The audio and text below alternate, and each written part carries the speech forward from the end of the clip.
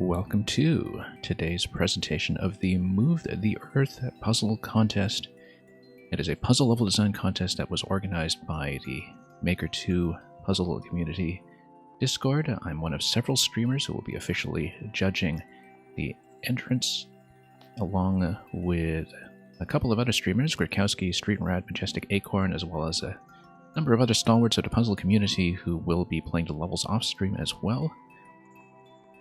And to begin with, we're going to look at the sample level before we get into the entries themselves. I believe there are 8 total entries in this edition, and the links to the contest regulations as well as the level code playlist is accessible via our contest chat command or in the currently pinned message. But for the purpose of the chat log, let me just punch that in one more time.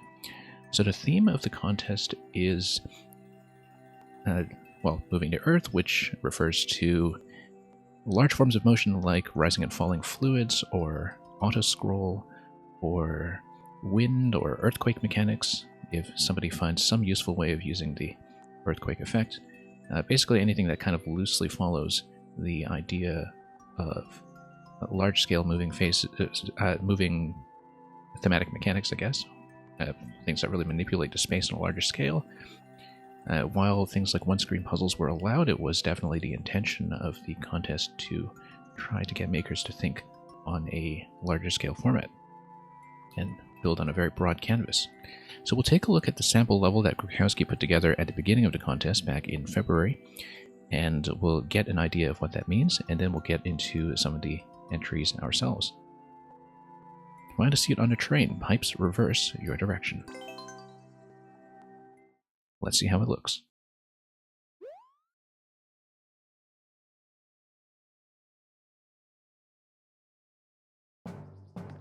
Okay, so here's the station. Whoops, didn't mean to enter that right away, but you know what? We'll just get back out so I can look at the opening screen here. This just looks like signage, and I guess we'll eventually be seeking a key. Also, someone left a pig on top of this little tower here, because that's what train stations do. Well, here's the auto-scroll mechanic. As you can see, there is a green pipe that will be exiting at some point in order to pick up pink coin 1 of 2.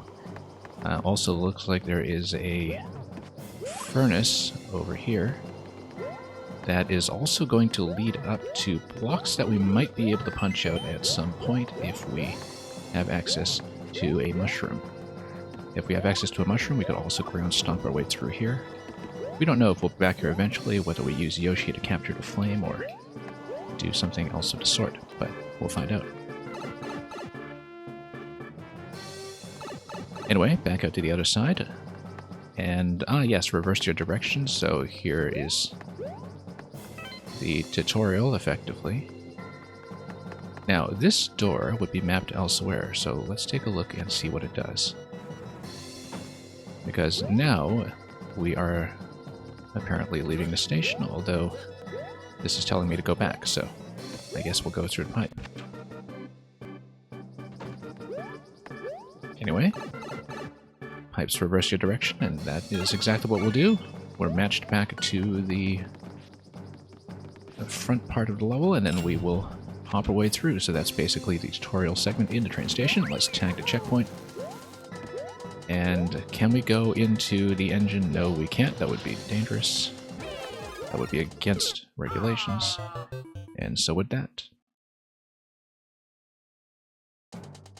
So, one point of trivia is that I think this was simultaneously devised in the event that the contest might potentially follow a different theme originally, because there was some interest among the level organizers, the contest organizers rather, in creating a contest theme that would be based around transportation, things like trains, and so naturally Grakowski had something that would fit either result. Okay, we haven't been very observant so far about the various switches that we're going to have to press along the way, but we will keep that in mind. I don't think the donut blocks here do anything. They're just seats under this canopy or parasol. You always have to admire what Grukowski does, often with track artwork.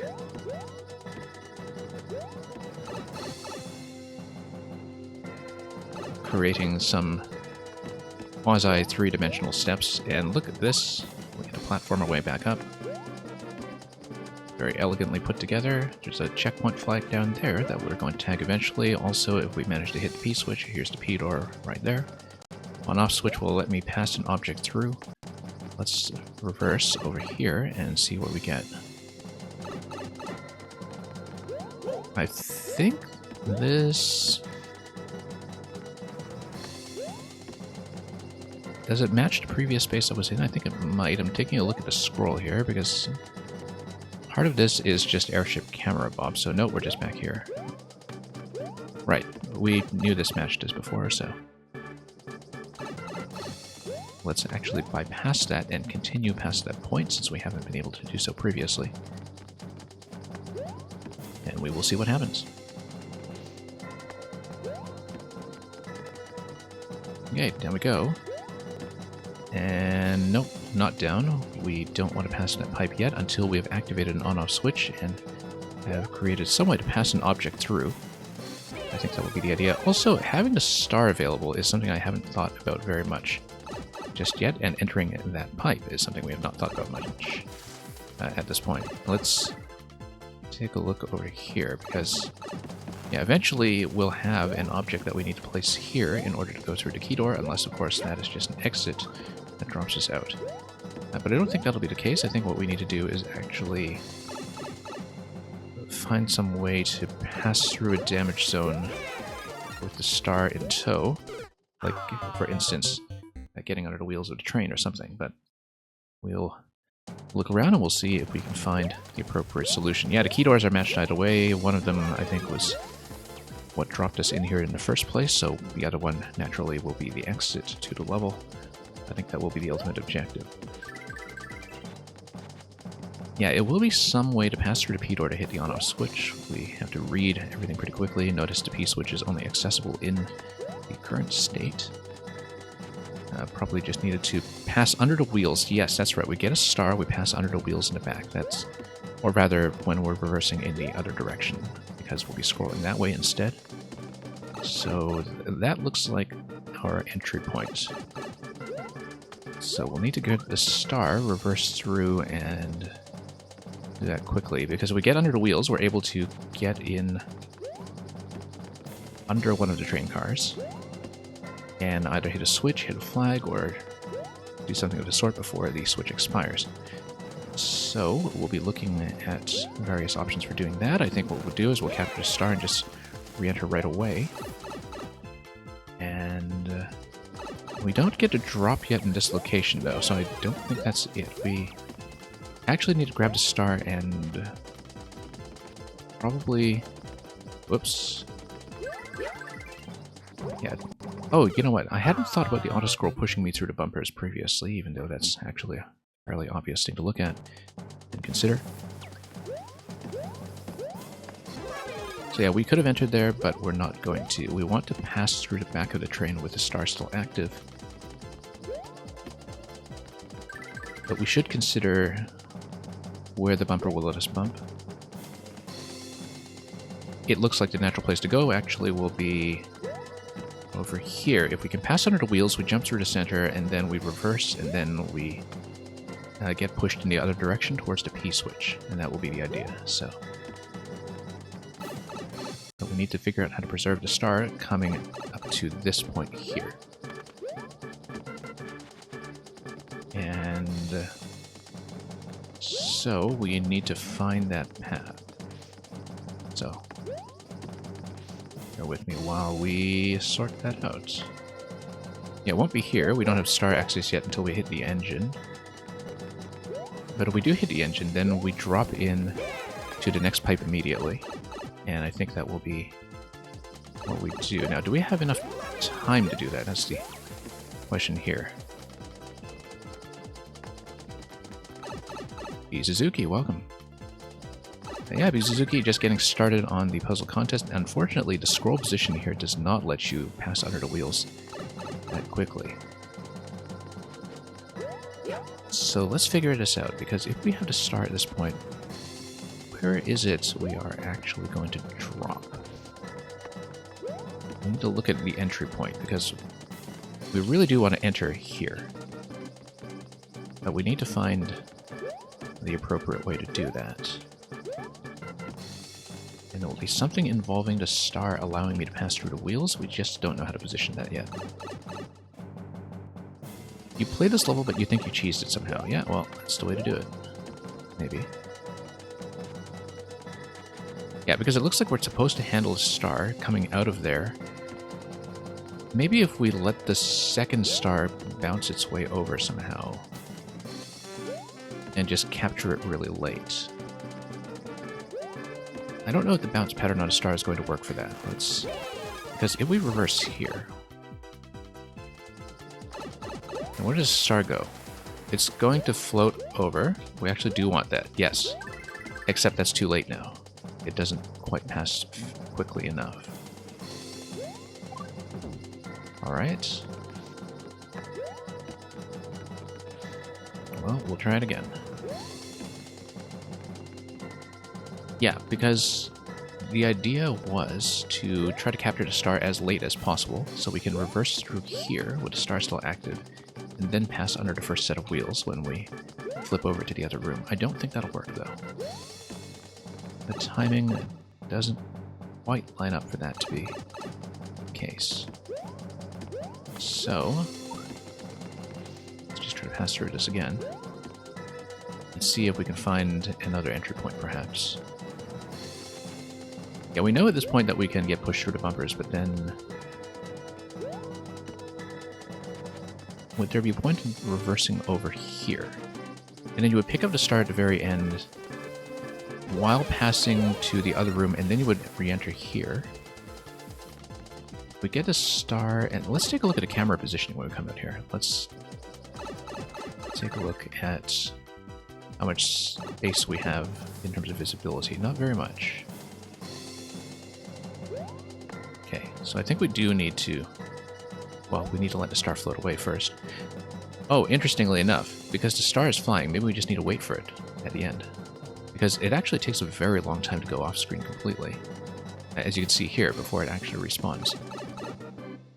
So I think we actually just let the star go. And if we outpace it, that's fine. We actually just wait for it and hope that the scroll is not too far ahead of it, because I think we're actually still within its despawn range, even if the scroll speed is picking up. So we're going to get to the end of the train here, and we're going to wait to see if the star actually appears. We're actually going to stand here. In fact, you know, there's this very conveniently placed booth here where we can just kind of chill and have a beverage and enjoy our life while waiting for the star to float over, if it does float over. We'll see if it does, because it does have quite a long range. There we go. There we go. That's it. I always forget how long it takes these things to respawn. Anyway, there we go. That's the way to do it. I don't know if that's a cheese that B. Suzuki was talking about. That definitely looks like the intended solution, actually. I think it's definitely the intended solution, in fact. Oh, we should have hit the P-switch going the other way. That was a bad idea, but we'll hit a checkpoint and we'll just reverse at the end of the sequence. Because now we can't hit this P-switch with the off switch in this position, but then we'll just reverse. We'll hit the on-off switch again, and then that will give me access to the P. Oh, except now it's going to push me too slowly. So I think we actually need to get out and redo this. Or we just die at checkpoint. Or we just do the star thing again. Actually, let's die at checkpoint and see what happens. No, because I should have gone backwards first to scroll towards the P-switch. So that was the mistake that I made.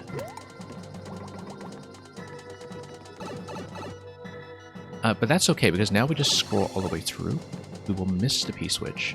Then we'll reverse third pipe again, and then we'll need to reactivate the on-off. But that would squeeze me here, so I think we would need to jump out of the train at that point. We switch it back to on, and basically revert everything to the previous state so we can activate the P. You would never have figured out, you stopped there to think. I think you would have figured it out. I've seen your name on clears for some pretty difficult puzzles in the past. I'm sure you would have gotten it. Yeah, so the problem with this is that I need some way to activate the on state again without dying. Actually, we just need to jump out and we just need to redo it at checkpoint here, because we kind of messed up. The checkpoint does allow you to have access to the on-off switch right away though, but I don't think that helps me here. So let's do the same interaction again. In fact, a checkpoint just allows you to reverse your flag and possibly... It won't be keeping a coin or anything because both coins are already accounted for in the first segment, so we'll wait at the end of the train. Yeah, that's a very interesting solution, actually. I quite like it, and it doesn't feel like cheese at all. I think it's very clearly intentional. They even have this beautiful little waiting booth here that encourages you to stop, which is not something you usually do in a puzzle, I guess, because, you know, people are so twitchy in this game and try to be on the move all the time. And yeah, the aesthetics are wonderful. That's Grukowski's thing, is that he often does these beautiful aesthetics that turn out to be mechanically relevant in very surprising ways, and I've played a number of levels by him that fit that description. Okay, we need to go through here. Then we hit the piece... no, that's wrong. Never mind. Okay, so we still haven't resolved this then, because I suppose the checkpoint was correct then, in that we needed to switch to state and then... But we want to activate the P-switch going in there. I think that's going to be the final interaction, perhaps. Let's... Oh, you know what? Snake blocks. Snake blocks could potentially push me faster. The snake blocks can push me ahead of schedule. That's actually the way to do it. Yeah, that's actually exactly the way to do it. That you want to get ahead of the snake block, so you get way ahead of the auto-scroll, and get pushed towards the P-switch. P would already have to be active for that one to work, but let's scroll around until we can find the interaction. I think I have to reverse through this again. I don't know if the snake block pattern is completely mirrored. I think it is, yeah. So we need to activate the snake block and get ahead of it. Like that. And then that allows us to tap this early. And tap it early enough to hit the P-switch, like this. So we're not waiting for the scroll boundary to catch up to us. Now we reverse through this again. We get pushed ahead of schedule again. And then that will allow me to activate the second P-switch, which then allows me to keep the P-door open for when we get pushed over here. Now, we can activate the on-off switch before the P-switch, but I don't know if we'd want to. I don't think it makes a difference. I don't think there's any kind of bonus. Look at these thwomps that are passengers that, for some reason, are hanging on for their dear lives, even though they're already sitting down. I guess that's just what thwomps do on trains. Hitching a ride. Anyway, here's the flagpole. I guess the on-off state won't make a difference after all, and the P-door here is just mirrored, so let's grab it and go. Anyway, that's just a sampler puzzle that shows you the auto-scroll interpretation of Move the Earth. Mang, welcome.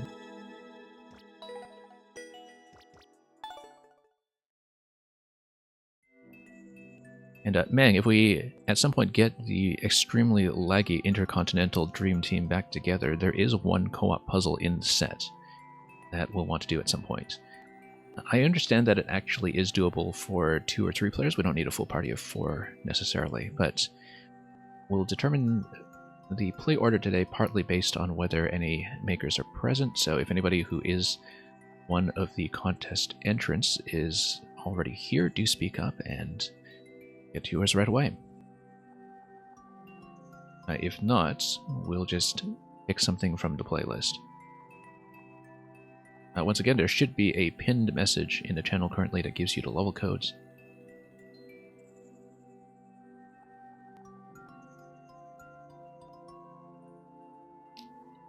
And we'll move on and do that.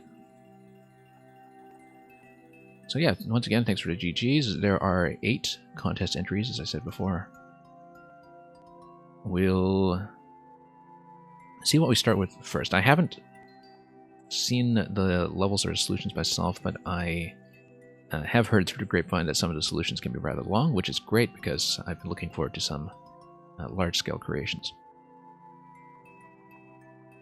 So we'll just wait a moment to see if anybody from the makers are already here. Otherwise, we will just pick something and go. I'm also going to check my messages just to see if there is any guidance there. But yeah, I think what we'll do is we'll actually prioritize the people who were not present in the last round, so we can see some new people first and not have too many assumptions about makers going in. So among the people who were not around for alternate dimensions in the last season, I believe that's Reska P or Rescap, I'm not exactly sure, and Nicotech. We'll just pick one of them as our starter. Even if they're not here live, we can link them to it afterwards, just to record some people that we don't have any foreknowledge about. So hopefully this code is good. So this is Nicotech. Not a puzzle maker I'm familiar with, I don't think. But it says this is an uneasy puzzle. Tread lightly, the seismometer is starting to shake. I don't think I've played anything by them previously. I'll check, but I also don't want to set too many assumptions for the judging. Yeah, I am way behind on actually catching up with puzzles. A lot of these are from 2021, so it's somebody returning after an absence. Anyway, this sounds like it's going to involve earthquakes. Let's move the Earth. Only one clear so far by Sir Schlecht, who also is, of course, one of the contest entrants.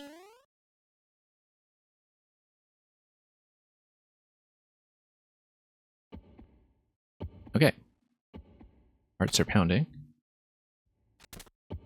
And, oh, we have the Goomba walking off in this location right away. That's something that we want to pay attention to. We also have 2 pink coins total that will give me access to the key door at the very end.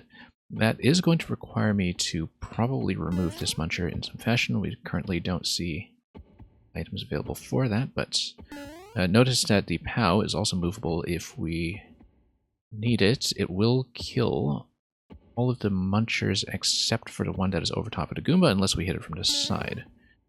If we do that, no, one-way panels do prevent me from moving there, so that won't be it. And we basically have the munchers sitting here in this location, and that would kind of obstruct my access to that question block. However, killing the munchers will allow me to have access to the spring. Having access to the spring does what?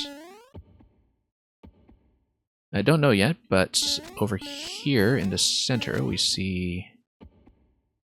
Oh, first of all, you know what? Let's go through this door just to see what it is. Rebuilding. Okay, looks like it's probably just a reset door. Oh, and it gives you a P. Interesting.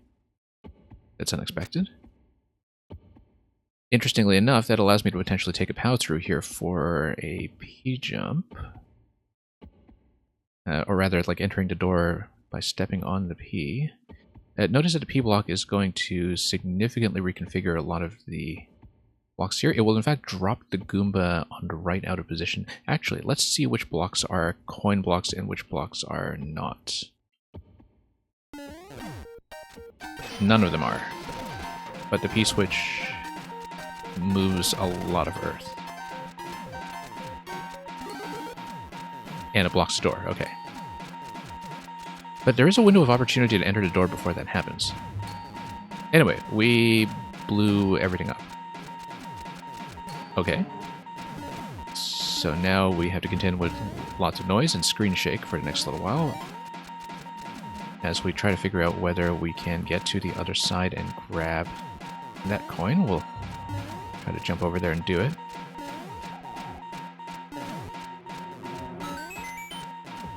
I hope you all held onto your barf bags. They might be rather necessary here. Notice that over here, if you drop in, you would need something like a boot in order to bounce off of the saw blades down below to go up. Unless, of course, you get up there before activating the P-switch while some of the blocks are still active. That may, in fact, be the way to do it. So let's grab the P-switch again and see what happens. And, of course, removing the POW in advance I don't think is going to affect anything except... yeah, there are no coins to drop, so...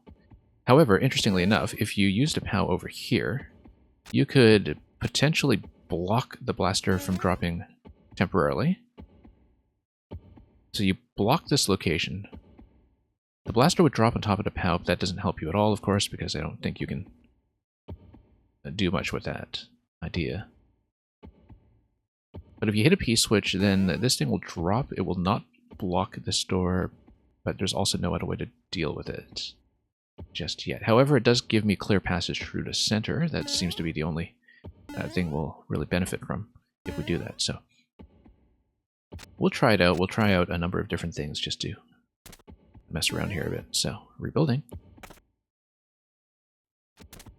Okay, so we got a P-switch. We are going to drop the P-switch over on the other side there. I think a P-jump still won't really get me high enough on the left side, though, which might be a bit of a problem. Because we can potentially just drop in there first. Actually, let's try a few things. We'd still need to activate the POW in order to remove the munchers, I think. So actually passing through the one-way panel over there may not be a good idea. We would probably need to take out the munchers first, otherwise we just get stuck. So yeah, there's no point in blocking the blaster then, I guess. We can't really do the rebuilding door. Oh, okay, so the POW actually does the same thing. Interesting. So I don't know what the trigger is for that then. I thought it was the P that triggered that, but we still have access to the spring, of course, and that is potentially what we need to dunk on the left side. So we don't want to activate the POW until we want to destroy the room. Yeah, the P, as you can see, goes up on the track on some wings.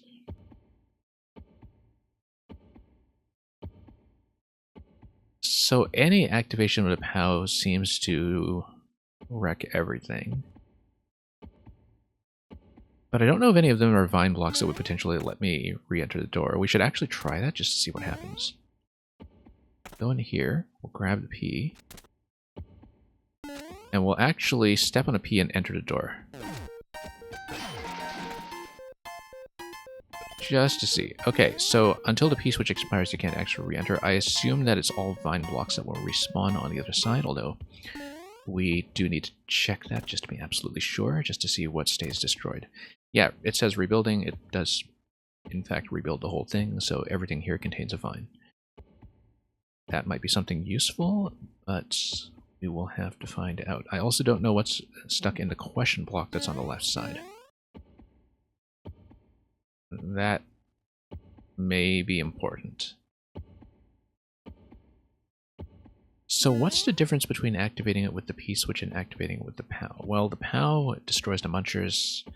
That's a fairly essential function. Wes Crafted Guy, welcome. And yeah, Wes Crafted Guy, I don't know how long you can stay today, but after we solve this one, if you're still around, we'll try to, whoops, do yours since you spoke up first. But we just started this one, so this is the one by Nicotech. Okay, let's take a look once again. We have the POW. We know the POW is going to blow everything up, and then after that, what do we have access to? Also, notice that we haven't gone through this room for the P yet. I would assume that because we reset the room, that the POW is still going to interact in the same way and still going to cause the mass explosion. Now, is this scenario a lock? It shouldn't be, I don't think, because Notice that if we activate this with the P switch, we're still able to have access to the POW. Spring plus POW gets me through this door. Spring plus P, in fact, would also get me through this door. Also notice that if I'm able to slip into that cloud over here, I'd be able to hit the question block, but I think that's a bit of a tough fall. I don't think I could actually do it. But we have an idea here. Actually, it wanted to be spring plus POW because we need the POW to destroy the Muncher to get a spring. If, however, we used a POW, spring plus P might actually be able to get me through the door, it's just that the timing would be rather precise. So that looks like it might be unlikely. We can try it, though, just to see what happens. Because we don't know where that door actually leads just yet. It seems like it might be a bit of a finicky interaction, so I have my doubts that this will be the real solution, but we'll do it just to see what happens. Because we should be able to dump this here. Put the P on top. And P jump on top of the P. Oops. To go through the door. That's a very precise timing to hit, though. I have my doubts. Nope. Yeah. I wonder what happens if you do it, but it does not look like the solution. It does not look like something that's reliable enough to really be worth trying. However, whoops, no. Potentially you could do something about that blaster. This earthquake involves a lot of explosions. Yeah, a lot of earthquakes would, you would think, if it sets off all kinds of volatile substances everywhere.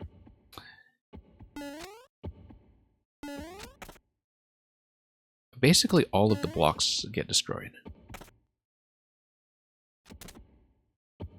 So it's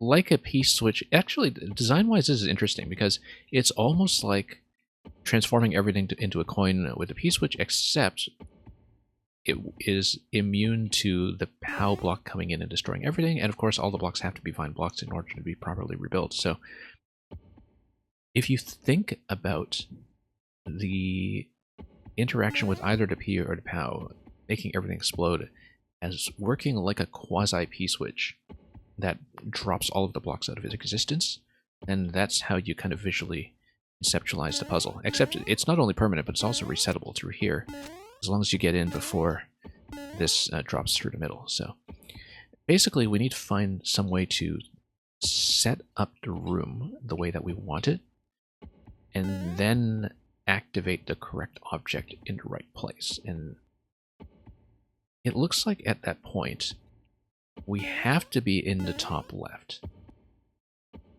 And the reason I say that is, you know, there's enough of a delay before this comes down that if we activate the POW, put the P over here, and swing back here with a spring, we should be able to take the spring back with us before the blaster drops through the central column. So if you look at the P-switch, P blocks in the left side, it's pretty clear that we have to be above them before the P-switch activation. And yeah, the central mechanic, even when you activate it using a POW, does activate a P, doesn't it? So you would need to at least get to the top left before you start blowing anything up. Now, I don't know what is above the question block, but it looks very much like it might be a bomb or possibly a spike ball or something that will destroy the block for me. Because that's the only conceivable way that I can get up to the other pink coin up there, is I would have to make it through that question block on the left somehow. So the objective should actually be to send a trampoline into this location here after having wrapped it through the door. We're obviously dead in this location currently, but we'll try to make that happen. Ronaldo, welcome. And yeah, excited to see yours as well, as always. So the way we'll do it is we'll set up the P-switch here. We'll activate the POW. We'll grab the spring and try to go quickly back to the door and go through the door before the drop. I don't know if we'll have enough time to do it, but I think reversing into this room with the spring in hand is probably the only thing that we can do. Notice that if we do reverse through the room with a spring in hand, that may compromise our ability to grab the P-switch on a second round. I think that might be okay. But the idea will be that we set it up like this. We put a POW over here. We put a P over here. We activate the POW and we go quickly before this comes in. Then we whip through here, and then now we have made progress. Notice that you do not get access to the P if you're holding this. I think even if you let go right away, the P probably flies away too quickly. Feels like that would be an obvious thing to de-cheese if you were trying to de-cheese anything about this puzzle. So we send this through, then we grab it, then we go to the left. At that point, though, I think we do need access to the POW, which means that we do need it available probably in this location so we can hit it above the block. Because the POW, if we hit it from below, will blow up the munchers and activate a central interaction. And then I think we're fine from there. Let's go down here. Let's toss this. And then let's try it. I don't know what this is yet. Maybe we should check it first. It is a bomb. I expected that. It was either bomb or spike ball, from what I was thinking.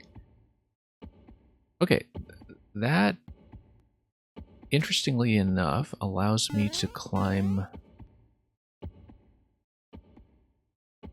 down. Well, I don't know. I think the vine on the left side might just be completing a decoration. Anyway, let's activate a POW. Blow everything up. Oh, that's what it is. But if I climbed it down, maybe that doesn't... Oh, but it's a question block that spawns a bomb, so once we destroy this, it stays destroyed, right? This is a bit of a surprise. But once we destroy this, it stays destroyed, so... Ideally, what we do is we wrap our way back into this room. We also still haven't used the question block that's on the bottom right. That seems like it's going to be important somehow. I don't really have a good way of falling in there, I don't think, to see what happens. Yeah. We don't really have a good way of landing there. Perhaps if there's some kind of object drop or something else that will... We actually need to go there quickly, but with the block already destroyed. Interestingly enough, if you respawn into this room, hard blocks stay destroyed. And I believe these hard blocks do get destroyed because that opened up the spot under the question block. Whoops, now we're really stuck. So, what stays destroyed when we whip through the room? There are two things that we need to consider. One of them is the question block in the top left that is destroyed by the bomb. It spawns a bomb, so we know it's going to stay destroyed. The other one is the hard blocks to the bottom right over here. To me, that implies something very clear, which is that we need, after this interaction here, we actually do not want to activate the POW at that point. Instead of placing the POW here, on the first round we use the bomb on the top left to blow up the question block, then we come back, then we reset through the room again.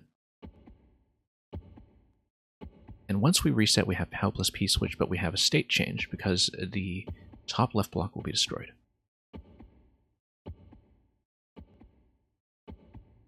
And so will the hard blocks on the left, which means that I will have a clear passageway going up to the muncher. The problem is that then we'll need to figure out how to activate the POW, because activating the POW at that point does lock me out of the vines on the left side, I think. No, it doesn't, because we run along the clouds. No, there is a one-way panel beside that, though. That's why we couldn't climb up the left side previously. So the next thing to figure out then is where we activate the POW on the next run. And we need to place that in a location that would make sense for that to happen. Well, let's do as much of the interaction as we can and we'll see what the missing step is. Because I think the missing step is, after we have blown up the top left, we need to figure out how to do the POW activation if we're climbing left rather than going to this spot over here. But we'll do the same interaction again and just show off how it looks. Because it is a puzzle that is about preserving state as much as you can when you go through the reset door. And the one thing that we know we can preserve so far is destruction of question blocks and hard blocks. So I'm going to drop the P over here. We'll drop the POW over here. Let's reposition the P just to make things a little more convenient to stand on. We'll activate the POW. We'll do the same interaction that we just showed off previously. We will rebuild. Notice that when we come through here for the rebuild, the bottom right has already been destroyed. And that Goomba is now in that location. The Goomba would die to the POW, but... Oh yeah, the door that we were thinking about cheesing our way into was actually just where we dropped in the first place when we entered the puzzle, so the door in the middle right is not actually relevant, I don't think. Anyway, we will leave the POW here for this round because the idea now is to blow up the top left with the bomb and then come back and reset again.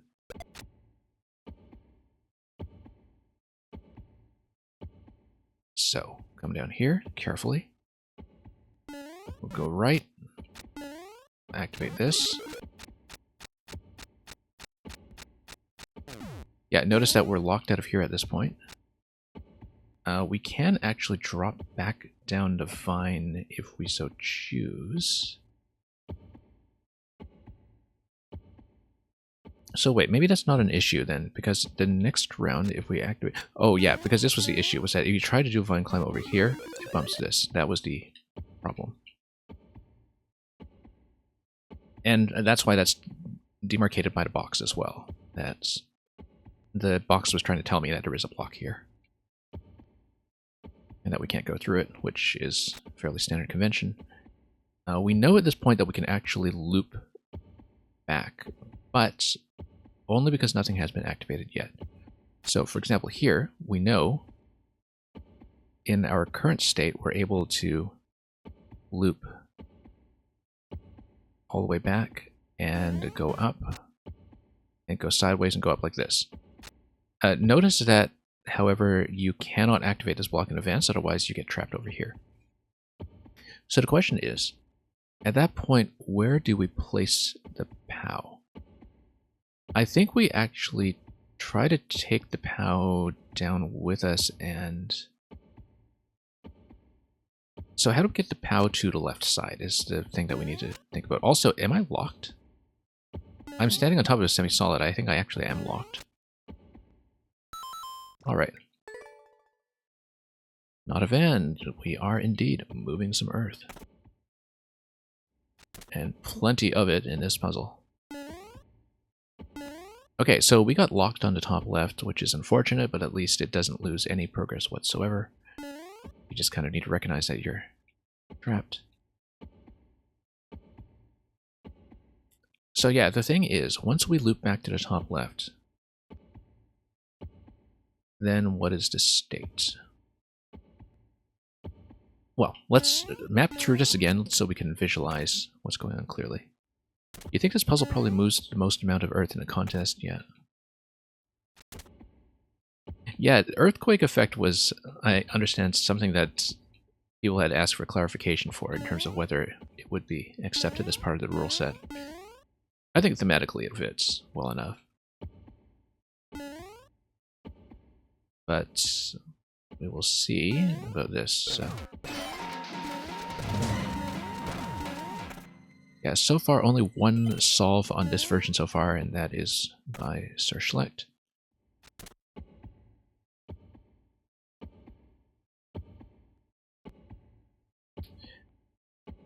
Now here's the thing.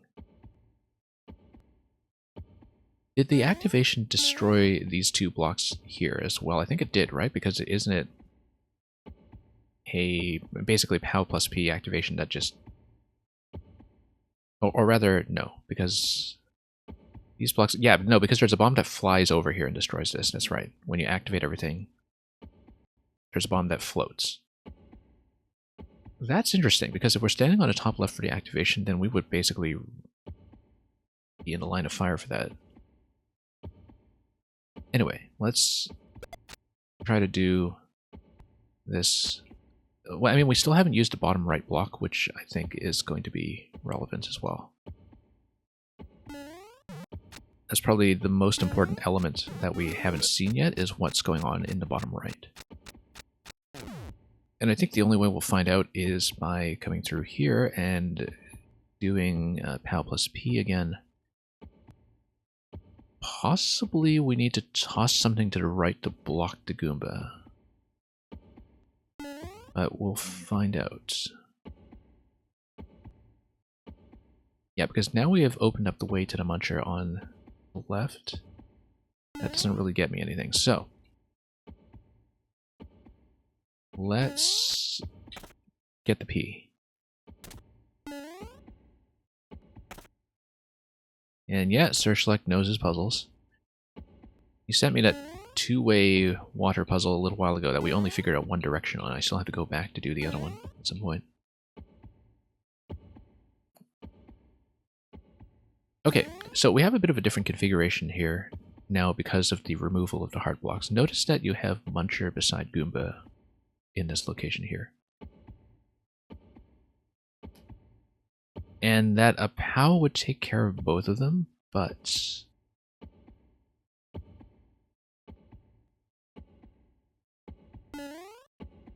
Well, let's see, because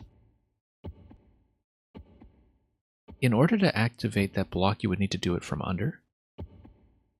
I guess you have a moment where before everything in the central mechanic activates, it's not instantaneous. You have a moment of activation where you can hit the POW, for instance, before everything drops. Okay, so maybe it's not that much time. I was hoping that we would have a moment of lag, basically, before the activation, where you would be able to sneak down there before everything blows up, but it seems like that might not be the case. Yeah, good luck on this one, I sure hope so. It's pretty interesting so far. It's a little more instantaneous in some places than others. Yeah, exactly. I noticed that when I tried that just now. I didn't realize that the bottom right would be one of the fast spots, but I think that's probably because it's deliberately a bit of a D-cheese. Specifically, in case somebody tried what I just tried. I wouldn't have known that, of course, but I guess thematically it fits with the kind of quasi-P-switch that is being set up here. So let's blow up everything again just to see what happens, because I think the hard blocks in the bottom right definitely need to go, otherwise we never have access to the question block. The question is what we do after that. Because, yeah, everything here kind of prevents me from reversing the center.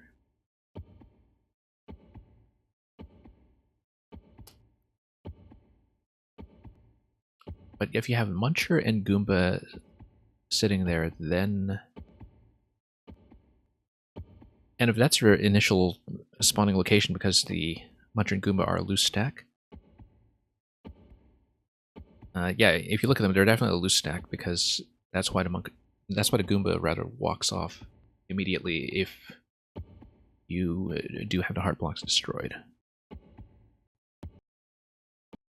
Yeah, we don't even know what's in that block yet, and it's going to be something critical. Because this is the missing step right now, is what do we do with the question block? Okay. Anyway, this has got to be step one. Whoops, that's not step one. On the other hand, maybe you can bounce this to no avail whatsoever. Well, anyway, we kind of flipped that, but I think we had it right so far. We want to destroy as much of the hard blocks as possible because that creates actual forward progress in the puzzle. Also, notice this. You can soft drop an object in this location and it's standing on ground. This is really important because it means that we can drop the POW there. After having activated a P-switch, we can drop the POW there. Okay, we solved that. It seems a little bit hidden, to be honest.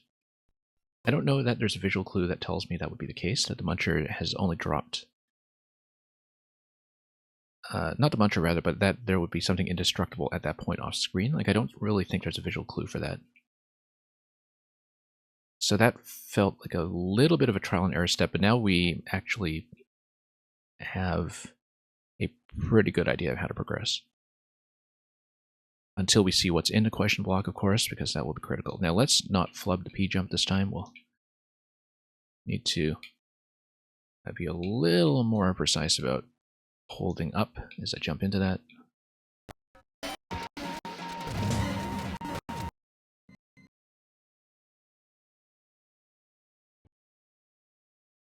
So we re-roll this.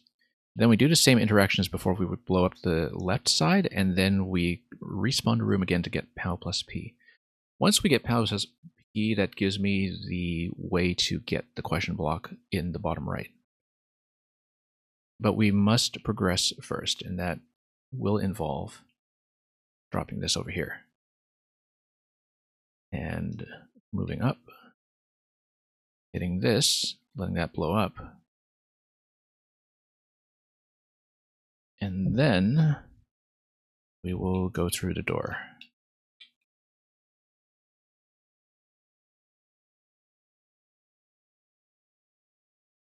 Okay, so we're going to activate using the P-switch this time. We're going to do it over at the cloud. After we activate it, we are then going to drop the POW in this location here on top of where the Muncher is currently. That's going to give me a floor to stand on. That allows me to access the question block. Again, feels a little bit hidden, but it should work. Notice that Goomba... Oh, we do have a visual clue. It's the Goomba walking off. That's the clue. That's very subtle, actually. It's difficult to notice. Notice this coin just floating away as well. I guess that's supposed to be a coin block. Which might be really important. The coin that just floated past here, if you saw that, I think we have to grab that probably, because if it's a floating block that's affected by the P-switch, that might affect something in the puzzle state. This doesn't get me anything. Or does this? Okay, this doesn't do anything for me. And I think this is just a pit, right? Yeah, because we saw the Goomba walk off. However, if you use the POW to activate and you drop the P-switch there instead as the floor, then the POW would destroy the Muncher and allow me to have access to this guy here. So why would you want to activate the question block? What does Divine even get you? Because currently I don't know what this corner even does. Kaboom! And Captain Redbeard, thank you so much for the sub. Just focus to get the second coin. Yeah, so not event, the main thing preventing me from getting the second coin is the box that you see to the left of the Muncher in the top left. That is a coin block. Right now there are also some one-way panels that are hidden there by the hard blocks. We know how to destroy the hard blocks on the left already. We've done that. But the problem is that we need to figure out how to climb up to the top left and activate either a P-switch or a POW from that location. And we don't have that yet. And currently I don't see what this bit in the bottom right is even doing. because we know that you can drop something in this location and activate the question block from below. We know that gives you a vine. I think the question block...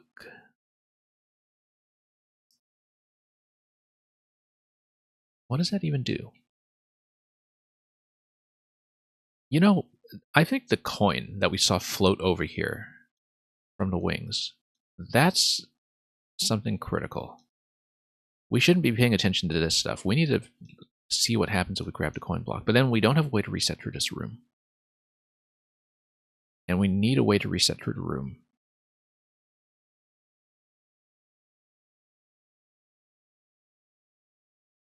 Interestingly enough, if you place a spring here, the blaster should actually bounce back up to the top and not block the door. This is potentially interesting that we can do that. Because if you place a spring halfway on the cloud, it should actually prevent the door from locking after you. In order to do that, you need to have the trampoline access to begin with, and you would still need something to stand on in order to reset through the door. But I feel like that could be a potentially useful step, because then it prevents the locking from happening.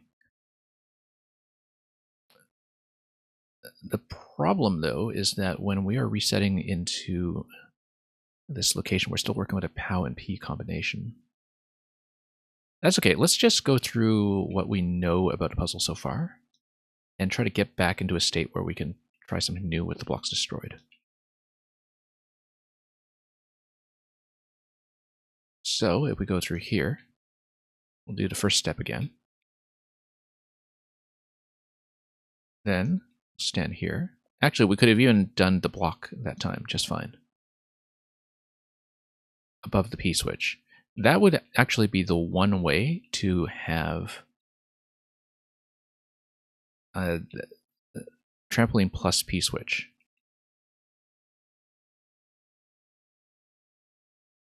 Because if we have the trampoline here, yeah, sure, we can block the door, but we don't have a way to set off the activation in the first place. Because you need 3 objects for that. You need one thing to act as the trigger, you need one thing to stand on to go through the door.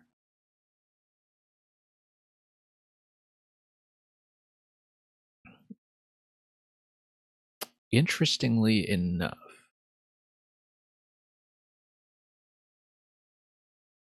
this is, of course,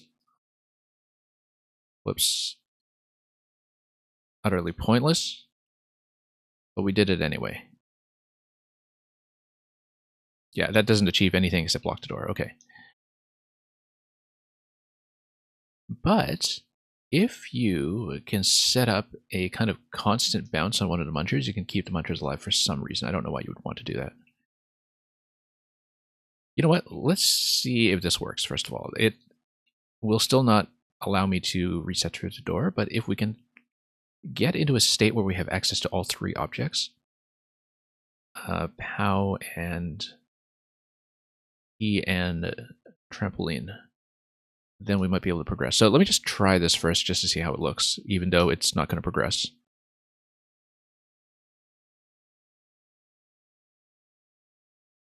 Because isn't that going to dunk? It dunks. Ah, look at this.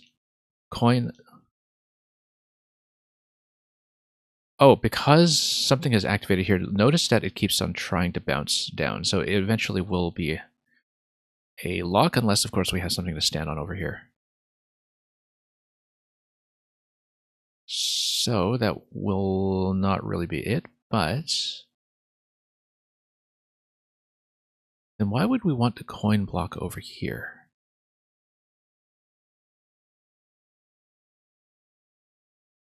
Now, interestingly enough, because this is a coin block, it is also destructible and permanently destructible.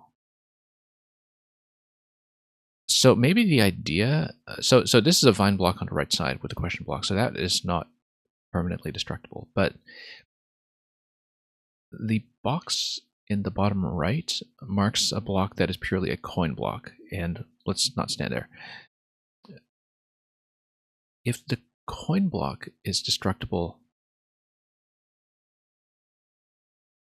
Actually, no. We want to do a permanent activation on it. What we want to do is we want to hit the coin block, not the question block, and come back outside. Because what the coin block actually does is, because this is the initial position of Goomba plus Muncher, when Goomba plus Muncher spawn in this location, they will walk, they will hit the activated coin block, and they will stop.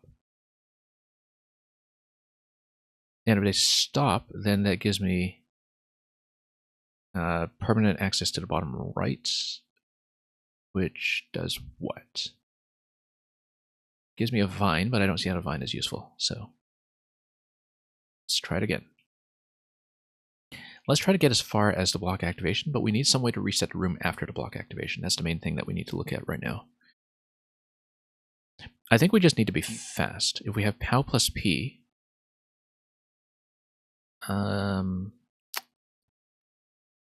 we need the activation plus a soft drop here in order to have access to the block. If we do activation plus soft drop, we have no object to stand on to go through the door afterwards, so that does not really help.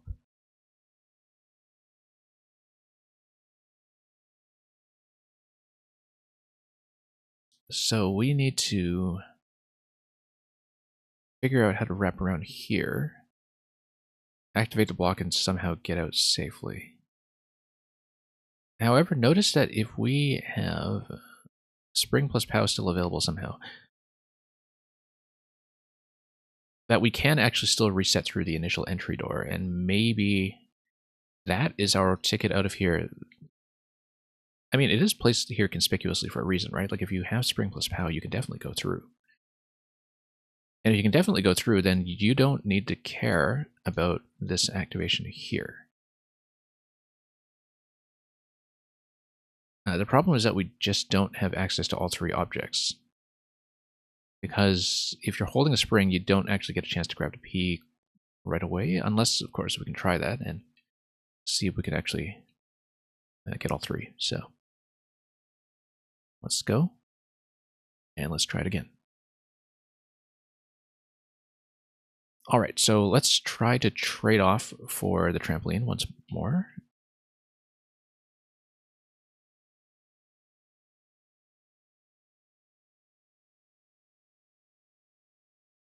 Yeah, so trade off. Go through here. We're going to enter. We're going to try to throw right away and grab the P. No, it does fly away too quickly. That is, I think, pretty specifically prevented. Now, this is actually why we want to potentially bump the Muncher then, right? Because if we do that, if you have a Spring plus POW, then you can still get out of here. But the problem is that you still need to activate the central mechanic somehow.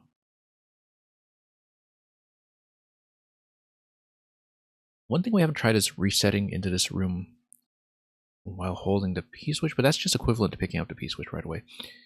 However, if you're holding the P-switch, you activate it in the other room. Let's take a look at how it looks. You're holding the P-switch in this room. If you activate it at all, then you get trapped above this block, so that doesn't really work. I was hoping to activate the P-switch in this room and still have the opportunity to get out. I don't think you're able to. I think P-switch activation does have to start in the other half. So anyway, we know about the bomb. You know, the floating bomb that goes pretty far to the right, I think that actually might be relevant as well. But let's try to weave our way through and see if we can get back to some semblance of progressing. Let's just blow this up first.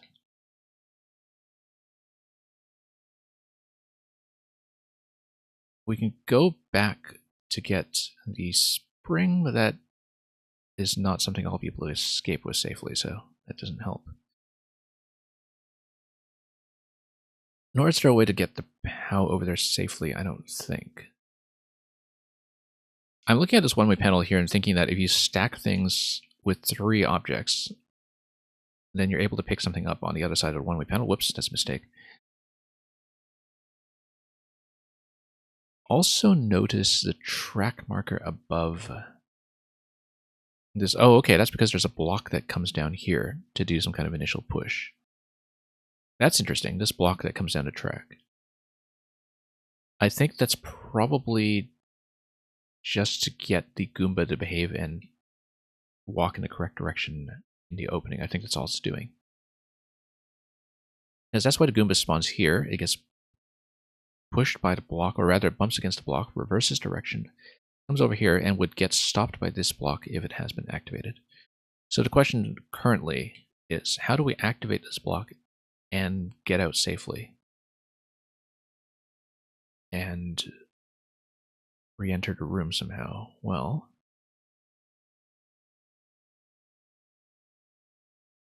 let's find out. Let's flip through here and do everything again. Okay, so we got P-switch. We will once again trade up to the spring. I feel pretty confident that these are going to be the first steps regardless. Like blowing up all the hard blocks on the map is likely to be a good thing.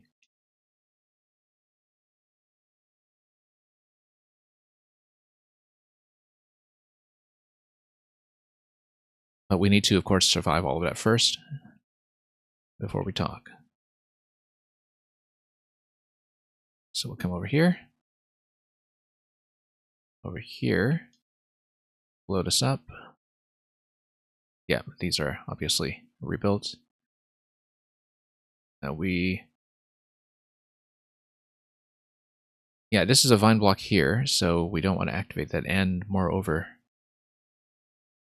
was this vine always here? I think it was. Like, there's no activation that we can do before that. Interestingly enough, it means that if we can find some way to activate the vine block... No, the one-way panel stops anything from spawning above this point. We definitely have to climb over on top left.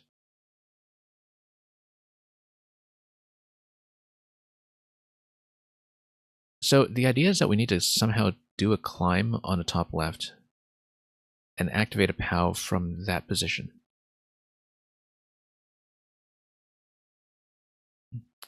If we can activate a P-switch instead,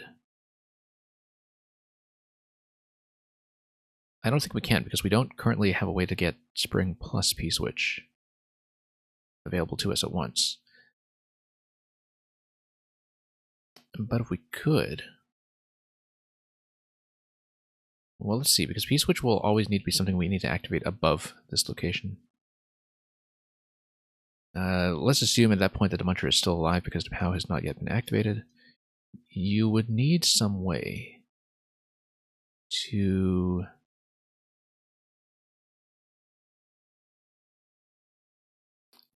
Here's the thing. If this block has been activated, is it destroyed by the central mechanic when the bomb comes over? Because you know the bomb is going to destroy these two. Is the big bomb within range to destroy this block as well? If it is, we might be in business. Because then what we can do is we'll go down here. We'll activate the POW and just try to go quickly if we can. No, I think the POW is probably going to be activated in this location, but when the bomb comes over, like, we would hit the POW, we would whip around here, we'd try to climb quickly down to the left before things really get destroyed, but there is going to be P-switch activation that gets in the way. Let's see what happens. No, there's no P-switch activation, but notice that the spring is still in that location. The bomb also comes in a pretty low, so it doesn't actually blow up the block we've activated on top left. Okay, so that doesn't work. But this does reveal something to me, which is that there is something to stand on in the bottom left. A lot of the concepts here you had to rely on for multiplayer. Interesting. Destroying hard blocks and what respawns and what doesn't. Yeah. So we basically have two dangling loose ends that we need to resolve right now. First is, how do we get the activation in the top left? Second is, how do we activate this block and respawn into this room after activating this block? In both cases, it feels like we're missing one piece somewhere. And I don't know where that is yet. But those seem to be the open questions right now. Yeah, you have to come here empty-handed to grab the P. Interestingly enough, P-switch would be activated underneath a muncher, wouldn't it? If you throw it... Well, I mean, that's equivalent to stepping on. There's no point in doing that. But if you have something like a muncher drop on top of a P, then that would give you a remote activation. Now, that has some potential because let's say you've activated this block and you have the muncher and Goomba stack just kind of milling about over here. Wouldn't it walk to the left? Because look at the one-way panel placement here. The block has dropped off. Goomba and muncher stack walk to the right. Then they walk to the left, and then they fall down here. Then they just get removed from the board entirely. If I'm understanding this correctly, that if you activate this block, like Goomba and muncher spawn here.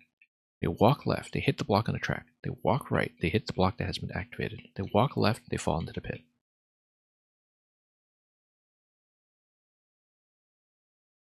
That would give me direct access to the vine block over here once the heart blocks have already been destroyed, which is of course a precondition to any of that happening. But what does the vine block give me?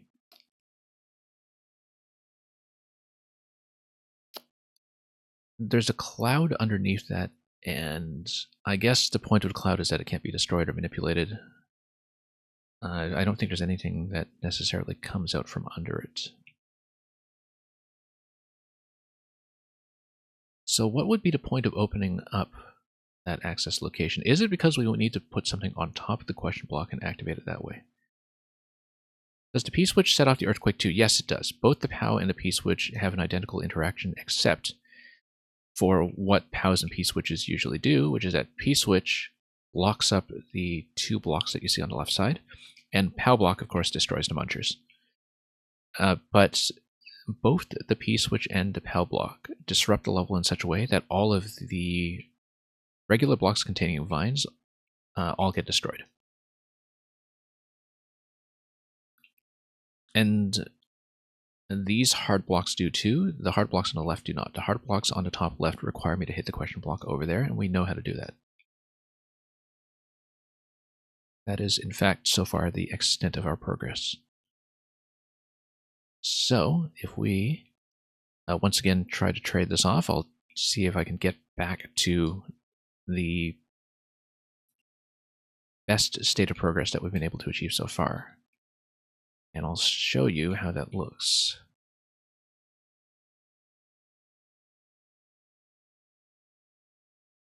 That coin block we saw earlier is pretty interesting, though. I don't know if that would be something we could do with it. Whoops, no, hang on. Luckily didn't lose progress from that little goof over here. Yeah, so we know how to do this stuff.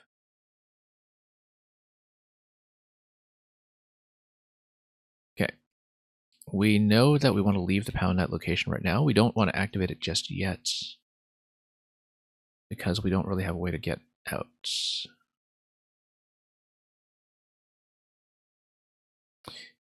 If you do activate it, yeah, there's definitely no time to come back here and jump down here, which is what we would need. But if you activate the vine block somehow,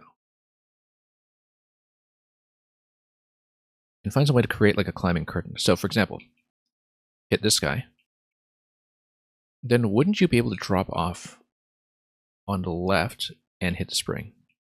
Like if you hit this vine first, because this vine will persist even after Everything else has been destroyed. You'll be able to climb down here, but then am I able to drop from that point? We'll need to find that out. In fact, we might just need to experiment this run and basically sacrifice this attempt to see if we can make it work. So the idea would be that we activate the POW from here. That doesn't make a difference though, because either way would be on this side of the one-way panel again. I just want to take a look at this fine climb here to see if it works. I don't think it will, but necessarily, but yeah, no, not far enough. Maybe if we do a bit of a jump on that, but I think that's much too precise to be it. That doesn't look too plausible to me. I mean, it does kind of look promising for a moment, doesn't it? That you'd be able to hit this and then do like a little jump and then land accurately. Especially if maybe you place the spring like halfway here instead of all the way here. Then maybe you're actually able to do it. In fact, let's try that. It's a little bit finicky, but I think it might actually work if we do a half tile placement, because if the trampoline is able to land on a block, the gap between the saws is pretty tempting. Yeah, because I'm thinking the half tile placement over there will in fact work. We'll experiment a little bit. We'll blow a couple of attempts just to see how things line up.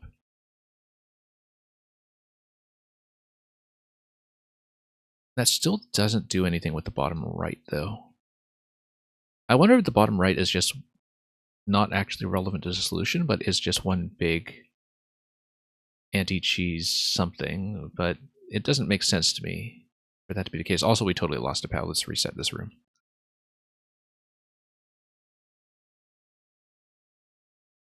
And let's just reset the whole thing, and we'll drop it over here.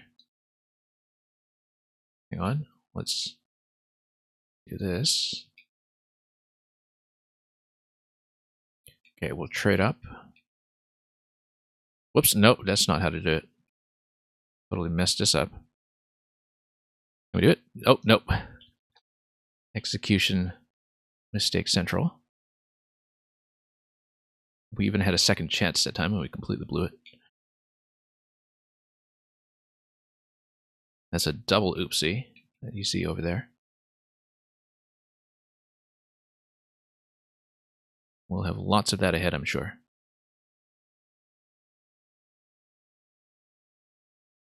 Okay. Drop POW here. E here. Okay. Now this time, we'll do it accurately. Jump down over here, and we're going to make just one little change, which is we're going to do the half tile placement over here. And we're going to activate this vine. Then we're going to jump up and hit this.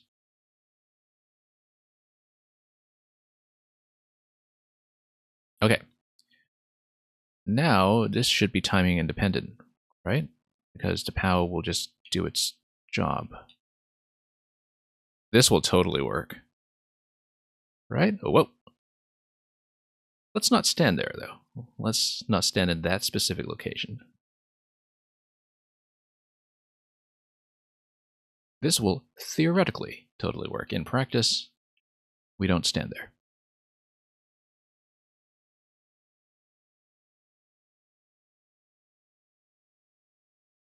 As those of you who have watched me play puzzles before are aware, that's just how things go on the stream. We see a breakthrough and we die to execution mistakes for half an hour. And every time I point that out, I actually do jinx myself and die to execution mistakes for half an hour.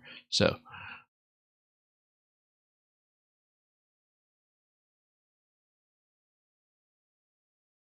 yeah, I totally knew that was coming too. That's the thing. We've played enough of this room that at this point we know how it goes. Anyway, place it half tile over here. I think this will totally work, though. I also totally forgot to activate Divine. Let's do that. This is really important.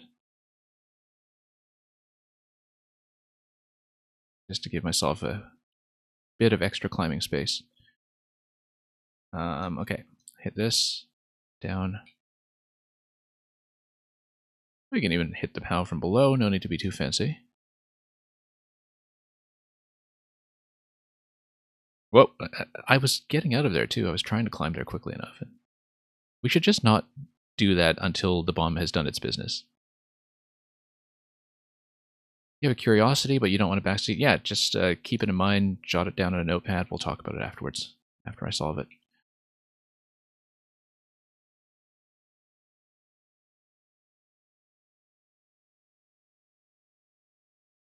By curiosity, I suppose you mean something that you want to try. Yeah, we'll talk about that once I'm further, if you remember. All right. Down we go, and up. Okay, let's do this properly. Okay, we do need to hit this. We'll place this halfway. We need to, of course, not die to it afterwards when we're trying to drop on top of it. Just try to get a placement that will be somewhat functional and not just bonk my head on the ceiling repeatedly until we die. Okay, there we go. Maybe. We don't know yet. We'll climb, and then we'll see if that works.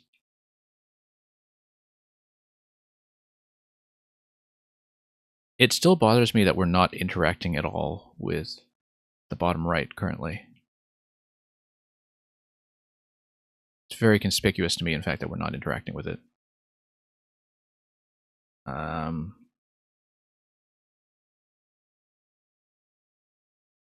Okay, let's...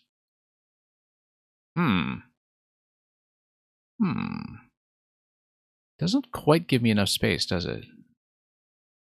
Maybe that's not it then. That...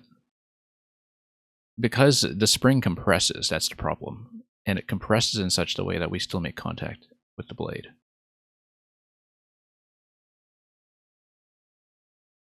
It seems precision-oriented enough that I think that might be a bit of a red herring, particularly because we're not interacting with the bottom right. But if that did work, right, there's nothing that would preclude me from grabbing the second coin and just getting the exit. If that did work, the reason that I suspect it's not the solution is that we still haven't done any interaction with the bottom right over here, and that would actually get me to the door. Which makes me think that's not the real solution, but that if somebody wanted to, you know, if you're a super precision player and you decide to position yourself well enough to do the vine drop without making contact, if somehow you know how to do that, then that would actually be able to get you through. But as it stands right now, I'm thinking that's not it. Yeah. Use that in Trolls with note block compression. Yeah. Yeah, it seems like that's something that is not really going to be worth trying. So let's try to trade our way back to that position again and see, once again, if we can revisit the problem of accessing the bottom right. Because I feel like one thing we haven't seen is what happens when we have the Goomba and Muncher drop into the left. Possibly that does some kind of activation of its own. Maybe. And if it does, then that might be interesting.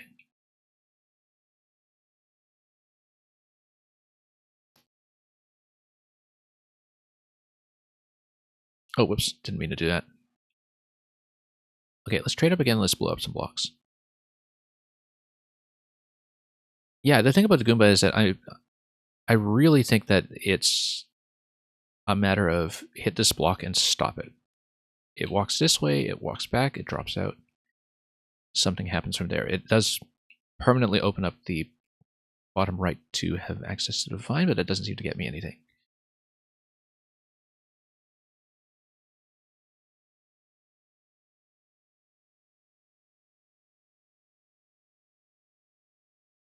We should actually be thinking about preserving objects somehow. Because if we can get to a state where we have access to all three, that would be ideal. I don't currently see how to do it, but notice, if we have access to the bottom right, okay, let's say imagine that we have access to the bottom right. We put P on top of the question block. We put POW on top of the question block. We hit the question block from the bottom right. It will bump the muncher up a spot. If we have POW on top of P, then nothing will activate, right? We put P over here, we put POW on top of it, we hit the question block, the whole stack goes up. Muncher should go up by a spot. That gives me access to a spring, that gives me access to all three objects. Right? That should work. But we still have the paradox to resolve, which is how do we activate this block and get it safely in the first place, because that's a precondition to making that happen. I think that's actually going to be it. It's P, POW on top of P, hit the question block, bump this up, grab all three. But we're still missing one step to make that happen, which is we need to block the Goomba. If we don't block the Goomba, we can't do it.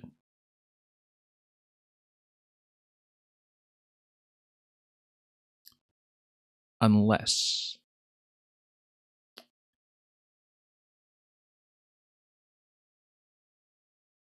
No, we still need something to stand on here in order to activate this block, and we still need to get out after that. And if we drop something down here to stand on, then we can't actually reclaim it to get back out here. Which is why I'm still suspicious of the fact that we can probably go through the entry door if we preserve the right objects to do that with.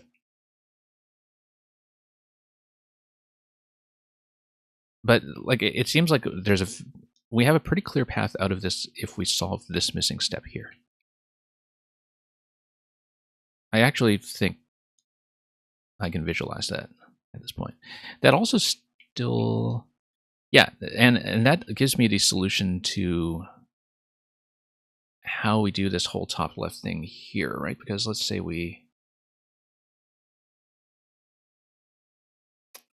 or does it? Because basically I think we would need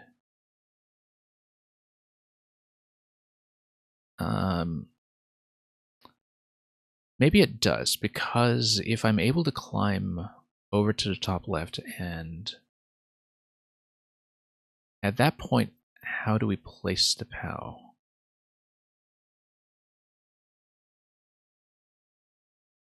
So we still need some kind of remote activation on the top left. Maybe it's not with the POW, maybe it's with the P. But I still feel like the activation is going to be POW on top of this block. It's just too suspicious to be anything else. But if we activate, how do we do that remotely? The P blocks as part of the gate in the left side are also suspicious because they give me something to potentially stand on if I activate a P in that location. And so we would need to figure out how to activate the P there. Potentially I put it on top of the spikes. Activate the P. But then you would still need to hit the POW somehow in order to do that. Like, we need some way to basically pass the POW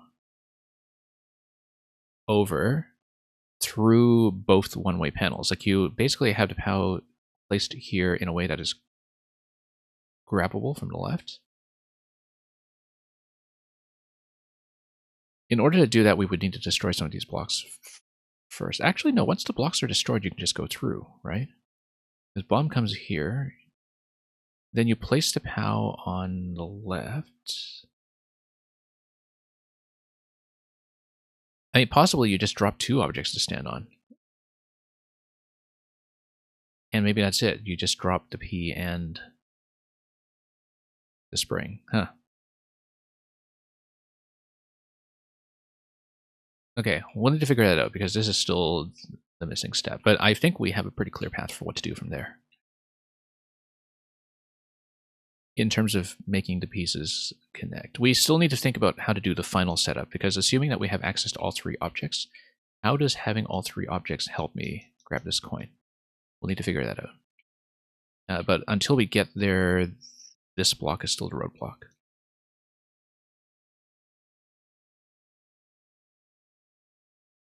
But at least we now know what the bottom right is for, including the muncher that is on the right side under the door.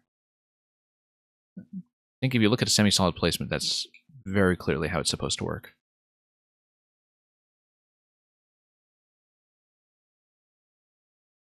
So let's go through again.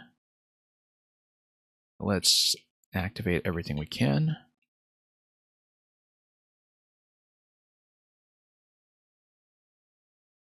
Okay. Blow this up.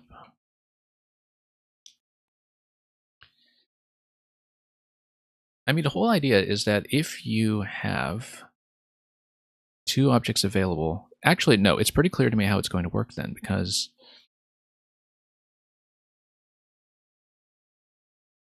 if you activate a P-switch, no, activate a POW here,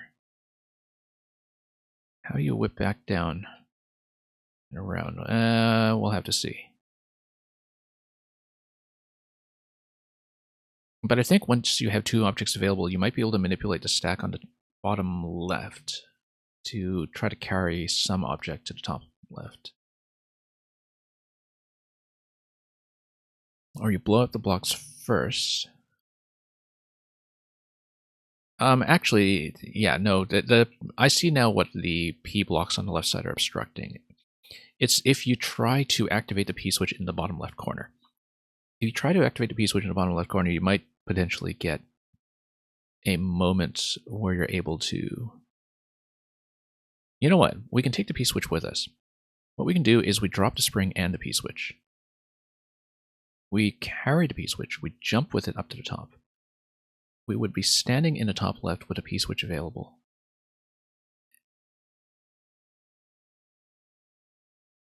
And then how do we activate that?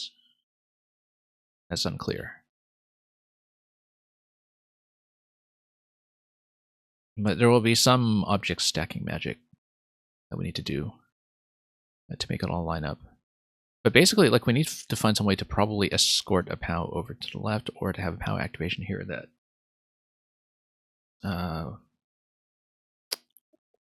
would then allow me to do something with that vine block. I mean, on the attempt that gets the pink coin, we cannot activate the top left block. It just blocks everything. It doesn't allow us to go from the vine climb either, so...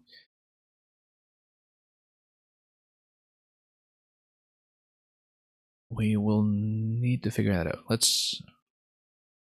Anyway, let's continue. And we've blown this up. Let's go through the door, grab the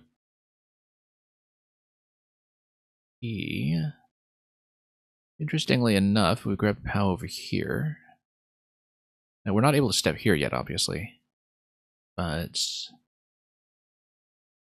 what if we kind of stepped on the P and fell off to the left? No, because that would activate everything. That's bad. We do need two objects here.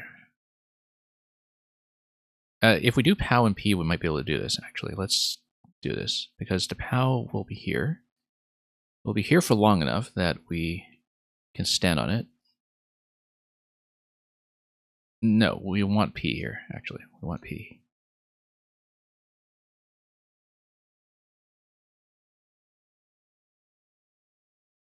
No, we can't, because we still need one object to stand on.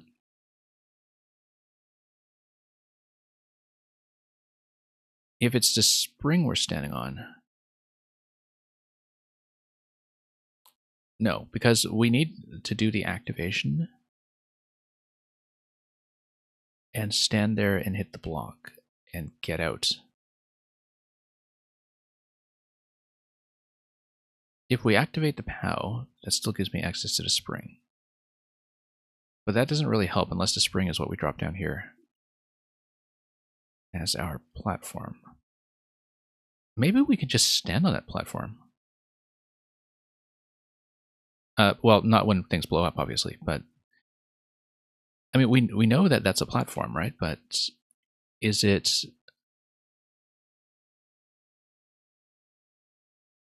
And we know that the Muncher will die with the POW activation once they're unstacked, and that's still a valid place to stand. So we actually just need to drop down ourselves. We don't need to place something there. I think it will work perfectly well for me to just walk down there, hit the block, and then come back up and grab whatever that is. Okay, so that's the change we'll make. And that saves me one item activation if it works, as long as we don't blow ourselves up, like we just did. So let's drop to P. Let's trade up once again. Let's blow up as much as we can. We don't necessarily need to do this step on the left side first, but I think it helps if we does. It helps if we do, rather. Can't actually talk. While I'm solving this, let's pop this. Yeah, let's just get this in as final a state as we can. Doesn't need to be done in that order necessarily, but I think it will make things easier.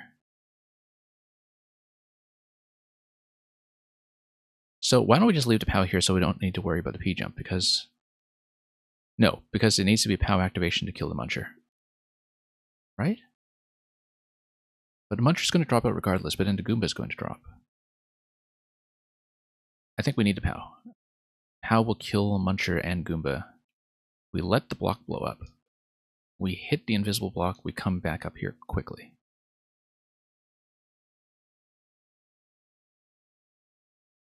No, you can't stand there. Okay. So I guess either that's a spike that's bracing that location, or it is a Muncher that is dropped there or something, but we can't actually walk there ourselves then. That was worth checking. However, if the Goomba is walking off...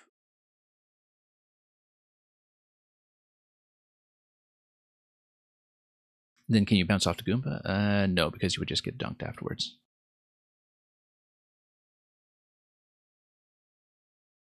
What you can do, however, is what we were looking at earlier. Let's say we have POW and P here. Or we have P here, rather. We can actually do the thing we did earlier and take the spring over here and stop this. But the problem is that if you stand on an object over here, you have no way of recovering that object. You tried your idea and it did nothing. Okay. Well, at this point, you could tell me what it is, although, I mean, unless you want to wait to see if I try it myself first, which I might, so you never know. So we still have a bit of a problem here, which is that we need to sacrifice one object to stand on in order to hit this block. And the object we sacrifice almost certainly has to be the POW. Unless we hit this, we grab this, we drop it down here quickly, and then we bounce on it. And then we bounce back up. Actually, that might work. Let's try it. We'd have to be really quick, though. That's the only thing, is that we have a very limited amount of time to make that happen. But... And you do need to blow up the hard blocks on one attempt first before you can do it. So we do, in fact, need to cycle through this at least once before we can try it. So let's maintain this sequence.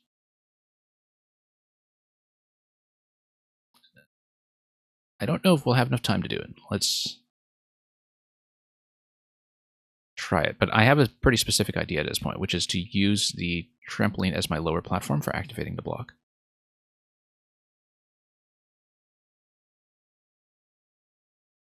You might have already tried. You wondered if bomb and top left hard blocks were spawn blocking anything? They were not. No. We've respawned in this room often enough that we know it's not the case. So I had established that at this point. Okay, so we're going to do the same cycle here, except this time with no hard blocks in the way over there. It's going to be POW against the Muncher, or just POW in general. We loop around with the trampoline, we drop it quickly, we bounce on top of it, and we try to get out before the blaster falls on a P. It is timing dependent, which is why I'm a little doubtful about it, but okay. Oh, it doesn't stay. That's interesting. Well, then why did the POW previously stay? How did that... Oh, I think I know. We previously kept the POW. We didn't activate the POW. The reason that's important is because if we activate this using the P-switch, the Muncher is actually the platform down there. If we activate it using a POW, the Muncher dies. If we activate it using a P-switch, the Muncher drops down to that slot and becomes available as something to stand on. So in order to access this block, the thing we activate must be the P-switch. But then after activating the P-switch, we need to have something to stand on, but spring would actually still work for that. The problem is that if we do this with the P-switch, we can't get the spring, can we? Because we need the POW to pick it up in the first place.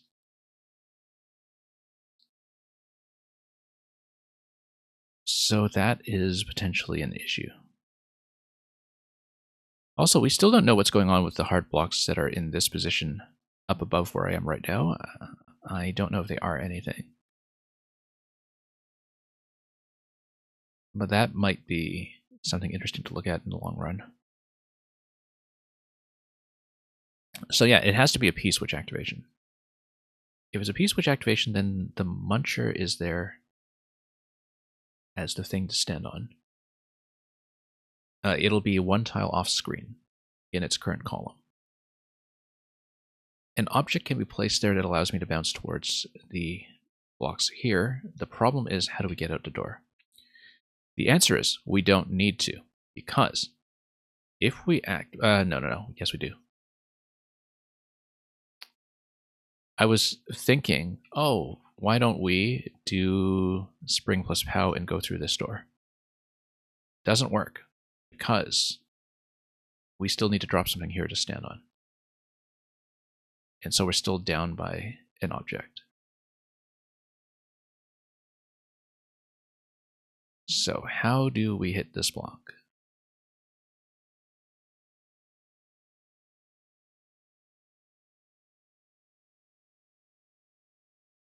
If we have something like a very quick activation of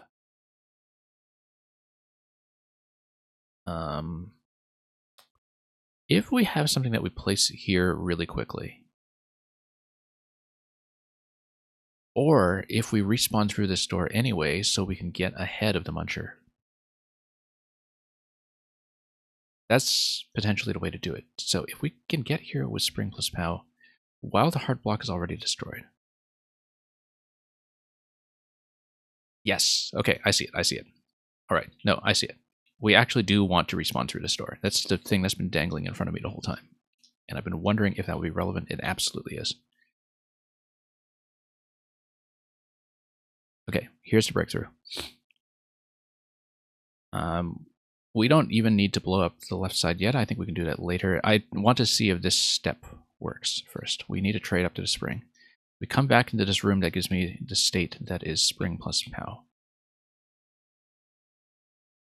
And then, if I have understood this correctly, we will do then is this. So, we go, not there. We respawn through the door with the hard blocks destroyed. We respawn through this door with the hard blocks destroyed. We have plenty of time to get ahead of the Muncher and hit the block before it falls. That's how we do it. And that gives me ample forward progress.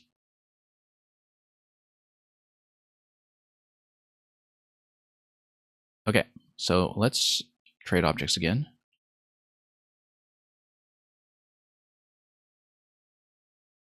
And let's go back to spring plus POW.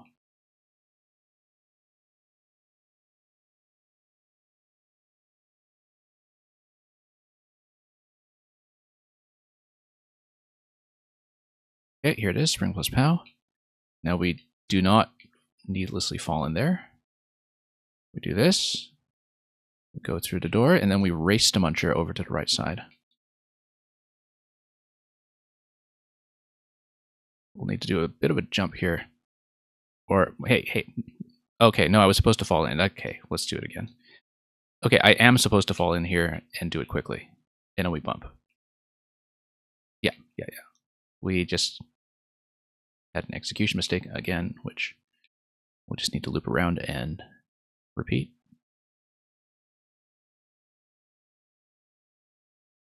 But it gives me a very clear path. And then we still have, of course, the final step to sort out, so that we still have a long way to go. But I think we have the pathway to getting all three objects in hand at this point, which is going to be significant. So yeah, we'll actually do this step first, because we can worry about the bomb on the left side afterwards. So let's stack. I guess theoretically you can do it with the P jump as well, but there's no point.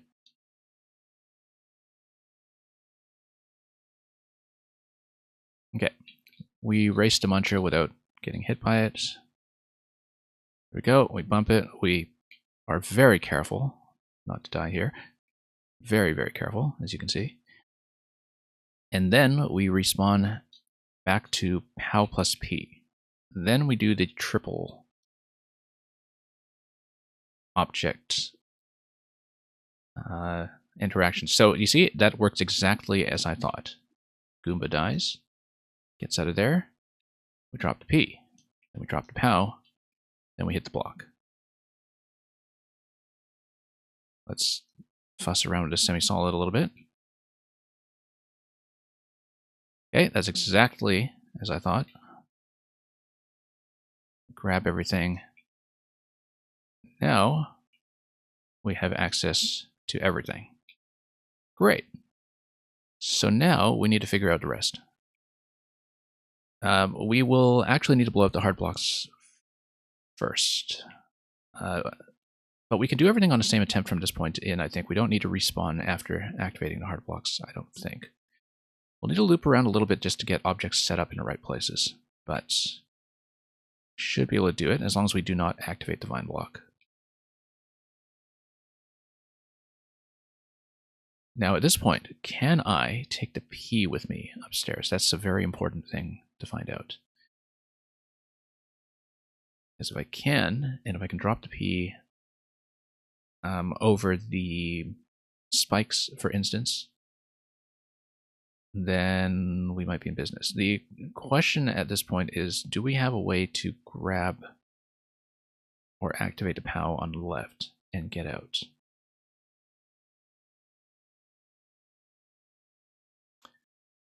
We do, because the bomb that comes over here and blows up these blocks will remotely activate the POW if the POW is placed on top. So we do not walk here and hit this. We climb up to the left side, we activate the P, we wait for the bomb to come over here, the bomb blows up the blocks blow up the POW blows up the Muncher, we grab the coin, we're done. So, let's set it up. That's going to be it. Yes, that's exactly it. We do not hit this ourselves, we activate it remotely without going through the one-way panel.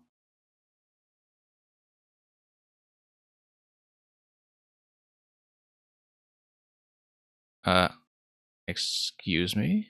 Okay, no, that's fine. We can still step on it. Right? We can still step on it. Said we can still step on it. You know what? We can step on it up here. Whatever. We'll just run on top of it.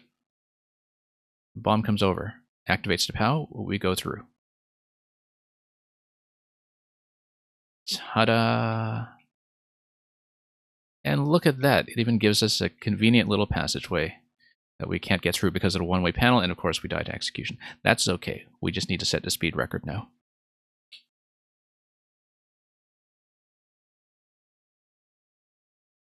That's the kind of thing that happens. Anyway, just ran headfirst into a one-way panel, turned around, and died when we had the key. That's the solution. We're done.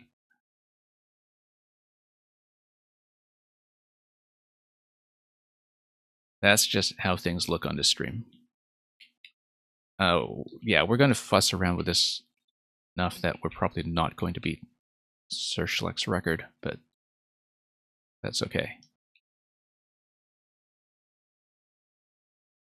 It will not be speedrun time. I don't have enough finesse to do it, but at least we've mapped it all out.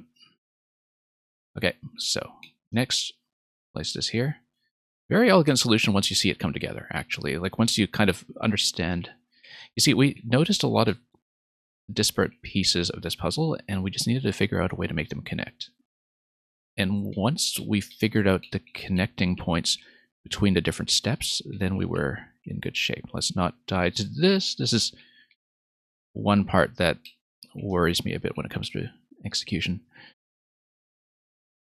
Now we go through again and go POW plus P to grab all three objects at once, and then we have the solution from there. Okay, let's not die to this stuff.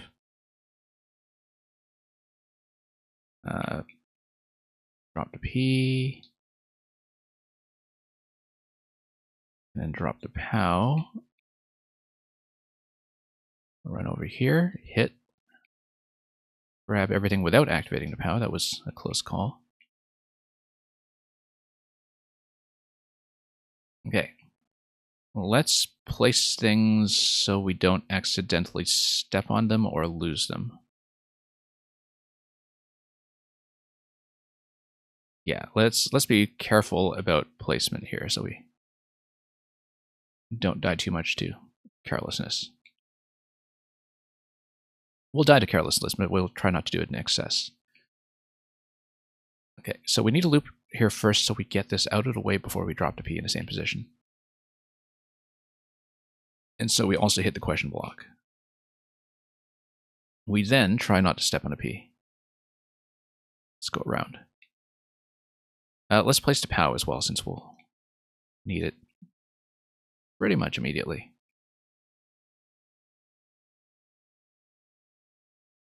Okay. There we go. We jump on top of the semi-solid, which I totally failed to read earlier. We step here, step on top of the P, we wait, we grab the coin, we exit. Only to see the twist on the ending screen.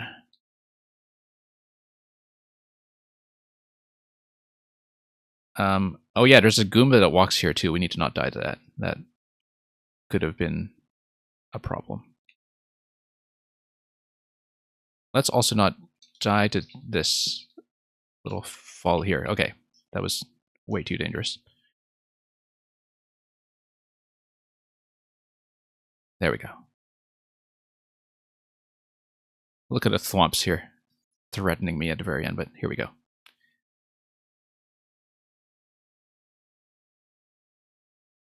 Yeah, we were off by a minute. We're not optimizing that. But uneasy puzzle. I kind of wish I had a more descriptive title, but that's okay. It's the substance of the thing that makes this work, so. Anyway, second clear. On this version, I'm sure there was some playtesting ahead of time. I think we raised the clear rate too, which is great. So, thank you for the GGs. Westcraft, a guy, you're here. We might as well do yours. I did not see it played. I do know that Gurkowski played it yesterday. I think I actually saw the timestamp at the end. I didn't see the solution though, and I know that we need to budget time. But that's okay. We asked for large scale and we got it, so we'll do yours next. Oh, I should paste the codes in here for anybody who doesn't want to click through to Google Sheets. The one we just saw by Nicotech was this code, and the one we're about to see by West Crafted Guy is this code here. So there you go, in case you want to play anything.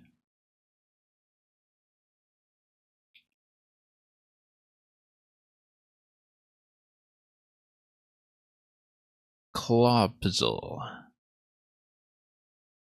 Move the earth.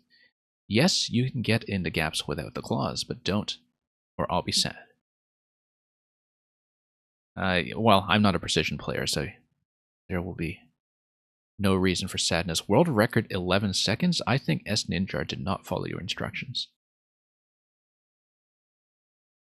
Because that looks very much like a proof of concept when it comes to the precision route. Maybe. We don't know what it looks like yet, so we'll see. 11 seconds, we're not racing that.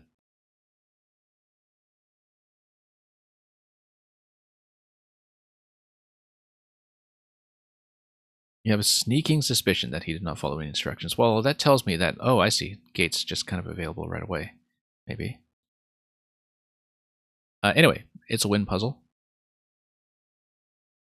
We have claws to the left. Let's not go through anything one way just yet until we see what's going on. A checkpoint that will require me to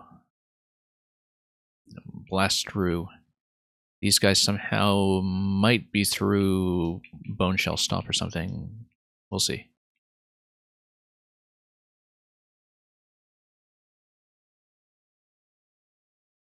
Okay, so the wind takes you through the claw.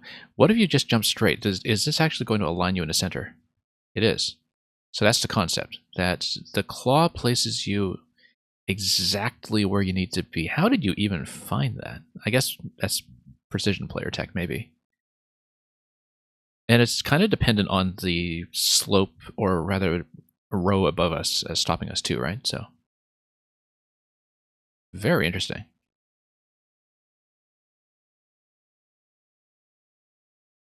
Okay, so that's the concept in the tutorial screen. We basically need to be pushed around.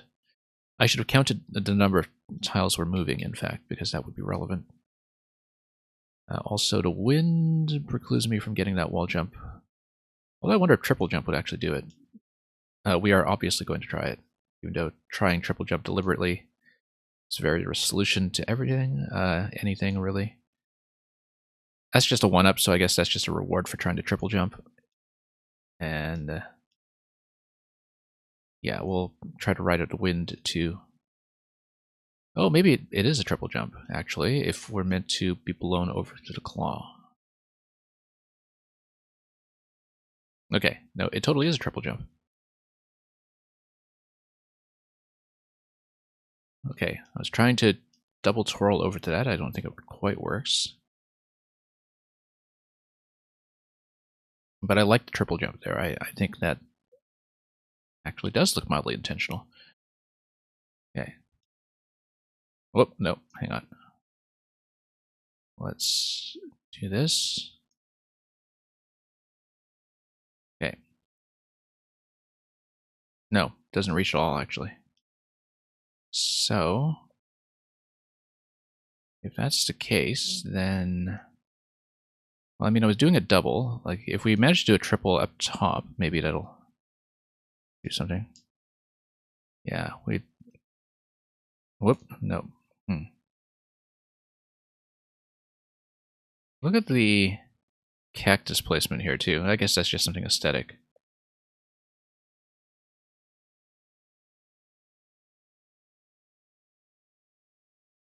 Was there an earlier level you made where you found that claws stopped the wind from moving you, and you tried lining it up with something to force the interaction? Yeah, that's something highly specific to have found here. That it works exactly as needed. So we know the double twirl won't quite get it. I was hoping for something like a triple jump to do it. Maybe we're just not coming right off the edge. Yeah, actually, that's it. We can drop or we can go up. Actually, given the placement here, I think we're supposed to go up. Let's see. I can't see what's down below. I don't know if it lined up. Anyway, on-off switches and P. Let's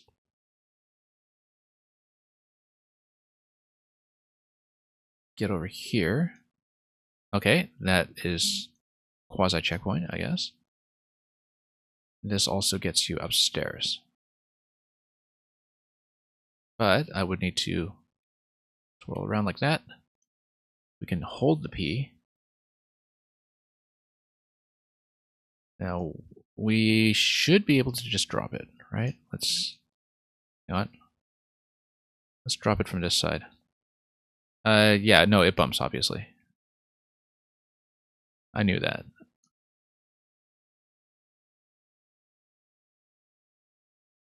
I feel like head bump with the P might actually be possible here. Whoops.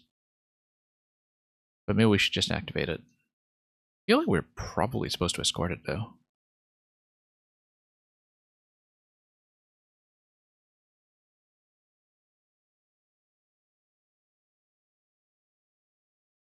No. Can't grab it on the way up. Yeah, that's not going to work. What if we just activate it and see what happens? And we can race it over. Nah, that's way too long.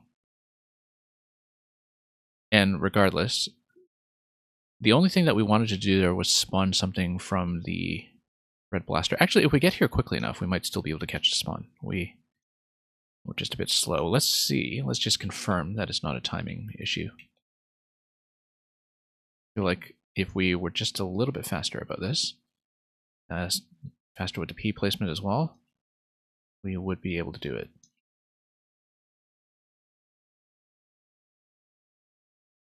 Okay. Okay, blaster, please. Oh, we didn't see what it was. We were a little slow, though. Also, we haven't scouted up here yet, just to see what happens. On-off switch is going to create a series of platforms here. This also allows you to just drop and activate the on-off switch, which then would mean I would have to loop around and come back down. Also, given the on-off placement here, that would mean that while the P-switch is active, possibly some object is bouncing back and forth.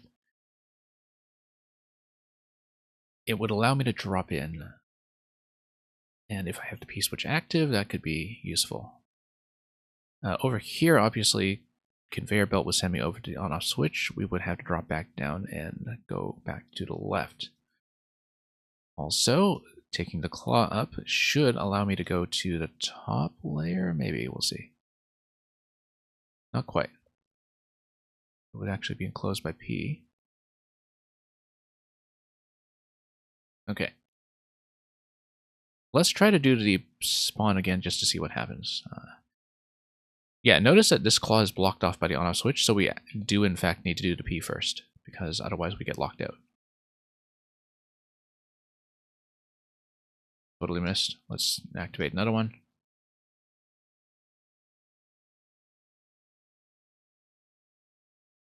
Nope.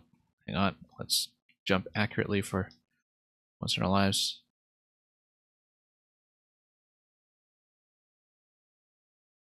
Okay. Blaster, please. Nope. Too slow. The question is, does the timing look like it's supposed to work? I feel like it is. I mean, you know that this has to be something that precedes the on-off activation, because otherwise the blue block will stop you. It might be a timing element. There might be some other step we're missing to set that up. Let's triple jump this again. Okay. One up for endless. Oh, probably needed a second jump there on the edge.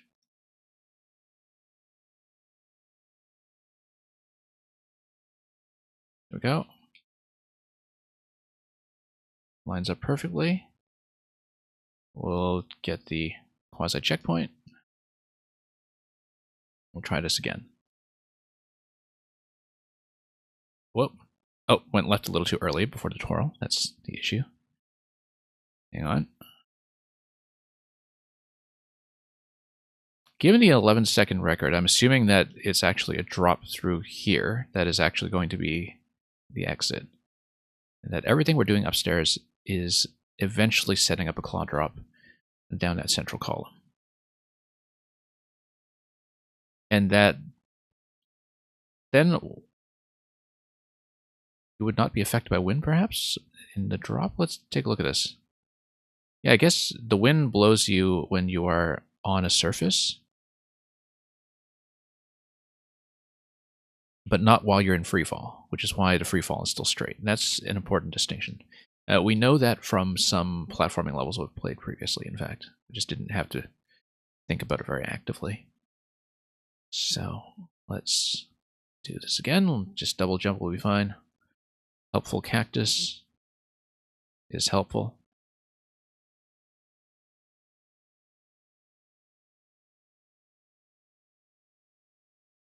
Now, we can do that. Yeah, I don't think this will really go down at any point. Let's try to... Nope. Let's try to be quick.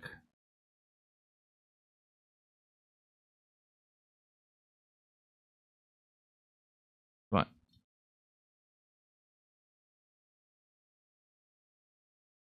Okay. Spawn, please. There we go. Perfect. Now we hit the on-off and we take that.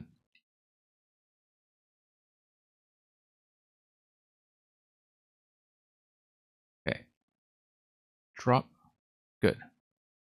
Hit. And... Oh. Yeah. Key switch. We need it active for this part here.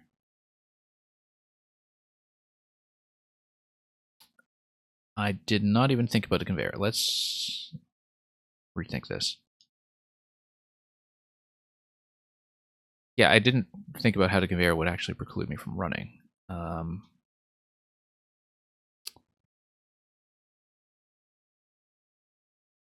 Let's see.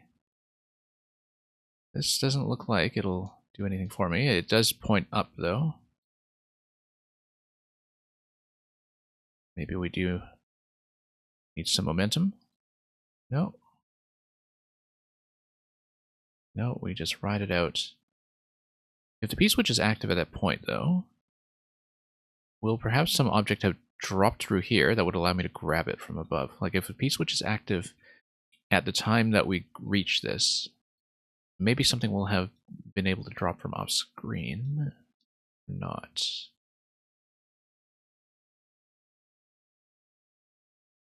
Yeah, because it's actually a combination of... Well, we've got wind and conveyor just kind of forcing me through. And so that will preclude me from doing what I want over here. Unless we can figure out a remote activation of the on-off switch or a remote activation of a P-switch, which will then freeze the conveyor and allow me to run through. We might also just need to get here faster with the P-switch active, which means keeping it active for longer, which we don't really have a good solution for. Let's not do that. Here's a bit trolly with the wind. Yeah, exactly. Again, I've almost certainly seen that kind of gate before, but not something we're necessarily thinking about when we're trying a bit of everything.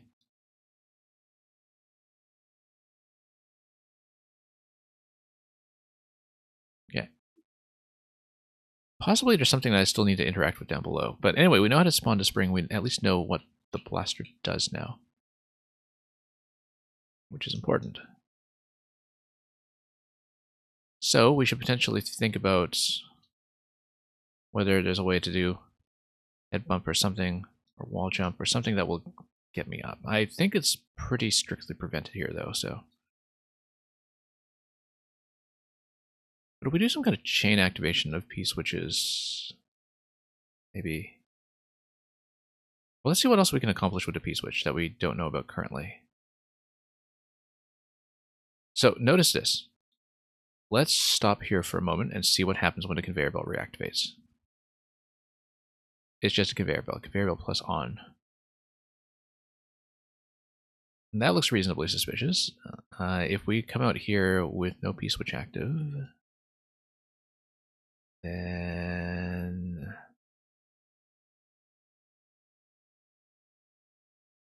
you know, why don't we bounce the P-switch on top here?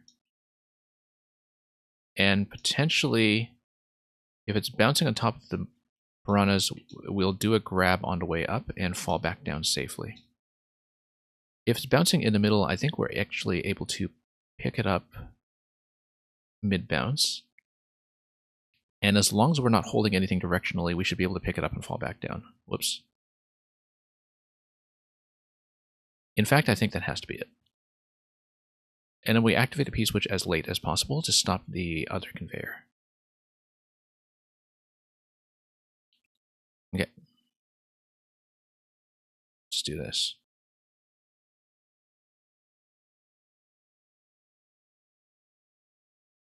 Whoops.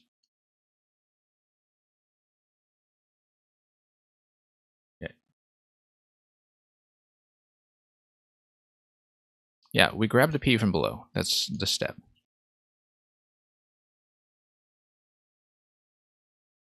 Oh, whoops.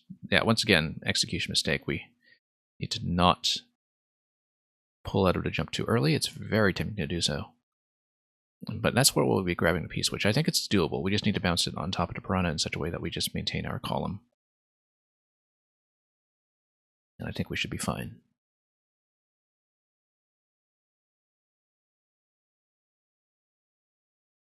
Okay.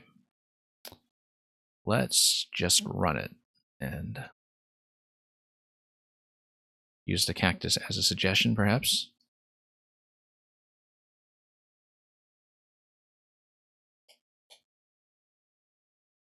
Come on, thought we had it. Luckily, this is not a path that's at all in contention for speedruns anyway. Not that we'd do it.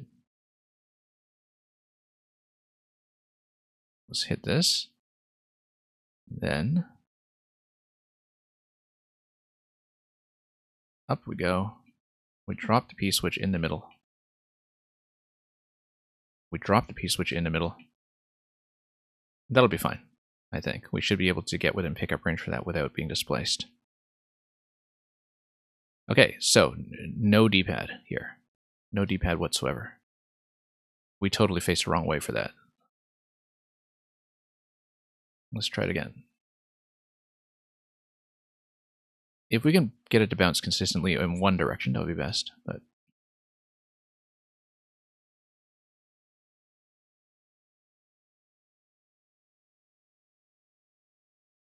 like if we do a drop. Oh, no, we just need to be careful about direction, I guess. So we don't just head bump it below. I think maybe we didn't need to put it under the muncher to begin with. Not the muncher, the on top of the piranha to begin with, rather. Like maybe if we displace it partly on top of a block, like soft drop it from the right side while we're blown by the wind, that might work better so we don't just bump it from below every time. Because I don't think the grab will work like this. Yes, it will. Okay. Never mind. So it will be... Yeah, we'll drop down with the P-switch after the on-off activation. After the on-off activation, let's bump it here. Okay, got it. Now let's see what this does. Now notice that we're locked out of the on-off switch here now.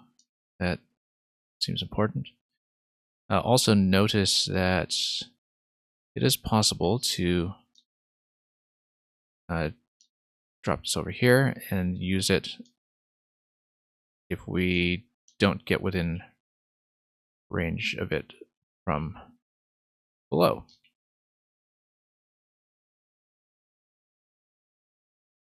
Okay, but we would need a P-switch over here. We know how to get a P-switch, but only if we activate the on-off switch first.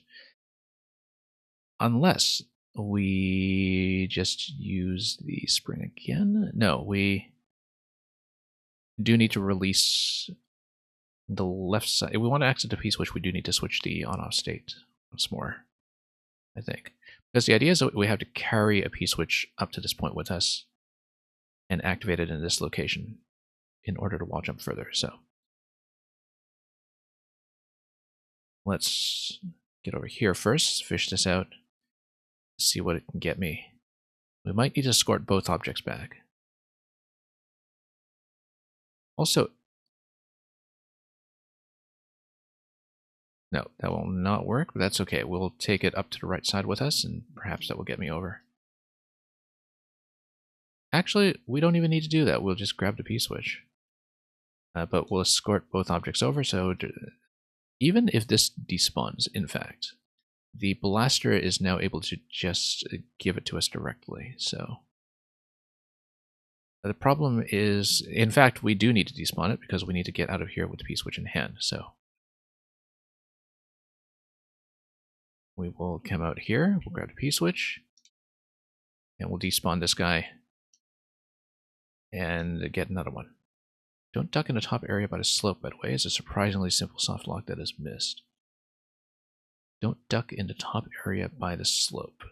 I don't know which slope, so we're almost certainly going to hit that soft lock, but we'll regret it when we do. Oh, also, yeah, we need to activate the P-switch to get the spring, so I guess we need to rethink that too. Because I forgot that there is a P-block that blocks that spawn. However, that doesn't matter because we will... Oh, yes, it does. Let's see here. Whoa, oh. That was not good. That's okay, we'll just toss the P-switch and get another one. Or even just activate the P-switch and get another one. In fact, this is a good opportunity to get another spring so we can get another P-switch. There we go. In fact, we want to activate one P-switch and grab another one and go. If I understand this correctly, yeah. We want to activate one P-switch and then grab a second. That seems too slow. I don't think that'll work. Too slow. There's no way. Yeah, we're nowhere in range. If there's a way that I can go back and fish out that trampoline though. Actually, no. Watch this. Let's get this out of here. We didn't even try. Oh, well, we despawned it now. Let's do it again without the despawn. I should be able to just drop it through, right? Let's try it. Because trampoline shouldn't have collision with the piranhas. It was just a straight drop. If I understand it correctly, it should just fall. So... Well, we'll try it. We'll get the P-switch out of here first. We'll try to escort two objects without despawning them. We'll run out of time on this attempt, but we'll learn a lot in the process, so...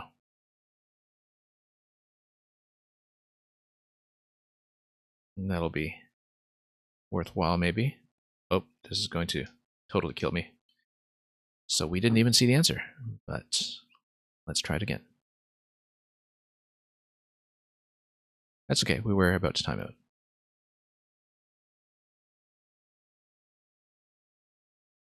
Okay.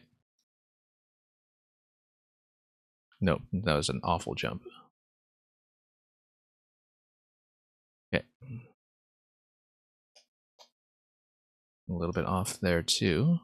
Gotta do second jump off the edge.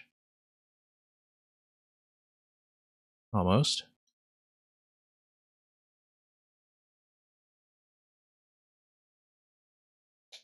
No, not quite.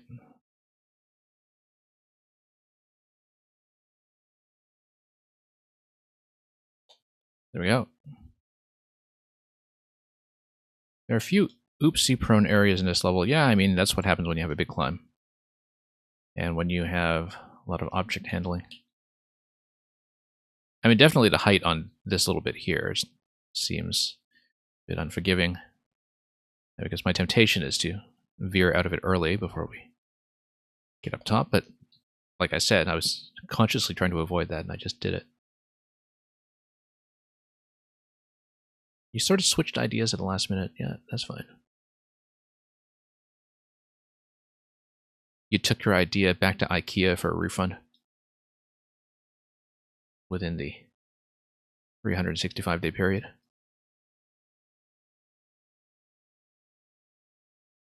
Anyway. Whoop. Nope. I think execution-wise, a wind is always going to be a bit of a tall order anyway. That's no reason not to do a wind puzzle. Okay, well, maybe it's a reason, depending on the quality of the puzzle, but, you know, it's not even the first wind puzzle we've played from you, in fact, because there was the Pow Drop one, as I recall, from, I believe it was Tower Escape.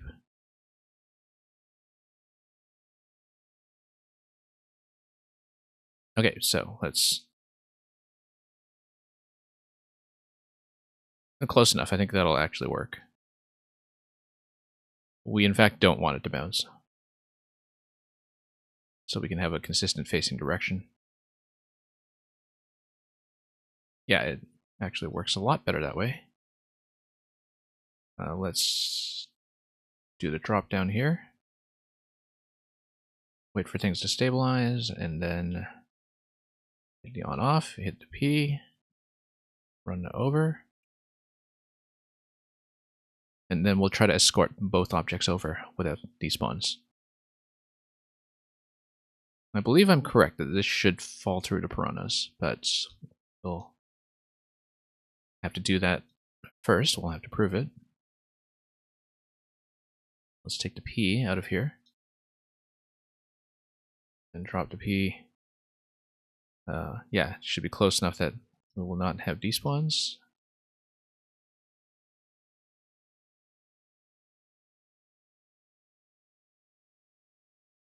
Okay. There we go. Straight through.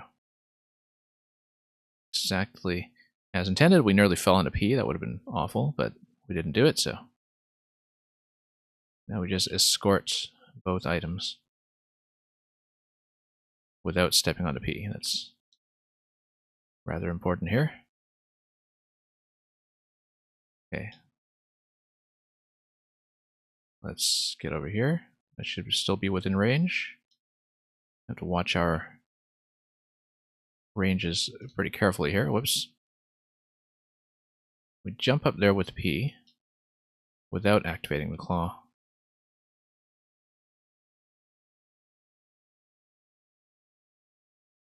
And then we hit the P here. I still don't know which slope you were telling me about, but we're at checkpoint, so we don't care. As long as we don't get soft locked. P switch is freezing the twister here. Does that matter? No, because we need the twister placement to be dead center. Well, that's going to be interesting, given how much the twister likes to bounce us around. I suppose maybe if it's a claw drop onto the twister. Oh, I see. The twister actually gates you off. It prevents a claw drop from sending you through. If you have activated the on-off switch, you can't loop back down here. Notice that we can do a ground pound too. In fact, show some of this off. It gates you off the left side, but it opens up this side. Now, why would you want that when you can just do a vine climb? Because you would potentially want to carry an object into this location. So, yeah, so the twister works as a gate mechanism, as far as I can tell. Because this will just no longer drop you. Interestingly enough, yeah, because I think... Oh, yeah, no, you can fall in. So, yeah, you can actually pass through, but you can also bounce back up. So, having the twister on is not too bad an idea. We would probably want a spring to be accessible from the left side once we have activated the on-off switch from that side. So the question is right now, what do we do with this? Well, we toss it into Twister and send it up. And then dropping on top of it from the claw would not do much, but we can pick it up from up top. Only after the on-off switch has been activated. Whoops, didn't even watch the wind there.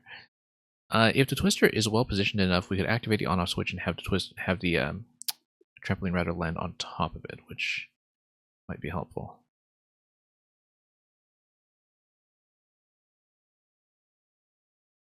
I think it's just going to outright kill it. We can't even see it at this location, so I feel like this is a bad idea. Yeah, because that just kills it, right? Yeah, of course it does.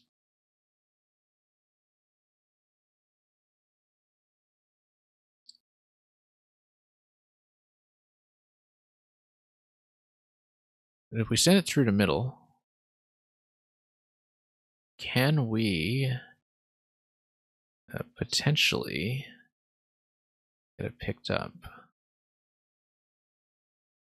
Well, let's explore a little bit more first because we haven't seen what's going on the other side.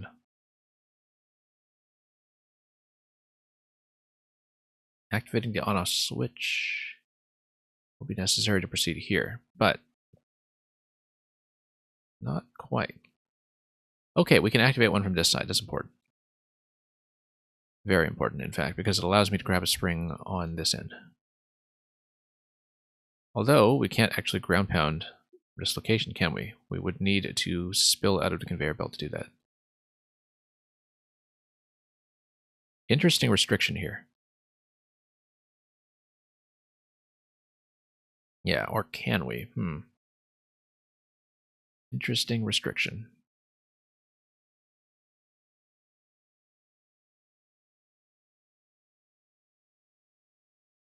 Well, we take the spring over here.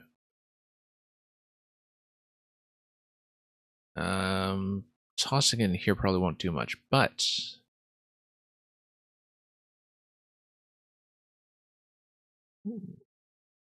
yeah, if we can get it up there in the first place.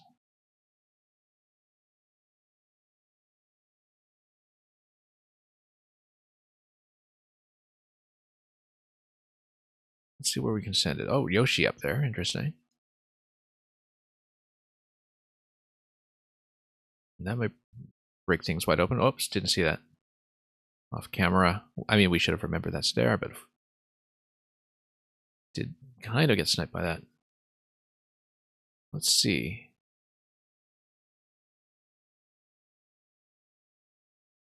I wonder if we hit the on-off switch first. Then, whoops. Then we place this against the one-way panel. Then if the twister is going to whip it over, that changes placement. Not really. It's still not really in a usable position.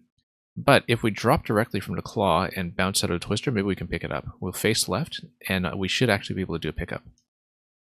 No. Never mind. It's right up against a one-way panel. Nope. I was hoping to have that off-center enough. Could probably still get it off-center if we get it to kind of fall under the red blocks to the right. Let's see if we can place things a little better.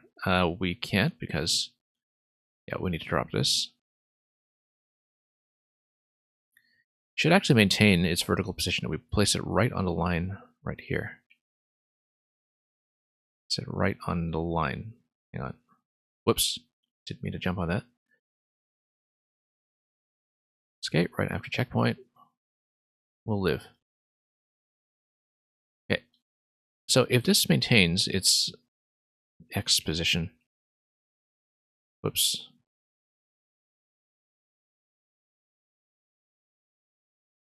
Hang on. We want it right on the line. Right on the middle line on the semi-solids here. And then it should bounce up against the red block and be grabbable. Oh, it's not even going to be far enough to be sent up. Okay, that doesn't work. Doesn't work at all. Okay. Yeah, if it's right up against a one-way panel like that, then we can't actually grab it.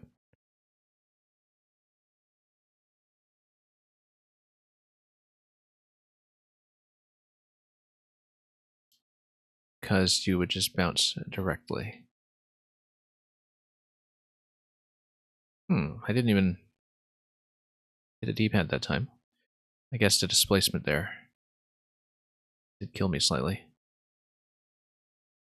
But I don't think we can grab it that way. Let's figure out what else we can do with it then. With an activation of the on-off switch on the other side, like I said, we'd be able to grab this, but we don't know how to activate that yet. Whoops. You think bouncing on a spring activated the wind again? Yes, that's right. That is exactly what it is. We didn't see that previously simply because we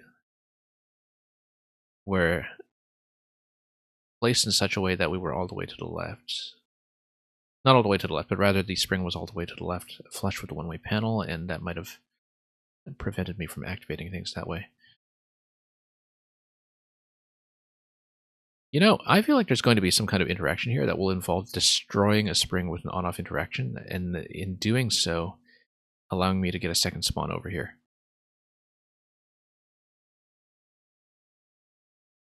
Where we use one and then respawn it by deliberately destroying it in some fashion. Looks like the kind of thing that might happen. So we still don't know what to do with this here.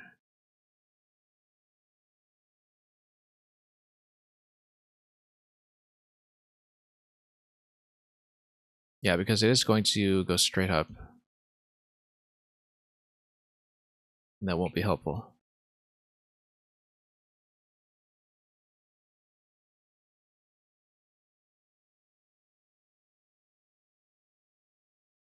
Anyway. We know this can drop me through the center, but yeah, it just bounces me straight up. In fact, the wind does send me to the right immediately afterwards when we catch it at the apex. Whoops, that was close.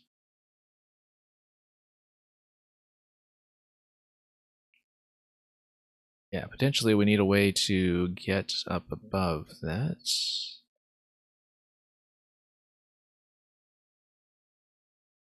Okay, so let's think about this. Even if we did get a trampoline up to this location, what would we do with it? I think the main thing we would do with it is get over to that red conveyor that's on the left side.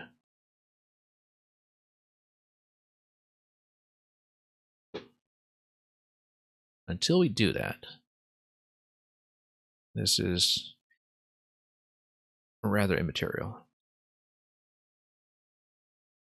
However, if the spring is placed down here, out of twister range, then we can pick it up when we dip below the piranhas. That's how to do it. So placing it on that center line earlier was the right idea. We just didn't complete the step of making sure that we... Oh, whoops, no, we don't want to do it that way. In fact, the activation of the on-off switch specifically exists to destroy the spring at will. Or lower it, at least. Well, let's just lower it. So we can move it out of the way. So we actually did want to move it in this position. Maybe not quite so far. Having it out of twister range was not a bad thing. Come on, a little further, please. Okay, let's see if we can do that. I think it looks like it's going to be a little bit out of range, but we'll see. We want to dip below and grab it from there. That's the idea. So we want to face right, not hold the D-pad. Just a little out of position. We want it as close as possible without being picked up by the twister, which will be a little bit hard to spot, but we'll try it. Nope, that won't be it. And the thing is, with the twister active in this position, we can, in fact, try this a few times to see if we have the right placement. It's kind of over the center line. I think that's still too close. No, it is not. So now we can pick it up. It's going to be a little bit finicky. But we will notably not hit the D-pad left or right. Oh, we should have just thrown it at a location and then dipped out the right side. That would have been a better idea. No, not like that, obviously. Didn't want to stand so close.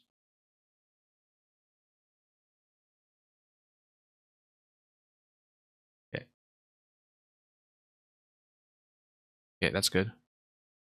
The positioning, we're going to throw it and then we're going to dip out instead of trying to bounce out from the twister.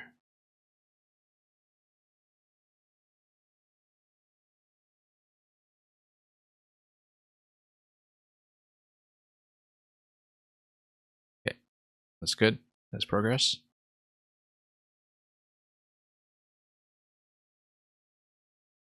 We'll try not to die now. Whoa, that was close.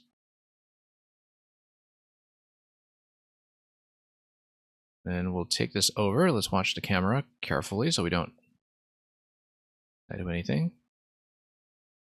At this point, we're able to go almost over.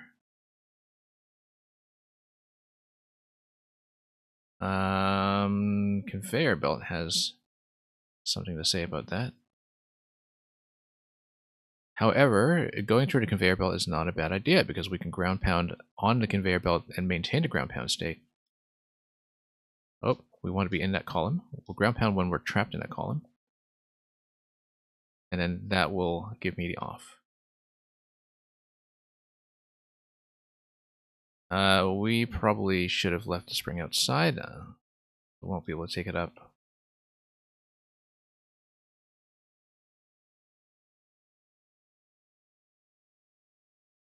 Now, this mechanic of maintaining the ground pound state in New Soup Night Wind in particular, I think I know precisely who we have to thank for that. Played a number of platforming levels that made extensive use of that. There's one by Meng that I spent way too much time on. It had an incomprehensible title. It's the one with the incomprehensible title. That's how I remember it. I think it was a Luca level that actually used this extensively as well. All kinds of coin block activations. Anyway, we're up here now. We have progressed. I'm about to enter the Yoshi zone, where all of a sudden the difficulty ramps up at a 90-degree angle out of nowhere. Well, we will see. Because Yoshi can eat the small piranhas.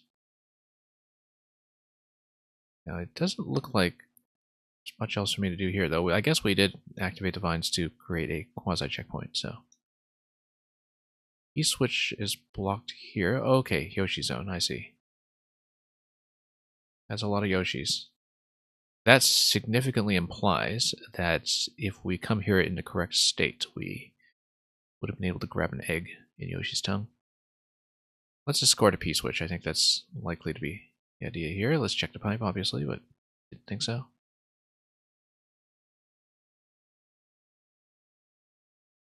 Whoop. Okay. I guess Yoshi's collision doesn't cooperate with this quite so well. Yeah, because Yoshi's collision doesn't work at all, in fact. Because it throws me off center, if I understand this correctly. So we would need to escort Yoshi through some other way.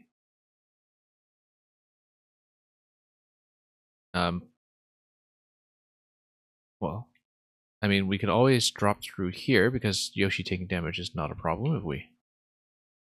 Oh, okay. No, because he bounces. But then we can just do a straight drop, right? Oh, wait. We could even push him.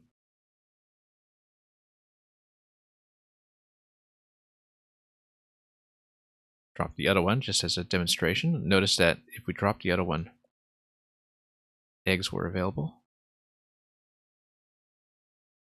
Oh, they die off screen in this location, which is interesting.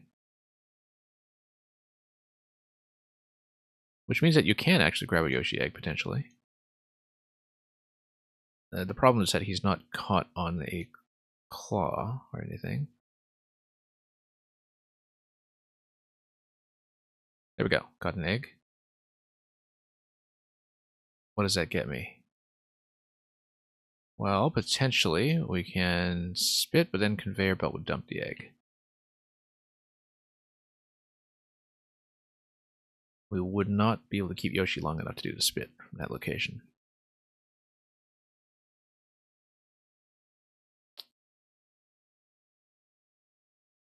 Let's think about this. If we spit the egg, it should land on the claw. Yoshi does not land on the claw, but the egg might.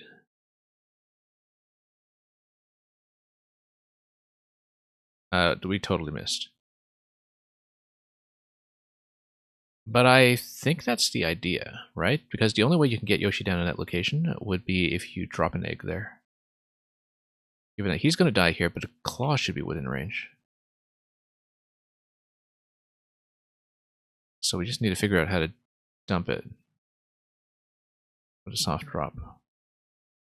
Let's wait, donuts first.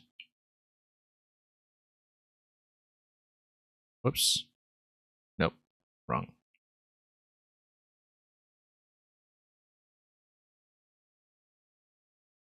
Execution is going to be a little bit tricky here, but I think it is going to be dropping the Yoshi egg. I really suspect it's going to be the case. Or even dropping the P-switch. I mean, P-switch is progression here, right? So, and why would you need Yoshi for that? Why can't you just drop it manually? Maybe if you drop a P-switch on a claw, then you can suspend Yoshi over a P-switch. Like he would land on top of it and stop instead of dropping into the abyss. In fact, I like this idea. Let's... oh no, because P-switch would bounce on top of the piranhas, wouldn't it? So you actually do need Yoshi holding a P-switch to potentially be the thing that you drop. So the fact that Yoshis respawn here mean that they are disappearing off screen instead of dropping into the claw. I think if we do some kind of momentum correction on this, maybe... Yeah, I think it's got to be Yoshi plus P. But they do despawn, so... Now, if you have the egg there, then the problem is that you would not have access to P-switch, and you also don't have a way of getting out.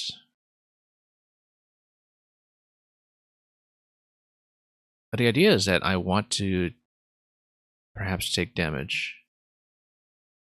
And while I have damage frames, perhaps I can drop through. But we can also have Yoshi do a run from having taken damage. For example, whoops, that's not how we do it. He does not get caught by the claw, but notice that that is able to send me through. And he would run around. We've got 20 seconds. Now, if we can do something similar here, take damage as someone riding Yoshi, but then also, what happens if Yoshi does the ground pound? We don't know because we timed out. Okay, we know how to get there at least. Whoops, it's a little closer, not too close.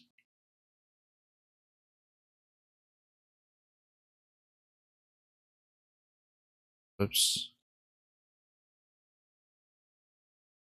Okay, we'll dip down. And totally miss. Oh, no, we got it. Let's not risk it. Drop down here and then proceed once again.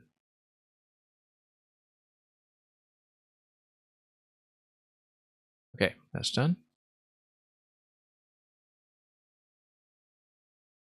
So what will we do from here? I think...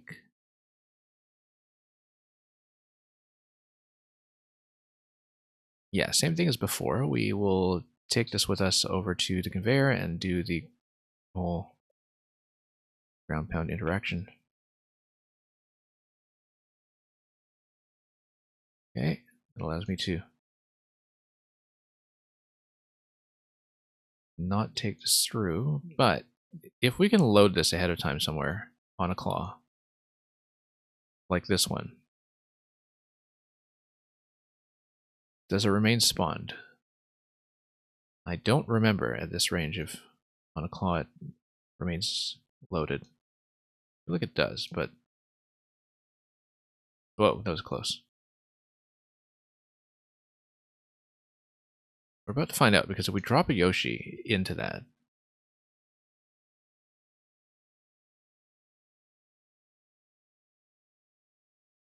what would that achieve?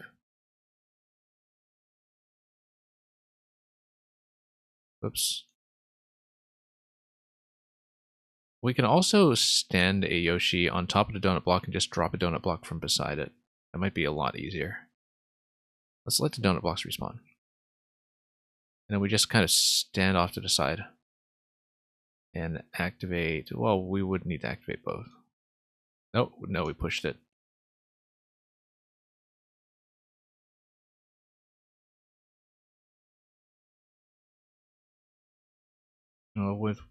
If we activate and then push,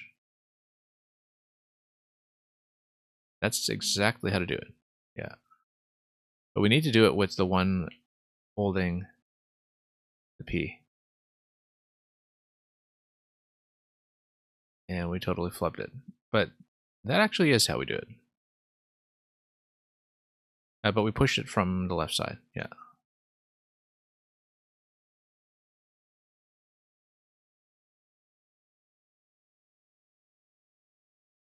Well, anyway, we need to get rid of that Yoshi now, don't we? That also doesn't get me out of here, but the claw should be able to get me out of here just fine. That's okay. We won't have access to the P, but let's see what we can do with Yoshi. I feel like it definitely has to be Yoshi plus P in that location, but we'll... yeah, because if you're here, then a jump with the P-switch active allows you to use damage from Yoshi to get through that location. Also, Yoshi despawned. So never mind. I guess that doesn't quite work.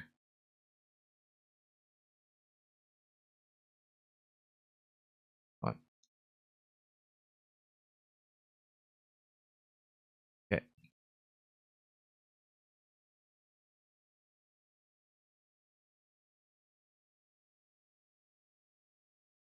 Alright, we'll get back up here. Wonder if a state switch would affect anything of note. I suspect not, but we'll find out. Oh, whoops. Once again, probably should have been more cautious with the camera, given that the semi-solid, I think, is supposed to warn me about that we should be looking at semi-solid placements and using that as a bit of an early warning system some of the time. Not all.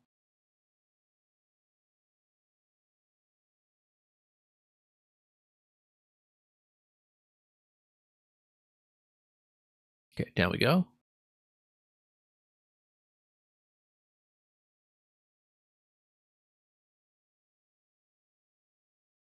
And then back up.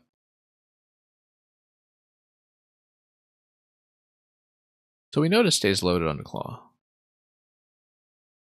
And we also know that that would allow me to bounce a Yoshi there, although we did poorly enough with the follow-up that we just despawned Yoshi from going too far out of the way. So we need to find a better pathway to come down. Also, we totally forgot about the on-off switch on the left side. Let's do that first. On the next attempt.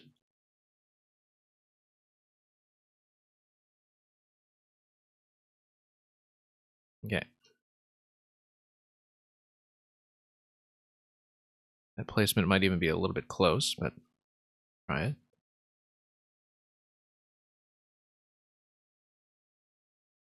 Whoops, too close. Yeah.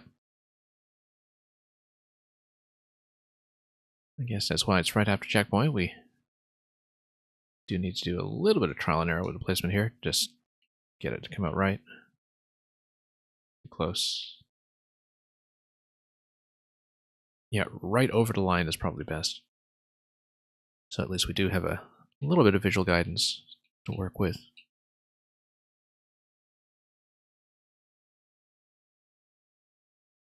All right, let's loop back.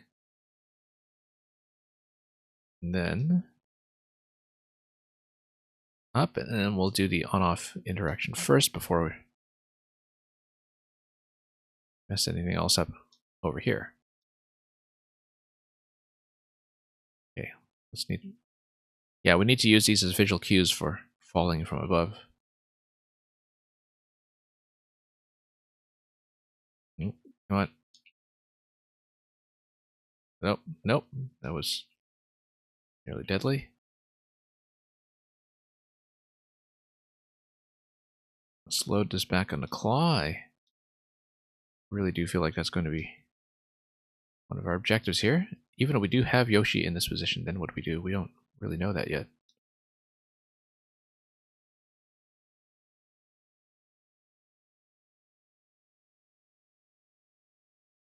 Anyway, let's move on up. Checkpoint.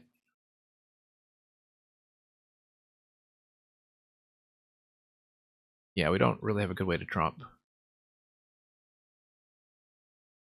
I mean, it could be ground pound with Yoshi, but we haven't established that yet. Why don't we just do that, though, if it is?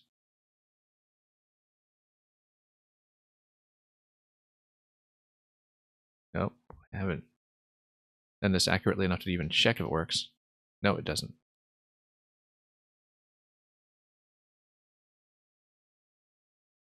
Whoops.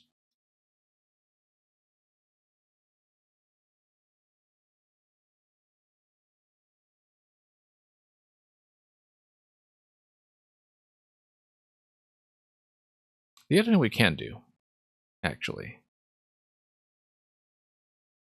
No, that's not a spring. Okay, can't do that.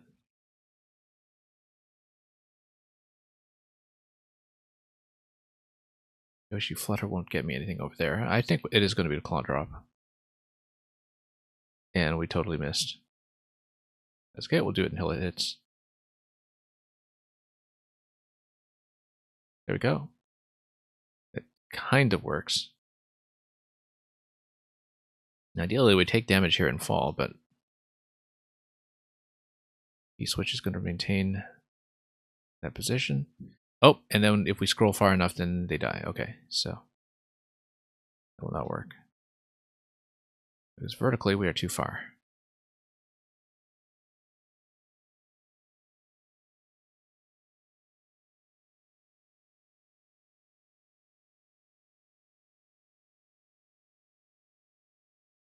Well, let's see.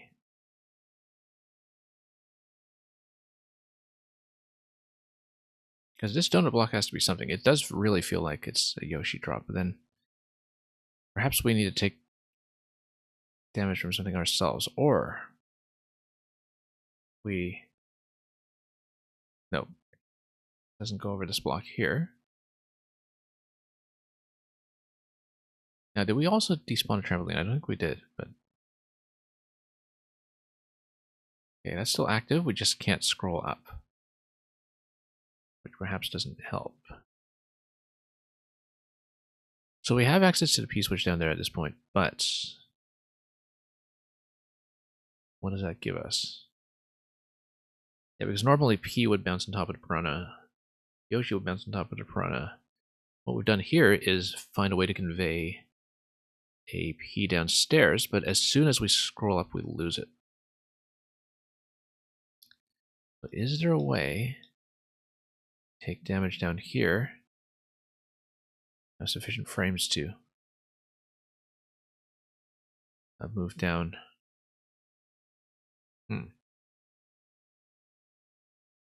Yeah, because as soon as we scroll the camera in, we're in a bit of trouble. Maybe that's not the interaction after all. Let's think about this.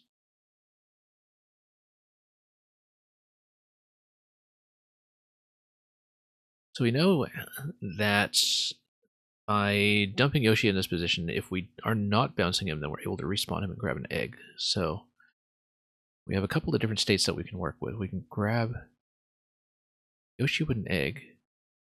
Also, I've been going on the assumption that we cannot, in fact, jump through the middle here. But maybe my facing direction matters for that. No, it doesn't.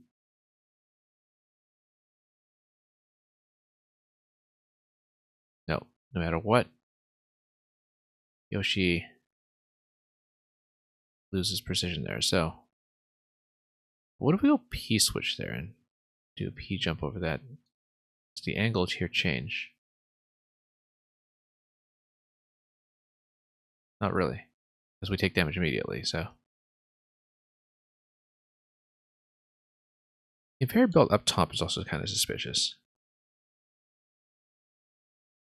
That there's this conveyor belt that is P-blocked, but then what would we use it for? If we ground pounded on it, or if we fell and crouched on it. That must be to the right side, but not at the piece which is active. So let's try this. Let's activate a P-switch. Whoops.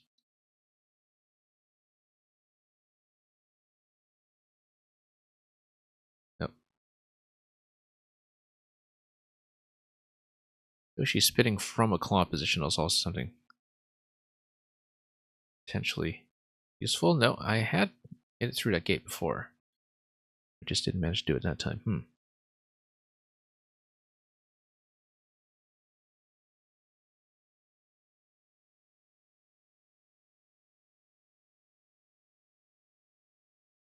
Yeah, we'll try it again. Whoops, no. Lots of room for execution mistakes.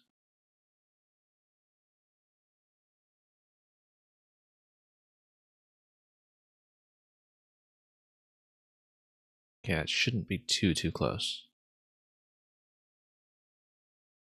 One thing we're not making use of is the fact that I can respawn more springs and grab them from the left side once the on-off has been activated. That is something we haven't used. Might be relevant.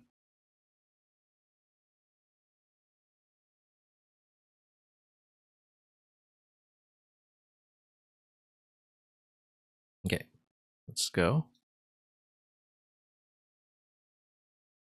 And yeah, just watch the camera positioning over here. Let's over here.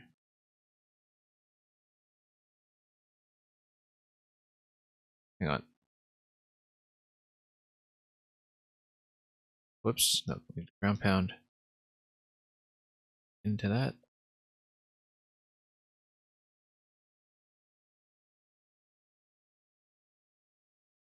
Okay, that gets me over. Interestingly enough, with the trampoline in left position, we're potentially able to take other objects up as well. Don't think we'll be doing it just yet, but interestingly enough, yeah, this is just a gate though. I think putting an object on top and dropping it will not really accomplish much.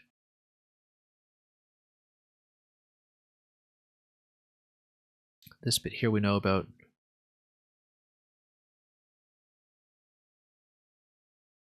You're getting sleepy, so you're going to head to bed. Yeah, we'll see. If it's something that you really don't think would be independently discoverable. I mean, I'll be sticking with this, and you can always catch the VOD afterwards to see if I figured it out. Now, I usually do viewer levels on a day after this, but since the puzzles are taking a while, we may do more of the contest tomorrow, just so I have a realistic chance of getting through it. But we'll see.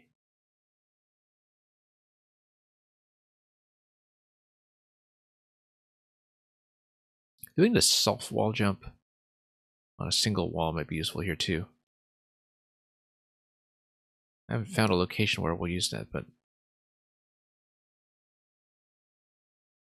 now we've been thinking in terms of loading this claw. We know Yoshi can bounce on top of it, but then mainly we need Yoshi to remain loaded. And in order to remain loaded, we need to have him stand on top of a static block that will also remain loaded. Potentially, it could just be making sure Yoshi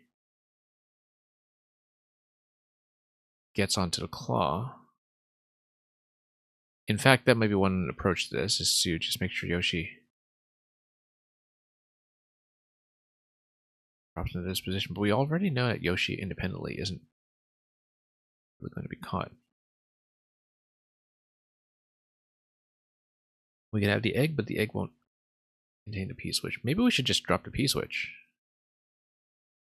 And Yoshi would primarily be a mechanism to get out of that area. Well, no. Because P-switch would remain loaded in the claw if we dropped it down there. And when we take the P-switch, how is that useful? Stops conveyors. What else will it do for me here?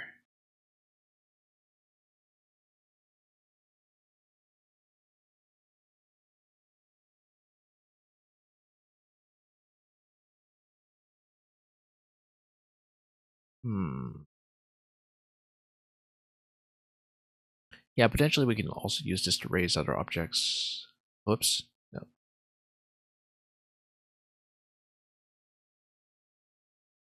We haven't really progressed past the Yoshi point just yet.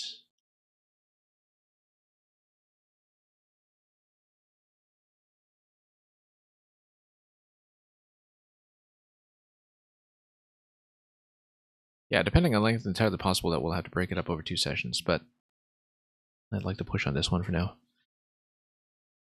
See if we can get further.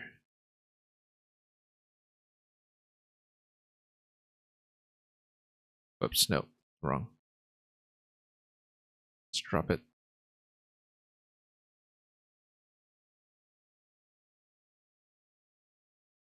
Okay, that's better.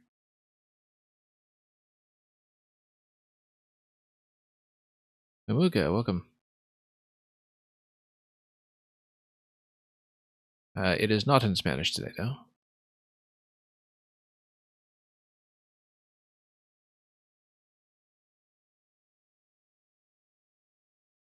Okay. Let's go down. Oh, whoops, no, wrong. There's no game audio. Okay. Nobody told me. I don't know how long it's been down. Yeah, that's the kind of thing that people need to let me know when it bugs out, because I don't know how long we've been staring at this. Give me 1 moment, we'll fix it up.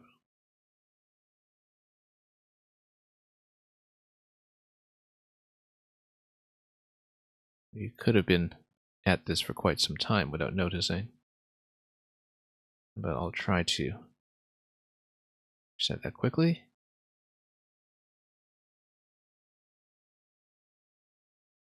See if it works.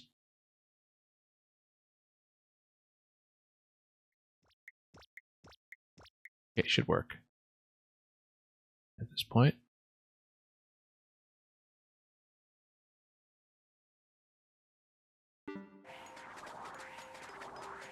Okay. On off switch. Over to the right side. Yeah. We know how to load it.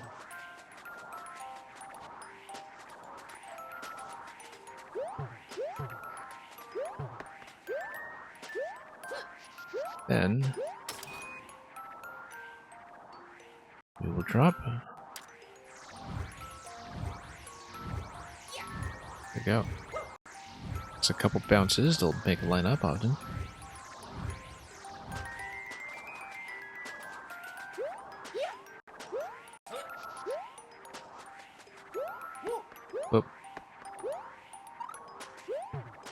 So we know to load this here. Potentially we could also load the P-switch here, and we would know the P-switch survives because if it does, then it would not respawn from the pipe. So maybe we should do that instead of using the spring. Let's use the spring for its original purpose down here. Yoshis are global, so they shouldn't despawn under normal circumstances. So something else about the scenario is forcing them to despawn. Yeah, that's a good point.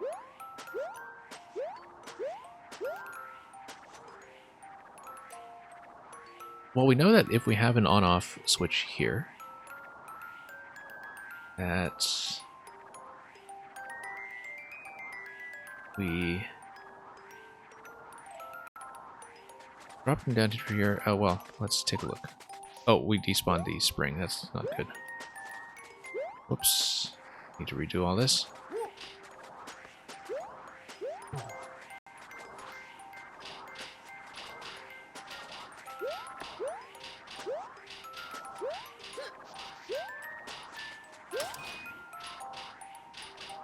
Well, if we send the Yoshis through here,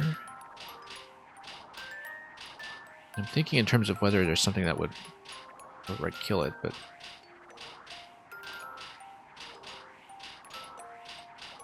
I don't think so, because when we go off camera with it, that's the issue, is that even if a Yoshi is happily bouncing on top of the claw over here, when we go too far, it disappears.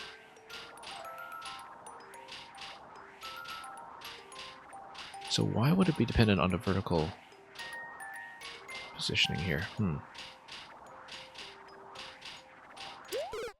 Anyway, we have to redo this.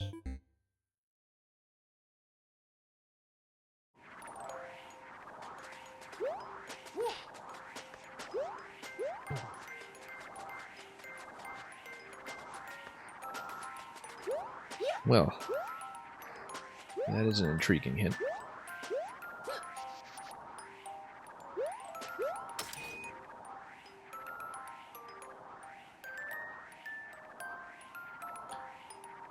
I mean, it's possible that Yoshi might just run off somewhere. Let's get back here and see what we can do. There's something camera specific, perhaps. The height we're dealing with up there. Whoops.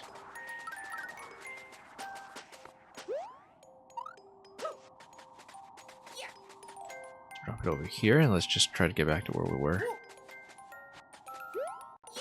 Whoops. Let's get it slightly out of the way so we can grab pound. Whoops, come on. Stop picking up.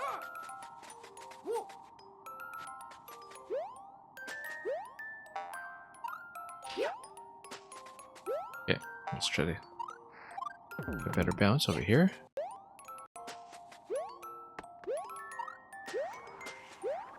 So far this works.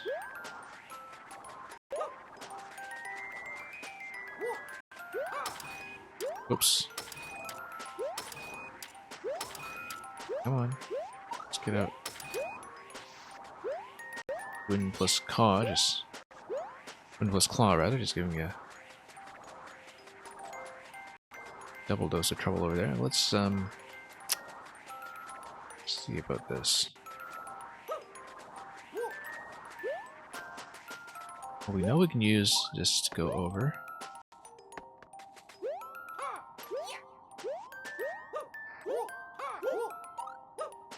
You know what?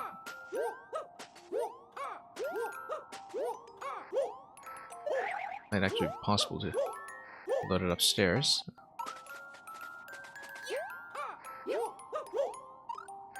The wind does throw me off slightly on this, though. Seems almost a little too cheesy to do it this way. But it's possible, so...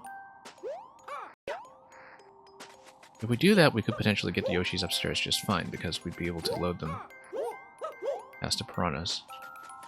I need a better throw and a second jump, but given that there's stuff like triple jump tech in this level, I'm not put it past you to be acquiring that as part of the puzzle. Not.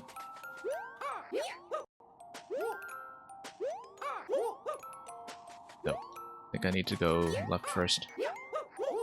There we go. Interesting. So that actually is a slight breakthrough.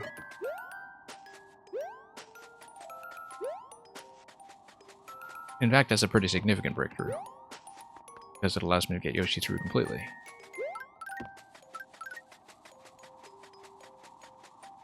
Yeah, because we can just bounce him here at this point with no trouble. Whoops. Get Yoshi plus P over and on the left side.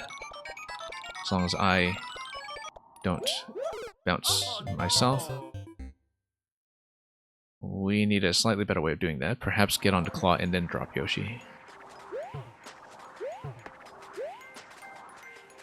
Does it even work that way if you're on a Claw with Yoshi and you just drop him directly? Anyway, that's actually a significant breakthrough. First breakthrough we've had in a long time on this level, in fact.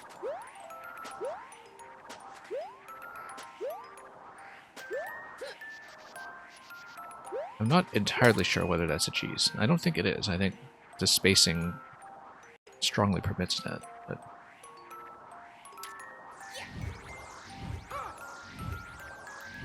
some of the platforming in this level is involved enough that I won't make any assumptions about whether something is in bounds or not.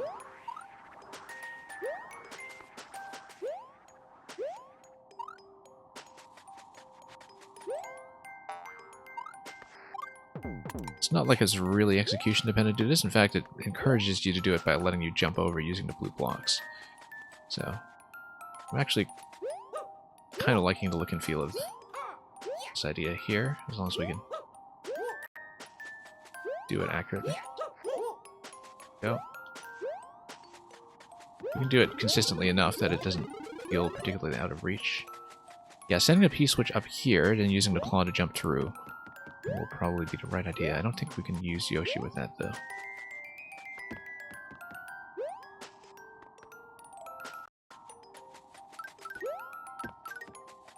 Being able to drop Yoshi through this pit, though, that seems somewhat significant. Let's grab something with Yoshi and then see if we can send him up. No, we can't, because jumping out of that at all just sends me up. However, taking damage as Yoshi would drop immediately and then bounce him up. So we actually just need to take a point of damage there to make that happen. I think that's the adjustment we need to make. Okay, finally a little bit of progress. Took us a long time to do this, but we'll inch forward ever so slightly. We've been on this particular interaction for quite some time. Oh, just a little out of reach. Or not. We just need to bounce until it happens. So that's just how twisters work.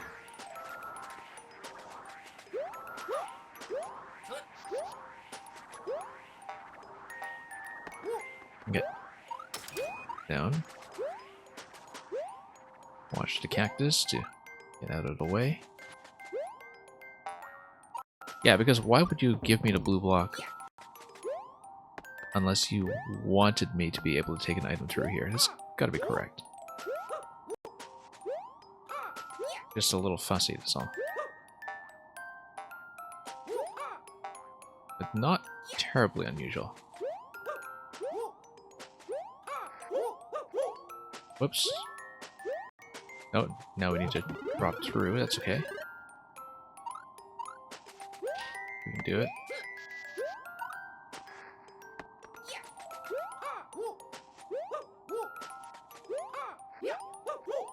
Oops, no. Try it again.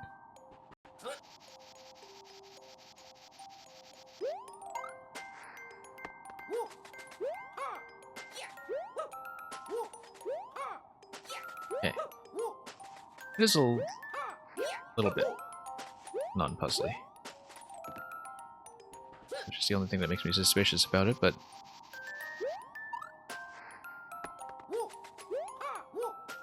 so were some of the jumping distances earlier, so knows.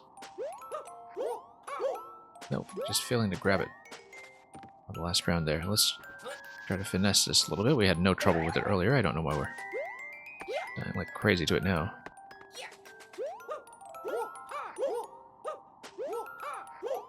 Okay, it's gotta be a little crisper about a jump.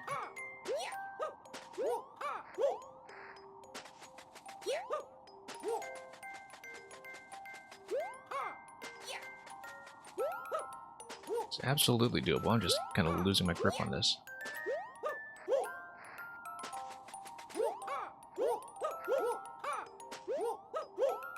Oh, there's a certain rhythm.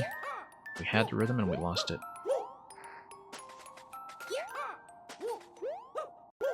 Probably not really a solution. At first it seemed really easy to execute, and now it doesn't. I have no idea why.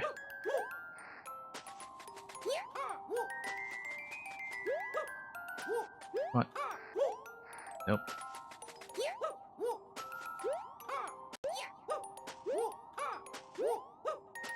Might even be an easier way to do it now that we've spawned divines, but it should be left wall first, though. Right wall first doesn't quite give me the pattern. Come on. We had it. We had it multiple times in a row with no issues. I don't know what changed.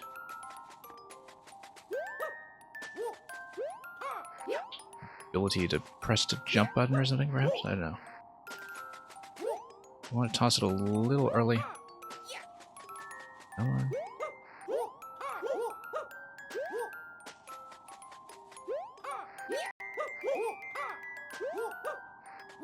Almost. Burning way too much time on it, though, which makes me think that maybe it's not the answer. Just had our very clear shot with no issues on this jump when we got up to the Yoshis earlier, and now we're just dying to it repeatedly. Come on. Let's give ourselves a little bit of space for the throw. Why am I losing my ability to wall jump? I had this. Something has changed. Muscle memory has fallen apart.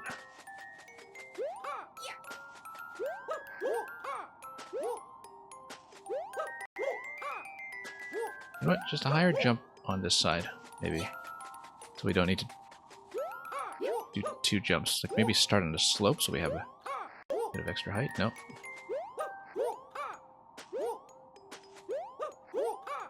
There we go. Okay.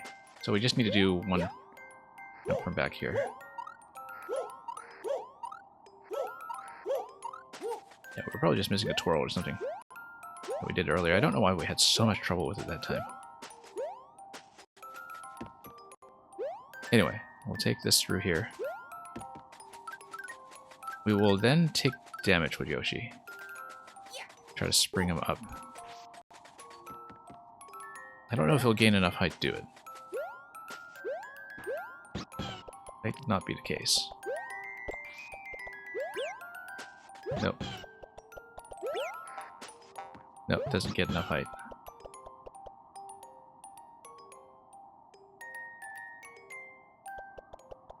But if we drop him maybe over here. Hang on, let's do this. Yeah.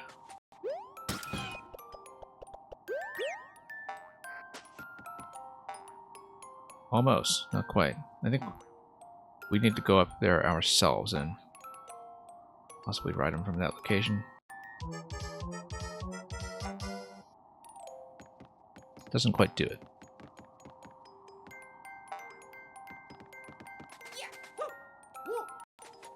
Nope.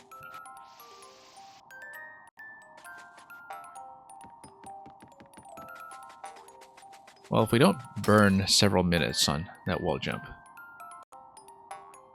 we're able to set this up. I'm able to jump through here. The issue is how we get Yoshi up there afterwards.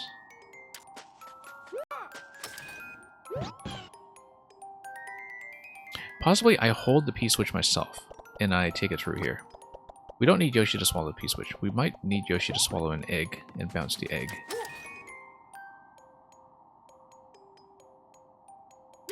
Because we're able to do this. We're able to just take the P-switch. And the question is, how do we take Yoshi? Well, possibly with an egg spit, but...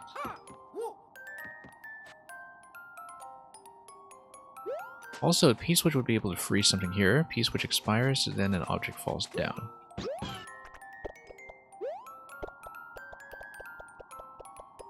We're able to drop a Yoshi into the pit, and then grab an egg the way we previously did. Oh no! Possibly an egg spit. Be able to do the trick, but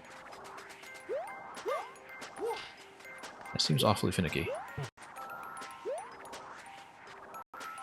To the point that I have my doubts.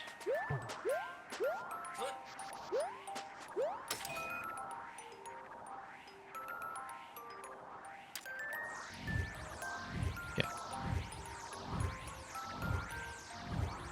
Let's bounce until this happens. Sometimes I just need to bounce until he picks up. We cannot actually tap the D-pad because that would lead to disaster. I think this positioning isn't working this time. Oh no! Well, some of the execution steps that we took for granted are suddenly becoming roadblocks. In rather unexpected ways.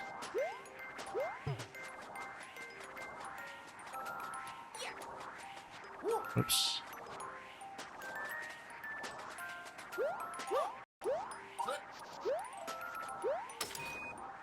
Okay. We have this so far.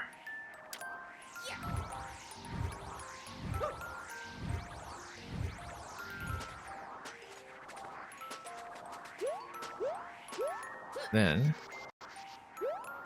come up over here.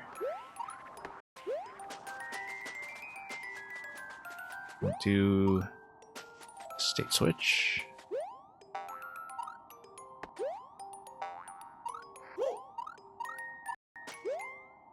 Once we actually manage to get up here, of course. Whoops. And ground pound, hopefully. There we go. Let's not burn too many minutes here this time.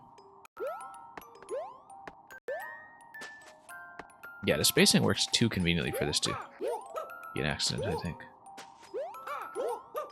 Just need to hug the wall to the right, nice and tight.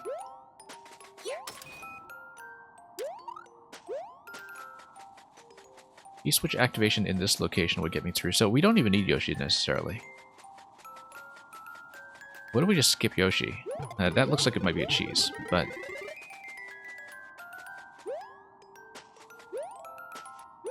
if we have P-switch, we can just get through the left side, right? We don't actually need Yoshi to do that.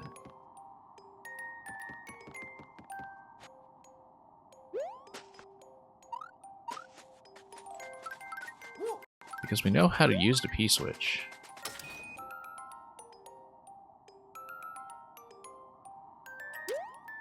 Okay. Let's toss it and not despawn it, I hope.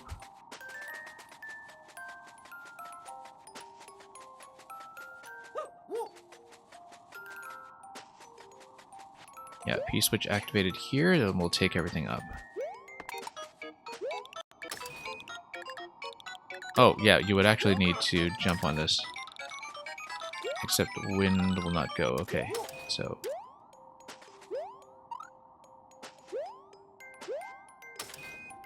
not only would you need to get here, you'd probably need to get here while riding Yoshi, so you can jump and then jump again. But then would the alignment work to have a jump and a dismount off Yoshi, given that Yoshi isn't really centered either when you how to do that?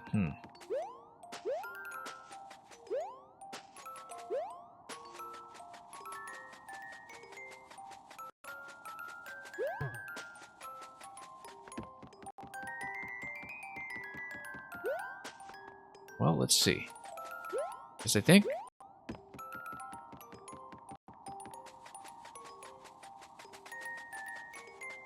Are these guys bounceable?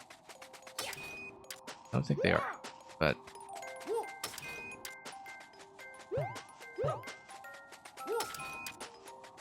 Yeah, even from below, I think it's unlikely to happen.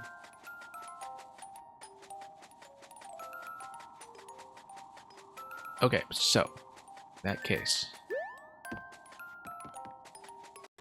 Take the P up, we can take Yoshi up. He mostly serves to stop the conveyor.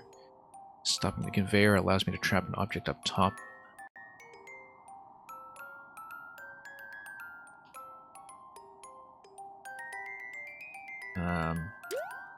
Yeah, we'll drop this here. Take the P.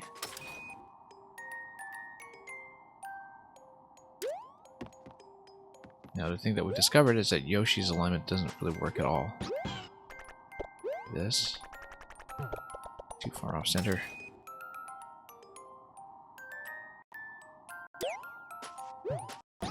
What do we face the other way, though? Because... What do we face in towards the claw? No. I don't think that affects the hitbox.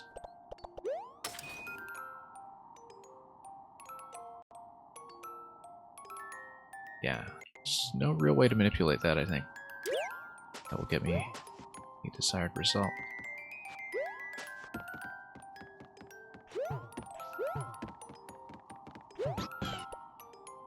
You can have Yoshi run...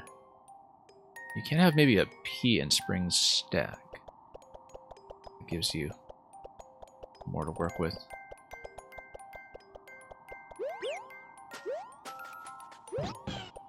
Now we do know previously that we're able to get through by ourselves.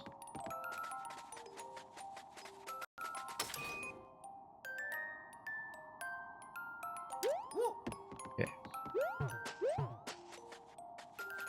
Very precise interaction. Let's map this out again, because we're able to get through here with no Yoshi, but with two objects.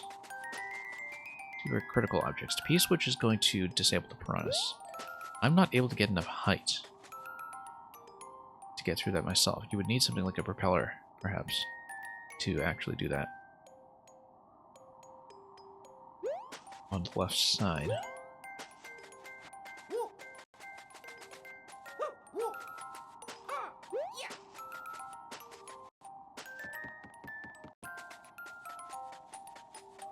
Yeah, because that claw is pretty low.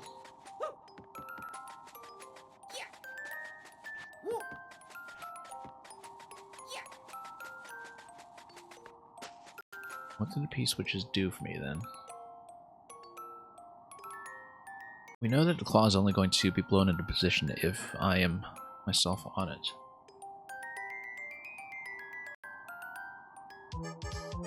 And that just doesn't give me enough of a jump. The height is just nowhere near where it needs to be.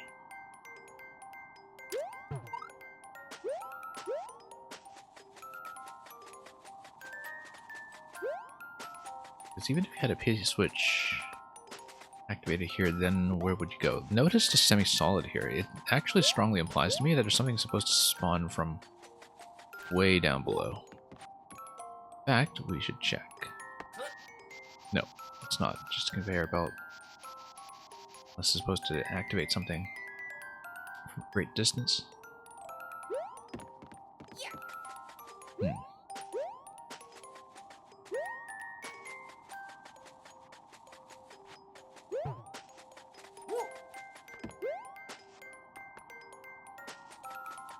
Well then. Yeah, we've despawned the P-switch at this point. We have 30 seconds. We know how to drop in this location, but...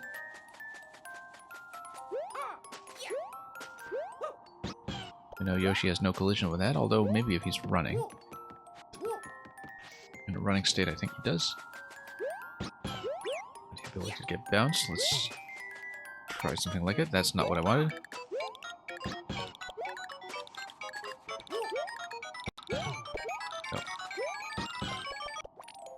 So, Yoshi spit there.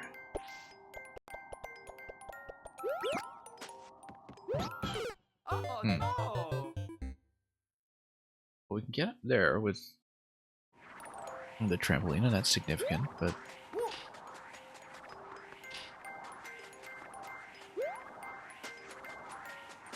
yeah, P-switch gate down here, that was a long time ago before checkpoint.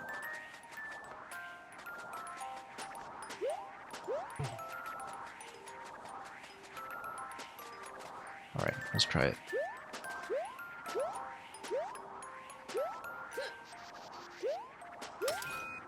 Might be missing something in the layout here that we just haven't looked at carefully enough. We're currently right below the Yoshi drop point with the donut blocks. We don't really know how to make use of that yet.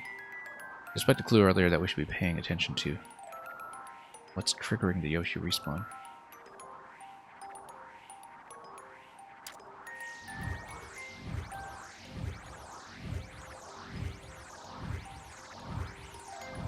Because it's not like those necessarily even take damage, although if they did, need to figure out where they run. Also, wait, a position. Again, Oh no!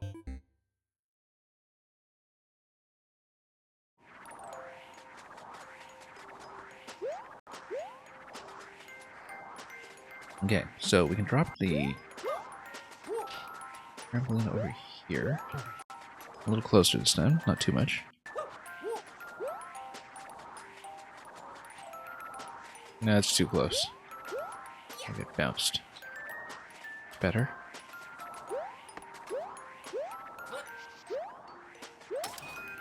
Oh, we know. Yeah. Let's take a look. One thing we haven't interacted with yet is the ability to get more of the springs at the one-way panels. Whoops. Oh no! Execution mistakes, as usual.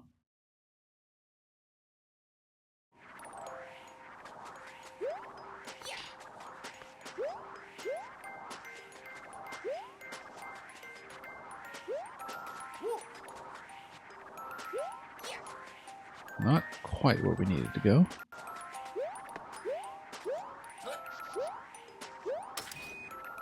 Okay, we'll drop in, we'll grab it. Be very careful. We didn't have this problem previously, I just kind of slipped out with no issues. So, unfortunately, we're starting to run into tons of execution mistakes we just never had to think about previously because it didn't happen. And now that's happening all over the place, and that could be a sign that we're kind of flagging a bit.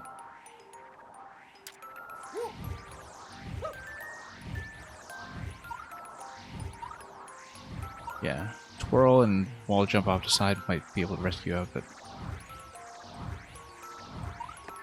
Oh, actually, no, we can get out this way. That's easier.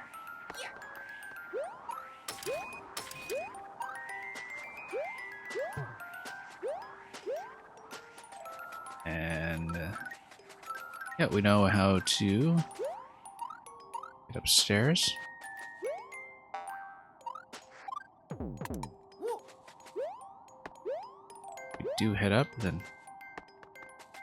yeah, let's not burn too many minutes on this jump.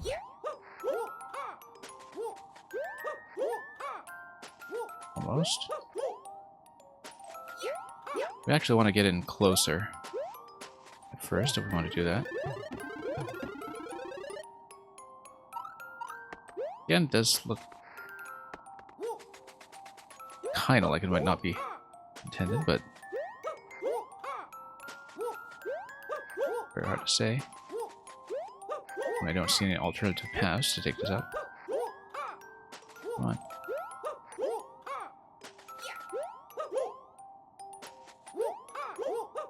There we go.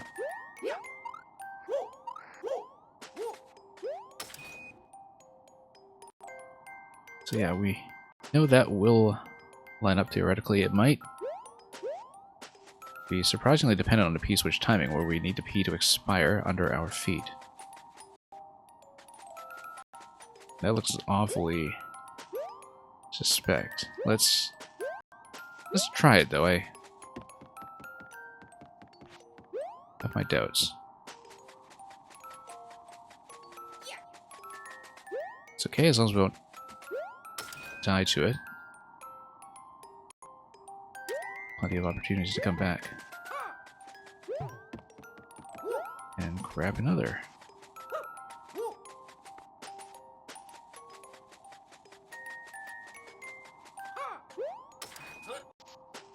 Okay. Not the location I had mounted for the P-switch, but that's good enough.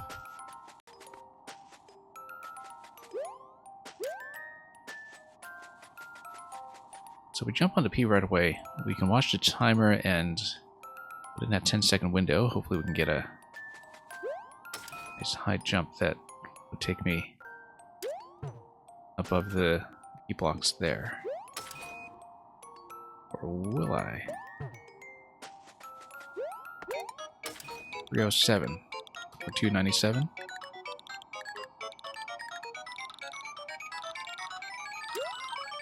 Nope, not even close. Wall jump would not do it either. Okay, so we know how to open that up with a P, but not what to do afterwards to get things to swing in the right position.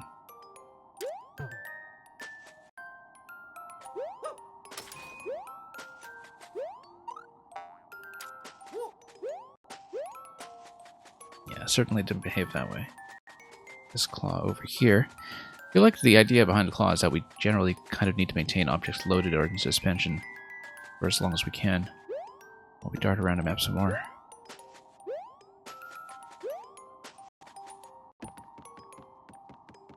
In fact, one thing that might lend itself well to that potentially is to do something like a Yoshi egg.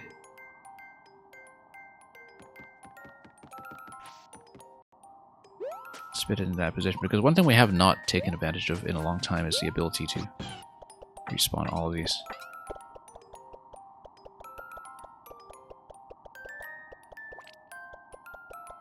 Oh, and you need to kill off one Yoshi first, obviously.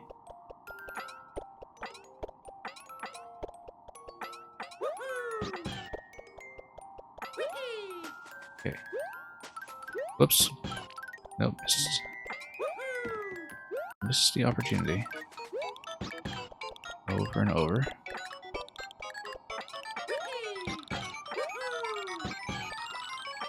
Okay, got the egg.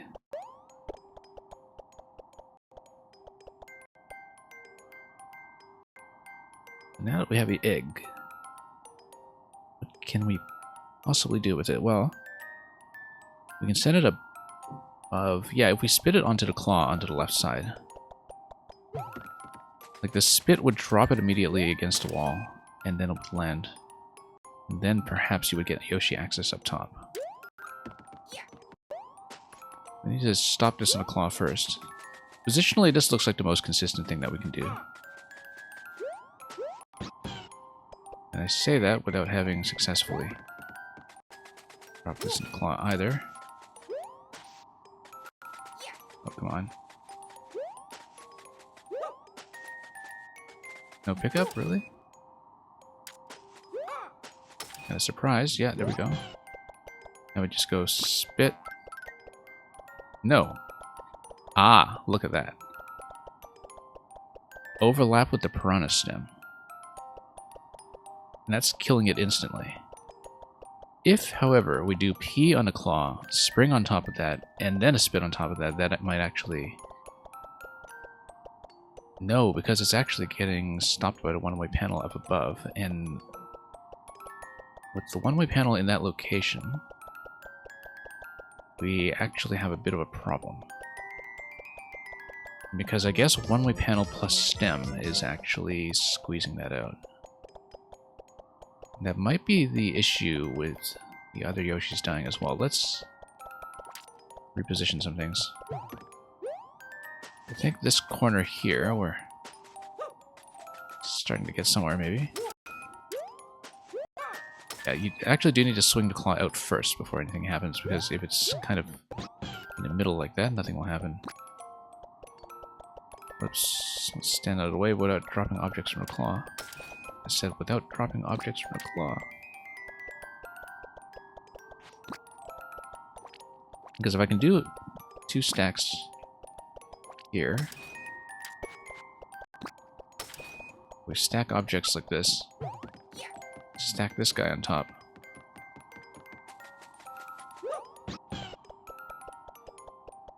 We still have the egg problem with the one-way panel up above. Like, we would need to stagger trampoline slightly to set this up properly.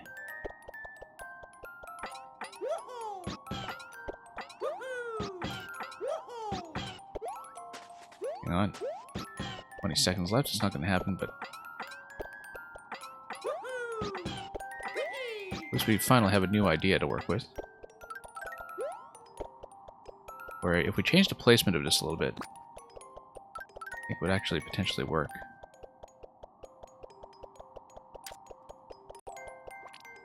Like, if we just kind of soft crop this to be staggered by about half a tile. If we do a spit against a wall, it kind of rebounds. No, it doesn't rebound, because in this game, objects on walls just drop. Drop like rocks. I feel like we're getting close to something here.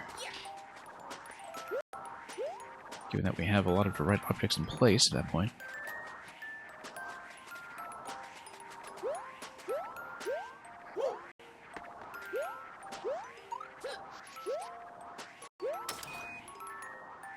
Anyway, we'll try to drop again.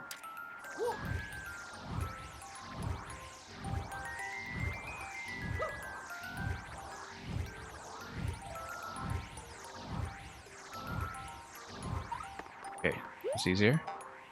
Trying to go below.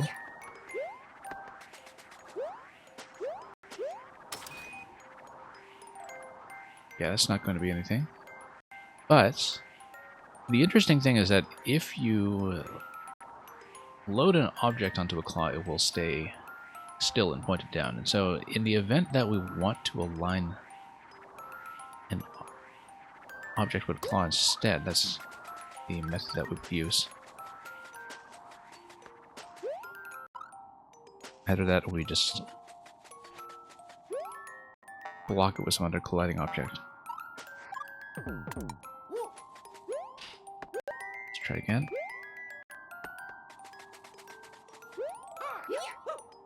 Nope. Go.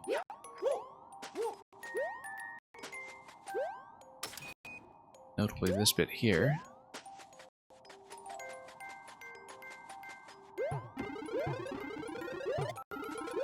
Seems like we're probably missing something like a propeller boost at that location. Unless we can finally get Yoshi jumps to line up properly.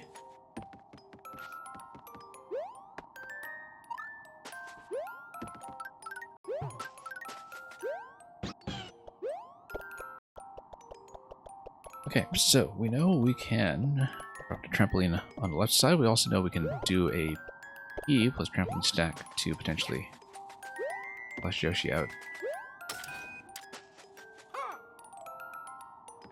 Nope, we need to have it swing when it's not colliding with terrain. There we go.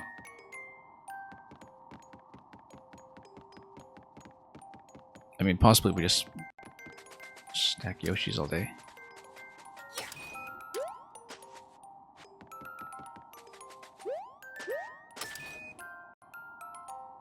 Anyway. Well, we've seen this weird crushing interaction at least, which might make a lot of sense that if Yoshi's getting caught in a bounce and it's registering as between the Piranha Plant and a one-way panel, that changes things quite significantly.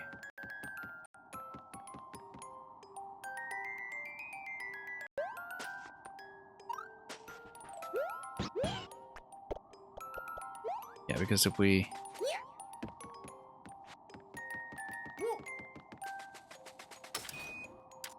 let's put seasoned material here where it'll actually be useful for something. And then we just need to find a nice shot. We don't even need to do that. In fact, this is a fine placement. We don't even need to put it on the claw. I don't know why we're doing that.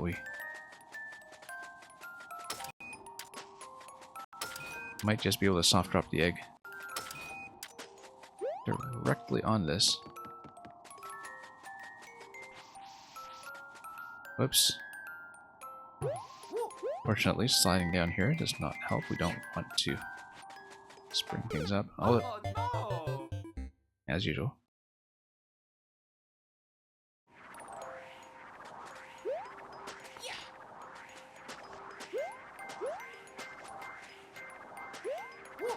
Well.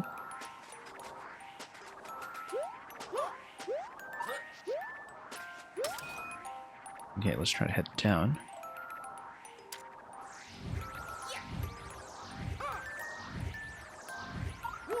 Okay, got it. A lot faster than the previous method. Now that we trust what's going on, let's move back. Yeah, this spacing seems almost too perfect for this method.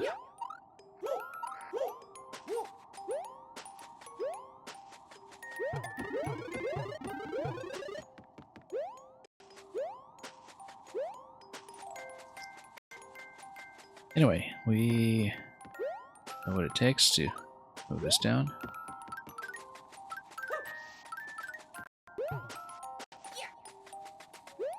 Building back up again, unfortunately. There was limitations.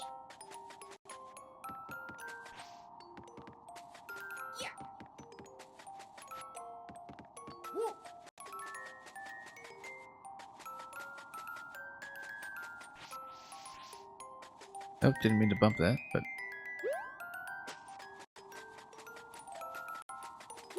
let's try to place this just a little bit.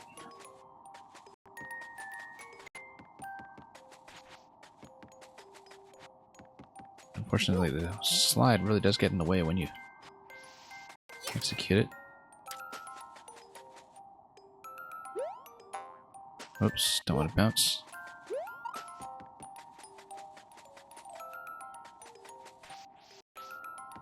Okay. That's the other thing, is that if a Yoshi is bouncing on top of one of these but not quite high enough, then a slide might actually work. Anyway, we're going to try it with an egg. Let's try to drop one Yoshi out of here.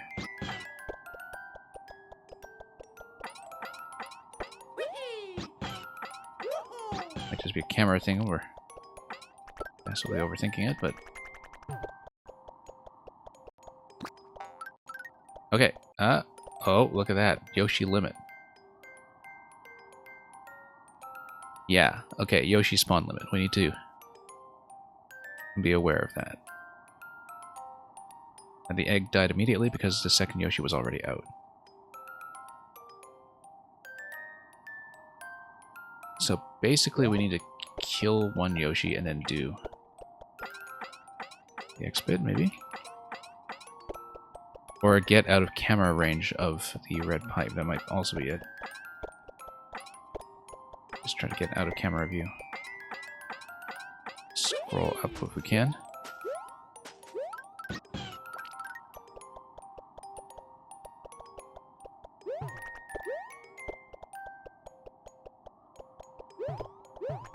Yeah, we can scroll up, that would be ideal, but in order to do that, I think we'd need to jump out of here first. Nope. Oh no! We'd have to go under that. Very finicky to work with that box. I think what we're doing here probably isn't intended anyway, but you never know. And intended or not, Oh no! solving it at all would be bonus.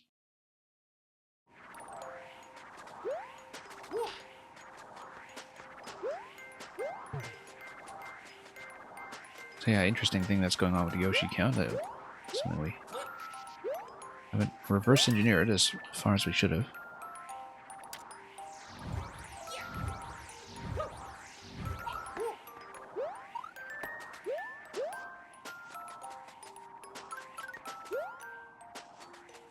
Okay.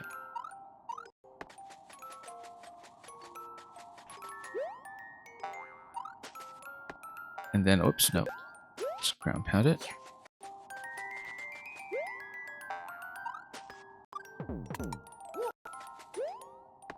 We'll try again.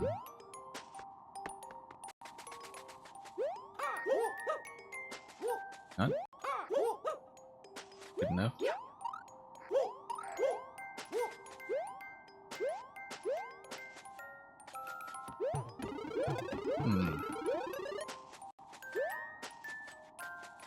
I mean, we can do some object bouncing, like if we have a P and spring stack. Might be some potential to work with here. But yeah, if we stand here, notice that we can actually get the pipe out of view. If the pipe is out of view, then we don't get the additional Yoshi spawn. Once we try to disable the first one with the egg, so... If in fact I'll slide down the right side instead. Let me see if I can demonstrate that.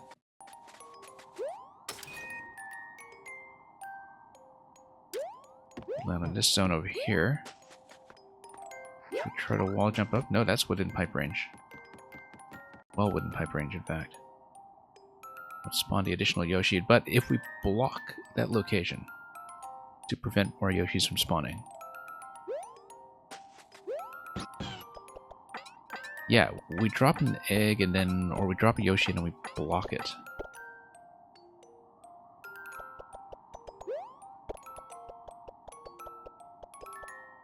Then, if we are blocking it with something like the P-switch, then we won't really be able to position the egg properly, I think. So let's try this again.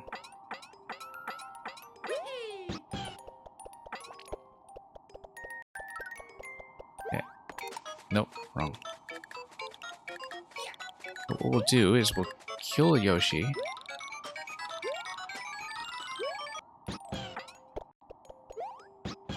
And then we'll do it in such a way that the P-switch is blocking that location.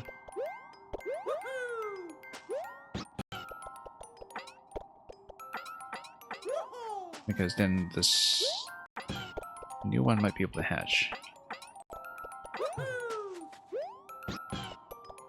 Okay.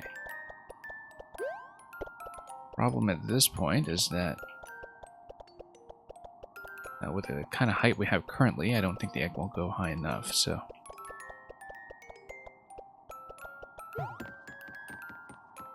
Let's try to dismount here. See if we can reposition this somehow to a little more favorably. I want to hit the one-way panel, of course, either. Yeah. We're standing here. Oh, totally missed. However, it is caught in the claw, which is fine, because I guess we can reobtain it. Oh. Overshooting slightly. We're standing all the way to the left, and then we... Oh, not quite. Yeah, we needed an additional tile on the egg, and...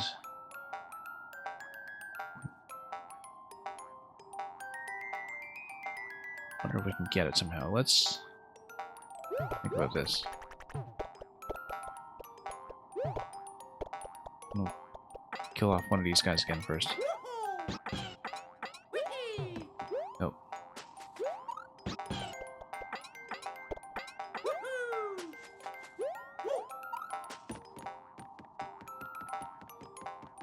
Okay. What if we slide it? You know what? That might actually work. That we do the butt slide instead. We push him over slightly. One.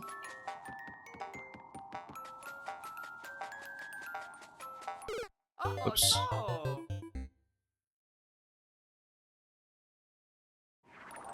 Actually, we can just put it on the ground. If we do the butt slide at all, then it should be able to project Yoshi up above, even if Yoshi is already out of the egg and available. So,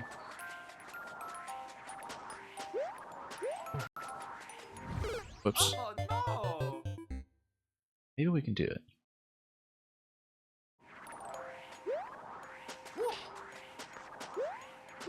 It's slow going on this puzzle, but I'm gradually learning a few things about it.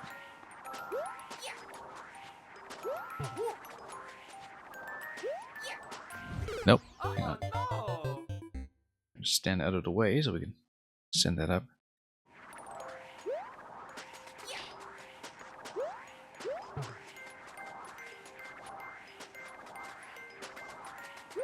Lots of room for execution mistakes.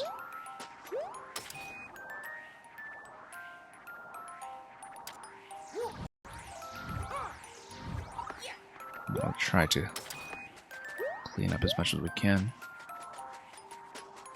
But yeah, the room up above is susceptible enough to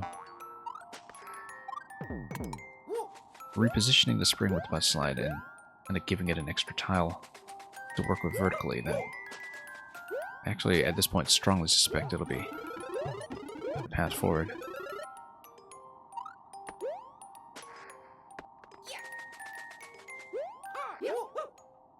Okay, let's try it again. Getting a little better at that.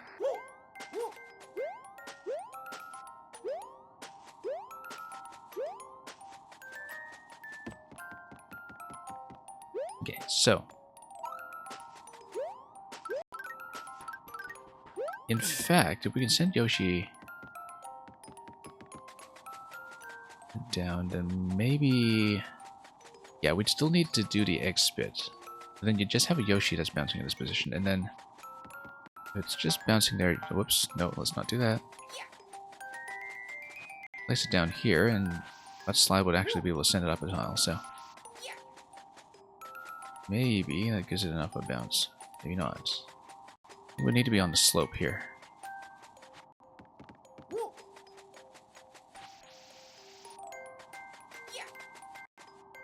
Yeah, definitely the slope, I would say. In fact, the wind allows me to kind of do a forward slide bounce against it.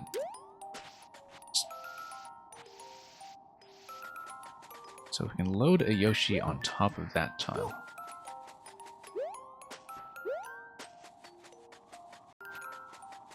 We don't even necessarily need to do the P-switch block, and we, in fact, probably shouldn't.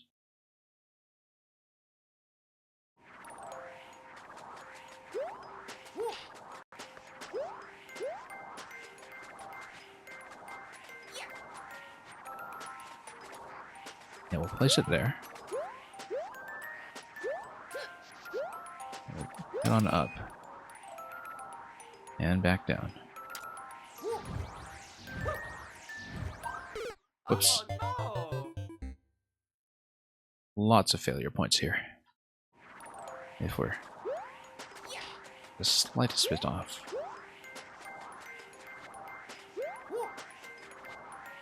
That's okay. Getting a little bit closer.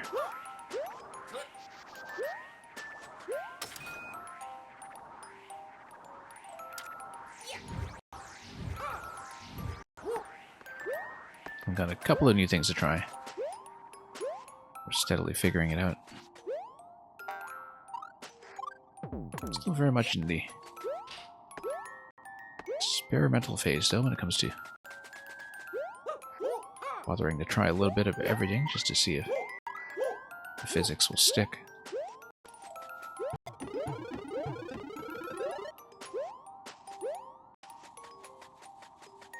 Okay, same idea here. So, do we actually need to block that with a P-switch at this point? Yes, we do if we're using an egg. Otherwise, the egg spit will not spawn anything, so... I think we do need to initiate this with an egg spit. I don't think that gives me a great deal of choice.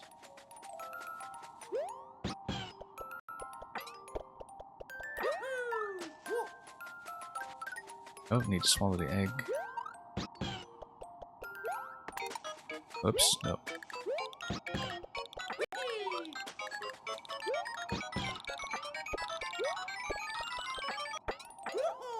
Nope.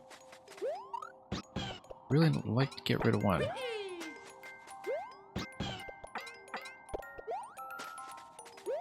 Come on.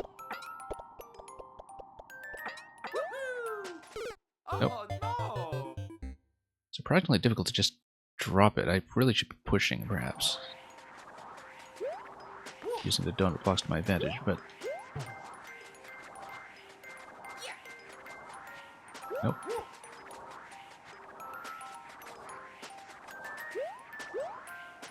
Oh, well, obviously not have time for more puzzles beyond this one today. I'd like to solve this one, but... It may just be a... fairly extruded 2-puzzle day instead.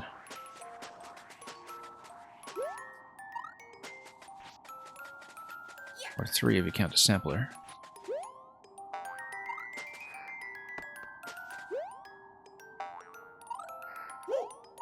Let's try it again. Oh yeah, we need to maintain the sliding state. Not a reminder that this game does not shy away from sliding mechanics if it mysterious becomes relevant.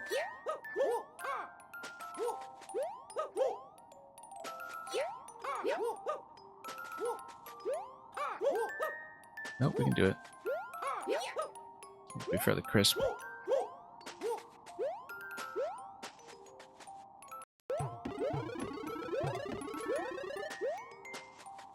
Okay. Here again.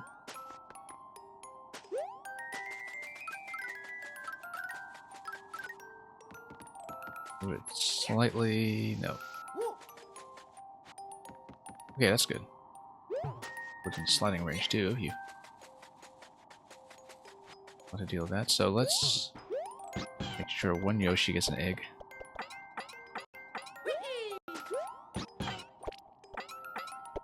Okay, good. We just drop out the other one while using the P-switch. Reposition it, perhaps.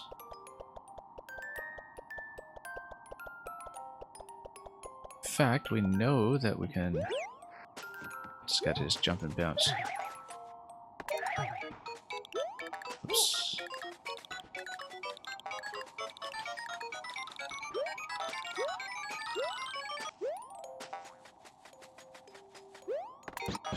Hang on.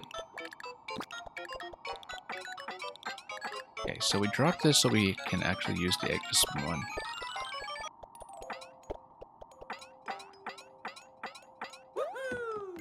Hang on.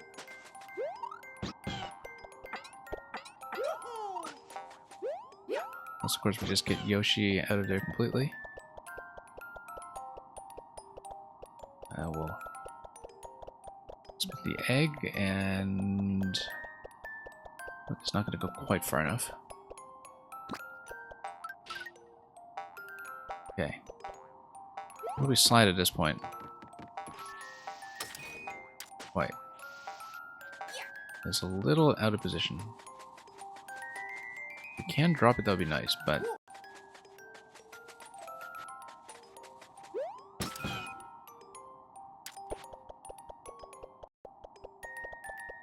would require more finesse here. We can actually jump down.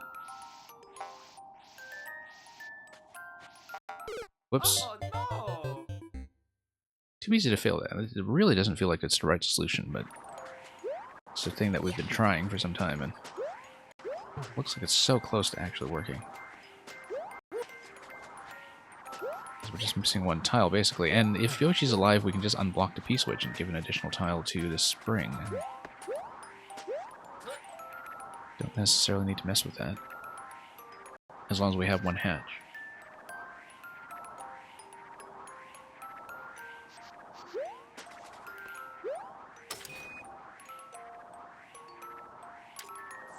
Yeah, by its very nature, this mechanic is going to be a little finicky, but...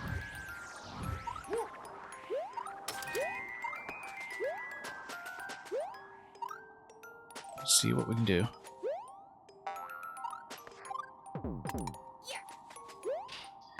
Okay, let's try it again.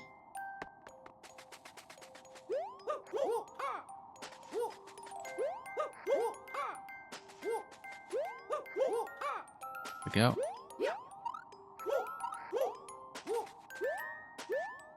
All part of the climb.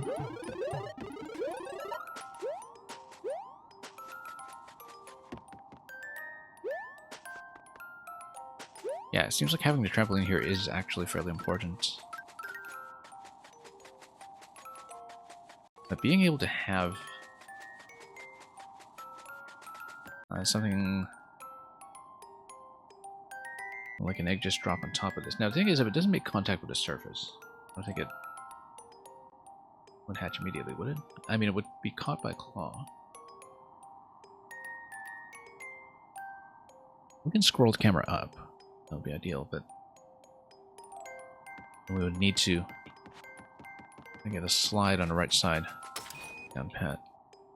I can demonstrate this, in fact. Like, yeah, we can scroll the camera up, but then does it stay up? Not really. Red pipe keeps coming in.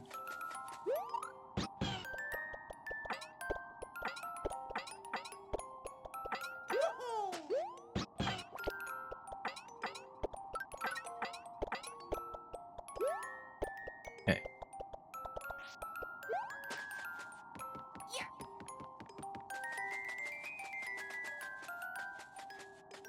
Because if it's something here with a P plus spring stack, we're probably okay, but...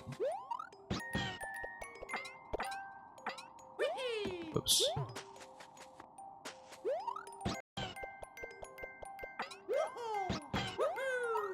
Nope. Oh no! Too many ways to take a hit. In a fairly lethal experience.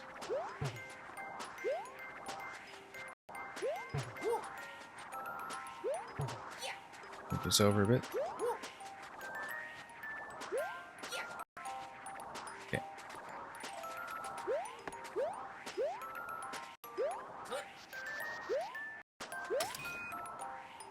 Drop in.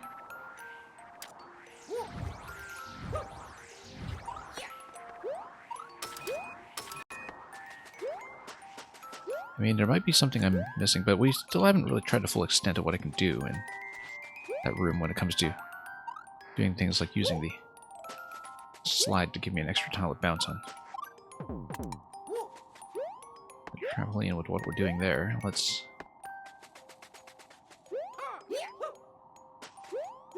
tap this and then move around.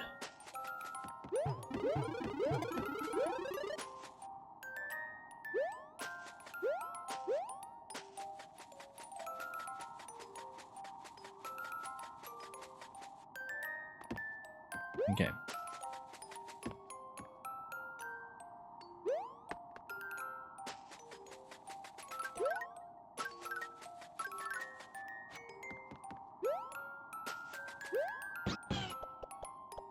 So many Yoshis, so many favorites.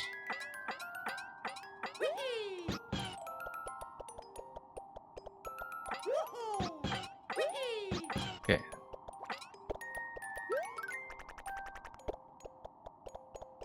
We hatched the other one, but it'll be okay as long as we drop this. We need to dismount without hitting the piranha.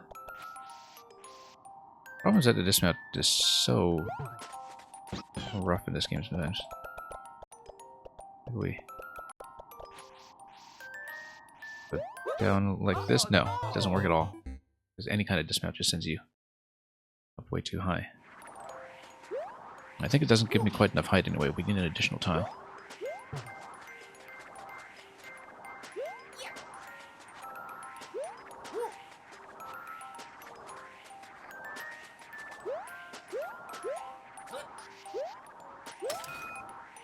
Okay, let's go down. Are we within grab range? We'll find out. Usually takes a few bounces. But it does go as planned.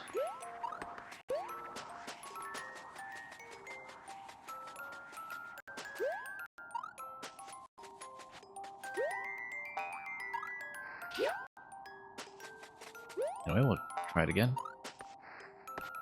Nope. Missed a ground pound. Overcommitted to the wall slide, in fact.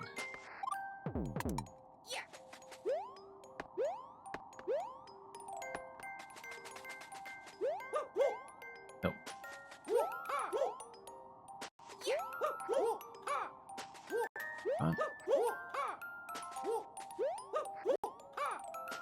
Gotta be faster on the cooldown to actually pick it up quickly enough to give it some lift.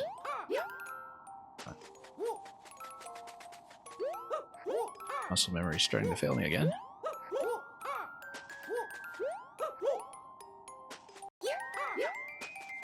Oh, we had no trouble with this earlier. Yeah.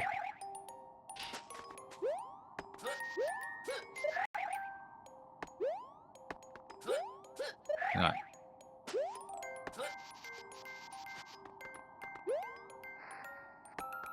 Everything's thrown off slightly at this point.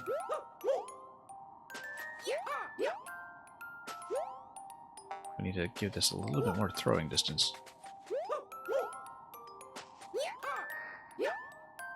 No trouble with this. What's going on?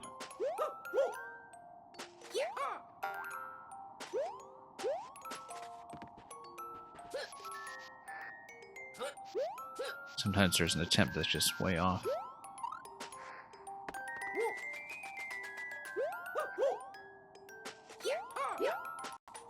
How come the grab isn't happening?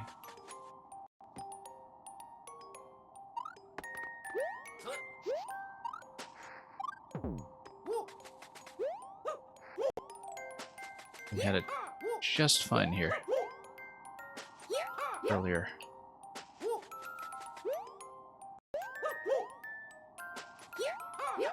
No. What?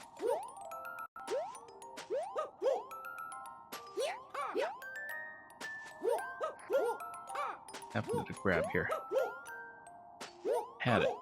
Absolutely had it. It was consistent. And now it is consistently wrong.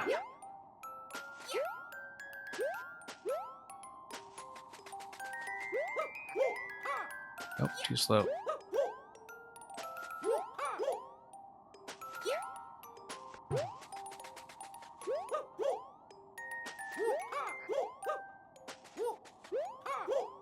Yeah, just doing things a little out of sequence, I think, perhaps. Throw in a wall jump.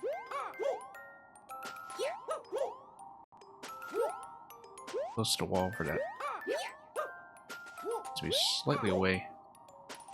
Catch it on the jump back.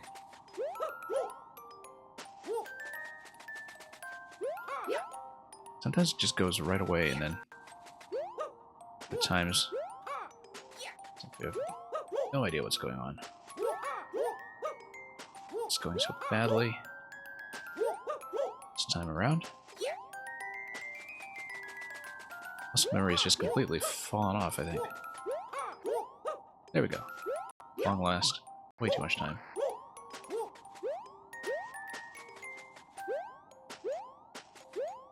And even if we do get Yoshi plus Spring plus P, we still have a lot of unsolved problems getting up to this point.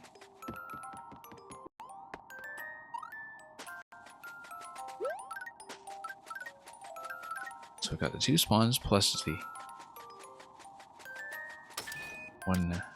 third one for the extraneous egg.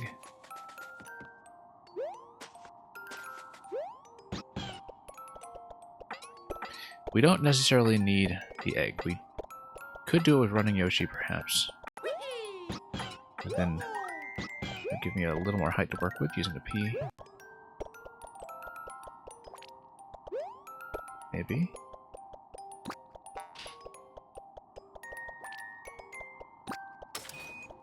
Nope. I wanted to use this kind of stack in the first place.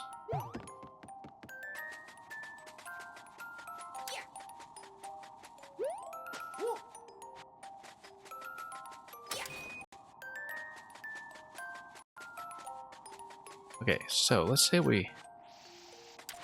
Oops. Way too finicky. I don't want to keep bumping into things. Maybe we just do a dead center. This way is something almost reliable. Let's see if we can just get past all the execution problems that we have here. There's so many. Let's... Now here's the thing, is that if we have Yoshi at a certain position and drop the spring in a certain position too, if things happen, then what? Let's see if we can... Hang on. Let's not dismount the piranha.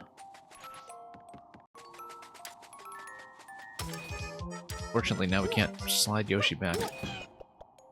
Get aside. Wow.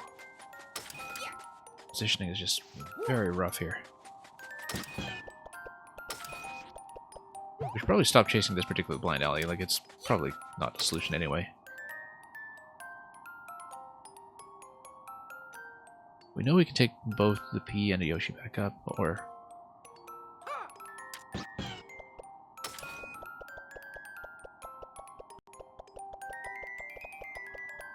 Yeah, if we can find some way to safely dismount without running into absolutely everything. Yeah, we just do a bit of a light tap here for the dismount. We crouch into the dismount.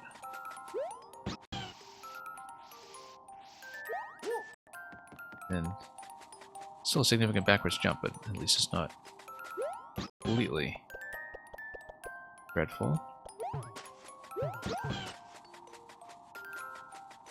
The wind definitely throws me off quite a bit as well. I mean, the dismount has never felt too comfortable here in this game, but...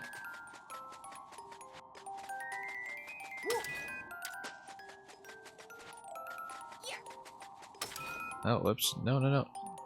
Get out, get out. Nope. Oh no!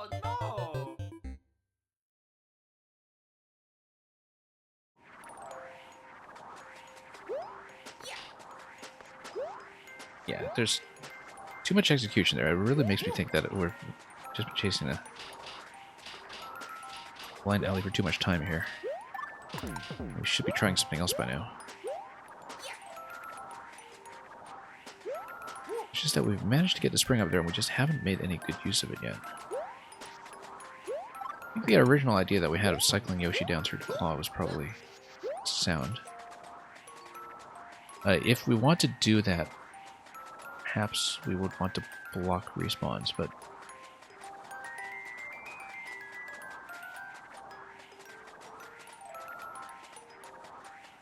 Anyway.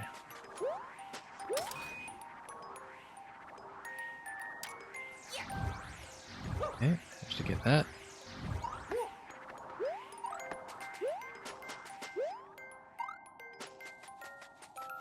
How is it we're having so much trouble?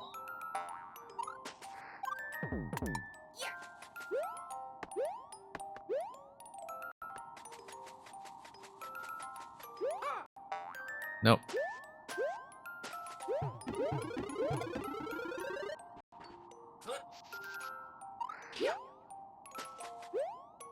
Well, we're going to wind up trying something very similar again. Not having learned our lesson yet about not doing it this way. Come on. No.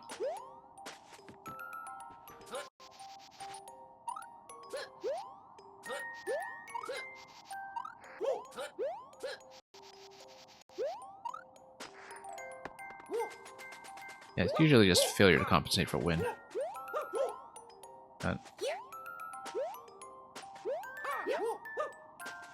We'll let go a little bit early before we hit the wall, so we can actually have a reasonable pickup.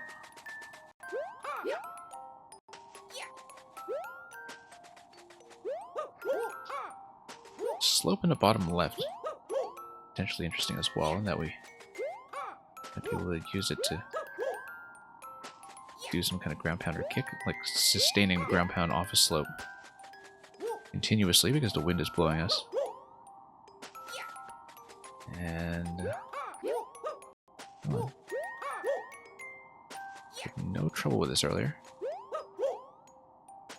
It is now a huge problem.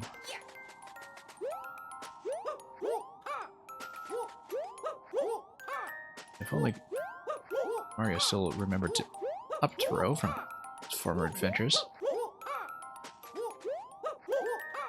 Maybe his doctor just told him not to throw up so much, except Mario, of course, is his own doctor, Dr. Mario. Come on.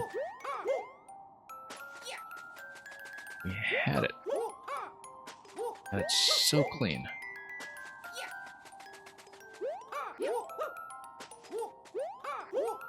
And we lost it.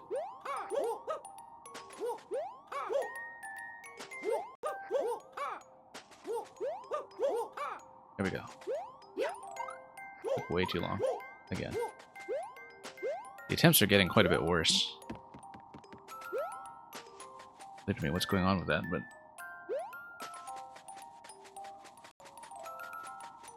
Notice that it's possible to do potentially a Yoshi-based stack. Where, for example, you can get Yoshi as the bottom part of the stack, then stack P on top of that, stack Spring on top of that, then maybe bounce the second Yoshi up that way. In fact, that's something we should try, because then we don't need to worry about the eggs. We should actually start trying new approaches to this. Except we do not want this to drop out that way. And we do need Yoshi to face the other way if we are to do that.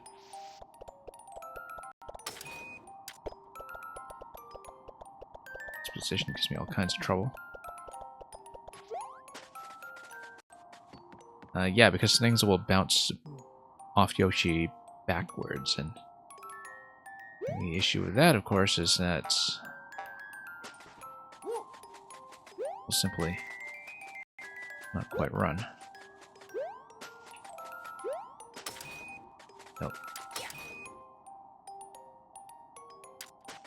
We'd actually want to P on top of him. Then we can do that. Yeah, unfortunately it does bounce. We need... We can get him to change his facing direction, that would be great, but...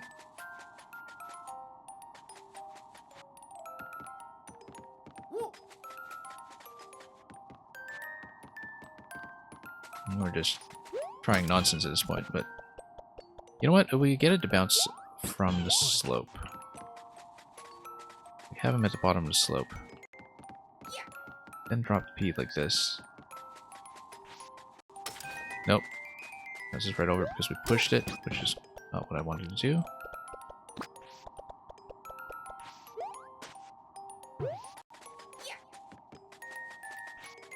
Nope, bounces over.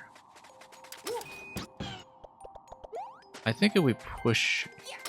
We need to get Yoshi facing the other way, first of all. But if we push him while he's facing forward, that's actually maybe the best way to do it.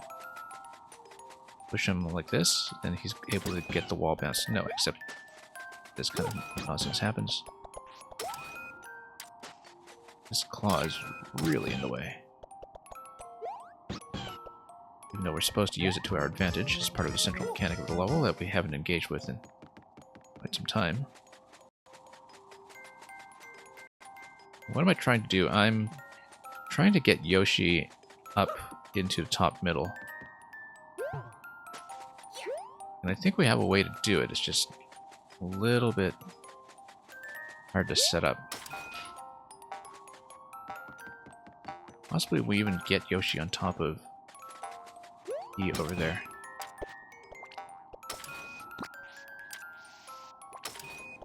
Yep. This is all kinds of disastrous.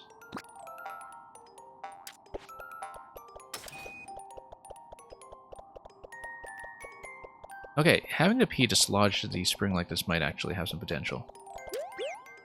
No, except it just drops. Look at that. Not quite. But that's actually almost interesting.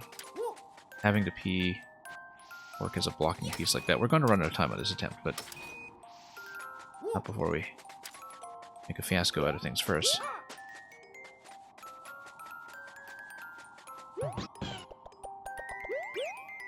Nope. Nope. Just caught it on the way back. There's gotta be an easier way to do this.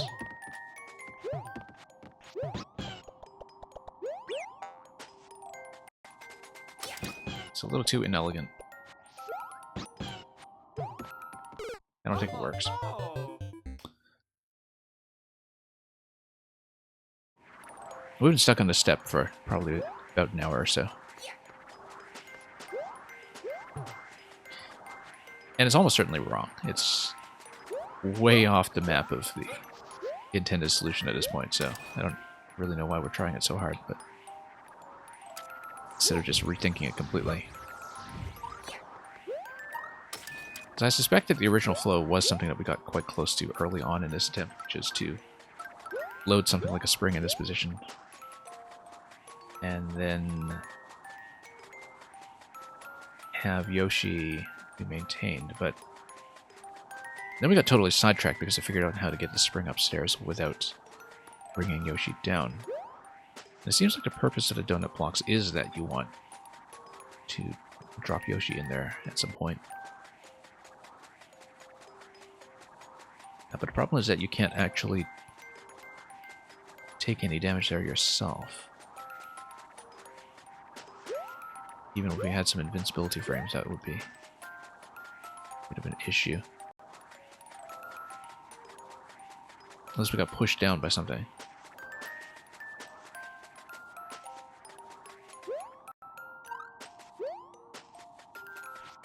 Okay. Let's try it again. Come on. Okay. Got that. This part is a part that I find a little bit dubious. I think it's probably not intended, and that's why we're having so much trouble executing it all of a sudden when we know it can be done, and has been done quite easily in the past.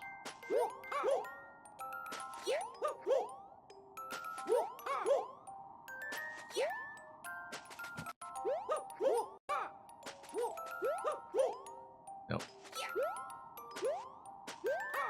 It started to take me way too long to set up, even though it's something we got on single attempts earlier. Earlier we were also actually trying to do a double wall jump here as well to really get it properly positioned, but then I figured out I could do it with less.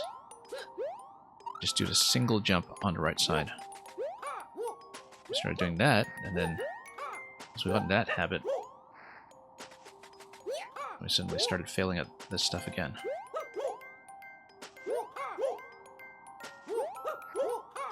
What?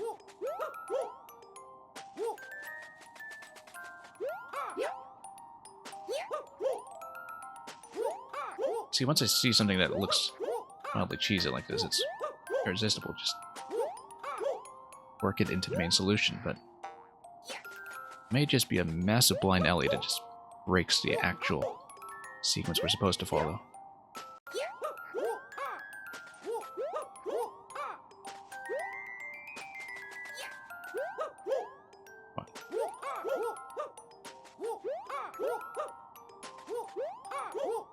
Too tempting to do it this way, though. It's just that we keep dying at the end of this section. We know how to get the P-switch out, we know how to do all of that, but fundamentally I have to be the main thing in the claw.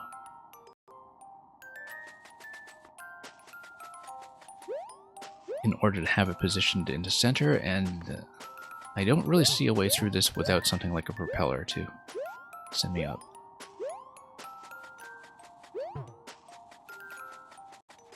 And I have some suspicion that propeller will be involved in this level somehow, but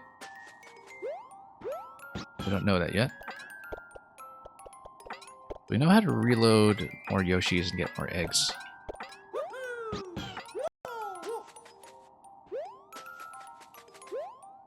But fundamentally, I need to figure out how to set this out. Now, the thing we had going on earlier with the P displacing the claw was actually kind of a fun idea.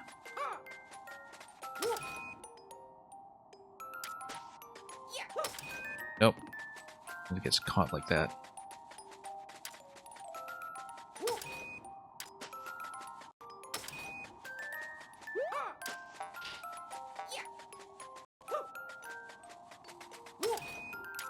Yeah, if we step 2 though, which is what we should have done in the first place, as long as we figure out how to drop Yoshi there safely, we're fine. It's just that we haven't dropped Yoshi there safely. Because then we just do the slide. Even do the wind slide back here. And kick everything up a notch. Hey, that's actually promising. If I can get around. Nope, I can't get around. Oh.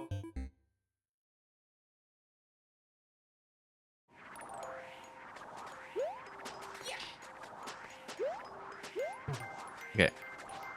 We've had a bit of tunnel vision here for a while, I think. Just being too focused narrowly on trying to do the little gimmick play that I found. Instead of actually solving the puzzle. Let's play with this some more, though.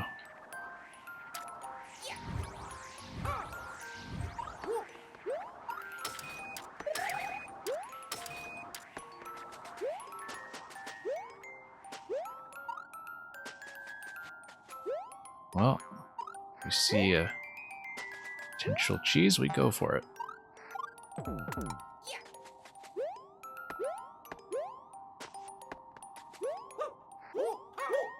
Oh, almost. And the more time we save on the step, the better off we are. There we go. A clean lever once.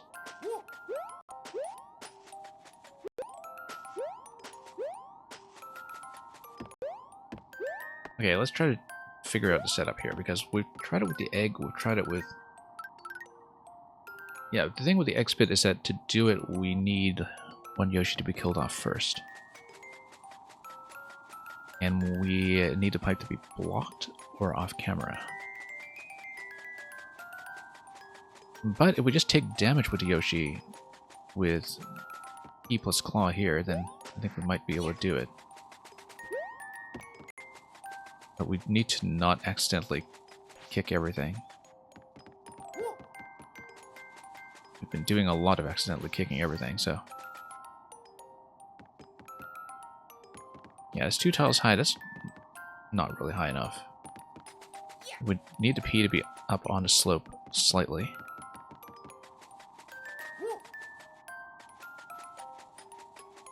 Maybe.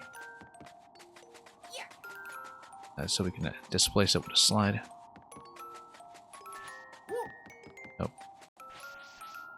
That's okay, let's try it in this position first. See what happens. Nope, it just gets blocked.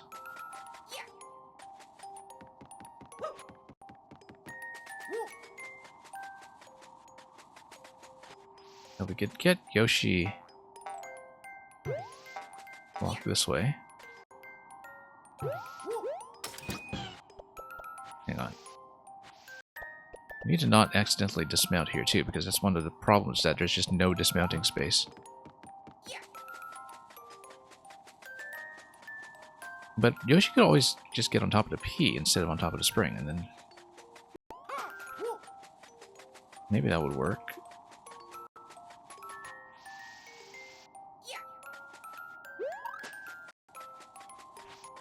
Okay. We know the egg spit might work if we slide into it. Fundamentally, we need Yoshi to hold still on top of this, and we know how to hatch an egg to make that happen.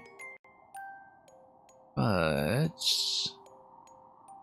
the positioning doesn't quite come together. The problem with taking damage is that, yeah, he'll just run and he gets trapped by the P.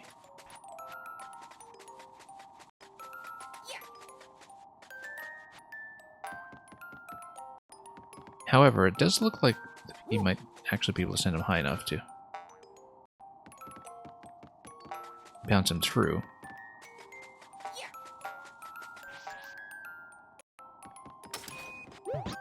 So, for example, we put P on top.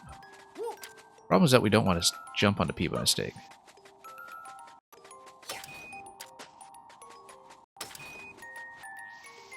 So we're trying to do a number of things. We were trying to do E-stack on top of Yoshi. Fortunately, it doesn't quite bounce the way I don't want there necessarily.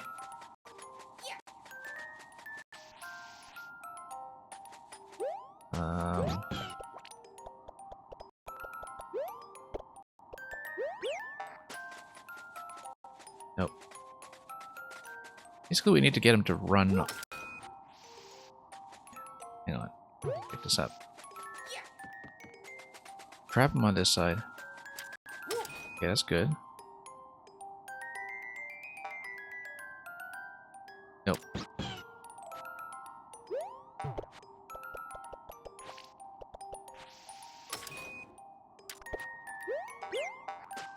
Yeah, we can totally do it with the egg, though.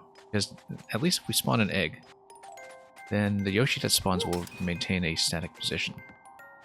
Problem is that in order to spawn an egg, we need the P-switch to block the pipe, which currently we can't do.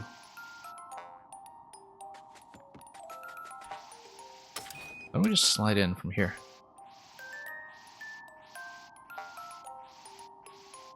Nope. Doesn't quite do it.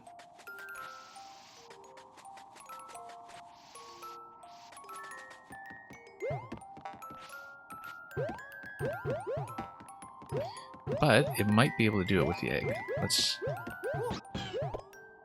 try it again.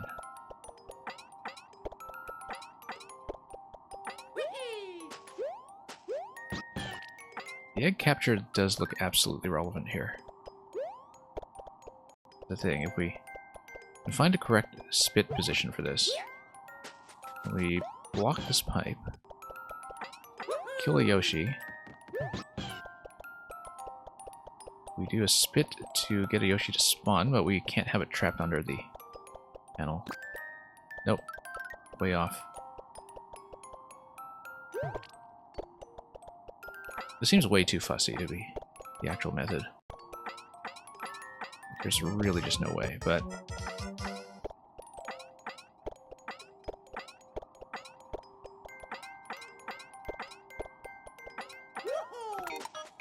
We've been here way too long. Yeah, this step has taken me the longest time. We've been focusing on the wrong thing. We just couldn't see it at all. Let's think about this. Also notice that when a twister drops this, yeah, we need to get back in position. He's had massive tunnel vision at this level.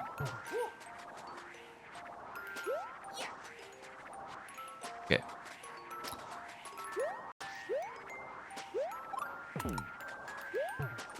Yeah, I feel like the trampoline cheese just might not be it. If it is a cheese.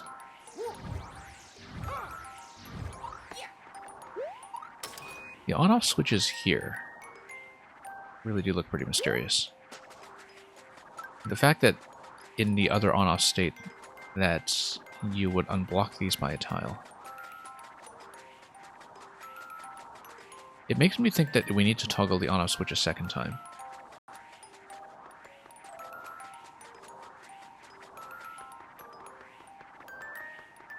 To potentially keep a Yoshi loaded in this position. Because why else would they just despawn immediately? Like if you drop them... Why is the Yoshi registered as dead? Might be because of the overlap with the on-off block position if that has been deactivated, because we know that the on-off state on each of these blocks is going to be global. So I think we actually do an additional toggle. If we toggle on off, we spawn the vines, we come down here and we toggle on off again because that allows us to climb the vines back upstairs. That might actually be the missing step all this time. In that case, let's not try to take this up manually. Let's, first of all, yeah, the key is actually the vine. We've been staring at this with the same method for too long and we didn't go back to fundamentals, which is, we need to toggle this.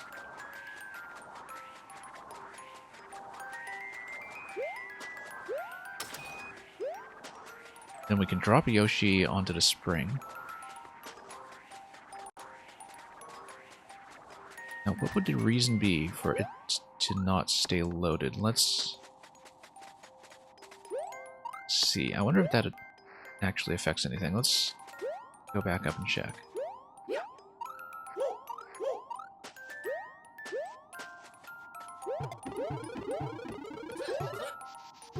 Okay, let's say we spawn these. Now, the problem is that we can't actually activate the on-off here, can we? We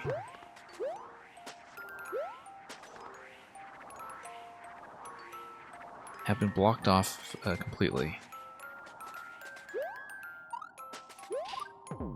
Because the conveyor would take us over, unless we had a P-switch activated. If we activate a P-switch, the conveyor stops. If the conveyor stops, then we're able to ride out the wind back to the on-off to toggle it again. So let's say we take a P-switch. This is how we're going to do it. We're going to attempt this with a different on-off state and see if it changes anything.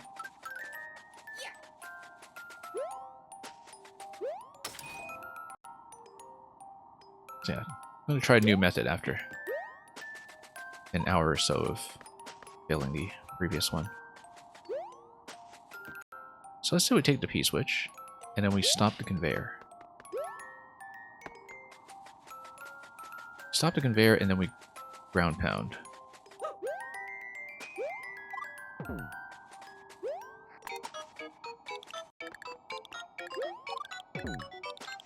Nope, misses. Doesn't work. Doesn't work at all, actually. Let's rethink that. Now, if it's, you have a P-switch and it stops this conveyor, why would we need that conveyor to spill us over? What is the purpose of that?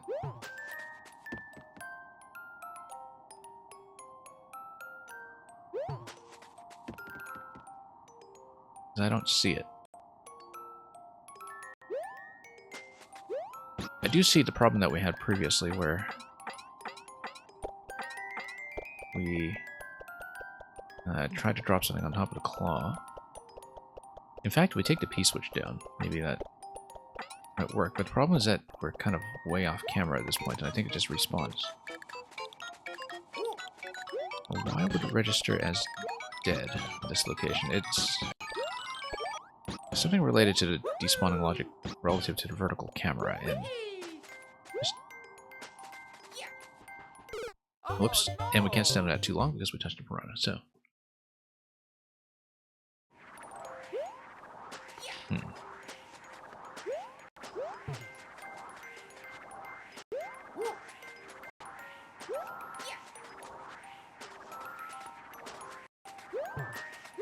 We are missing something, and it is pretty significant. Yeah, because as soon as we activate the on-off switches here, you open up the red blocks. After you open up the red blocks, maybe that affects something when it comes to the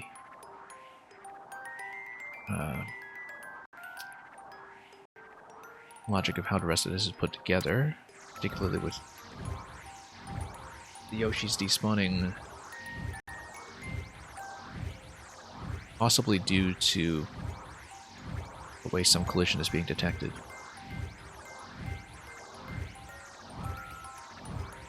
Yeah, are we going to pick this up? This is taking a little long. It's not this attempt, just a little too far away on that. Okay. I mean, we have to solve this. If we don't do it now, we'll just have to do it in a continuation, but...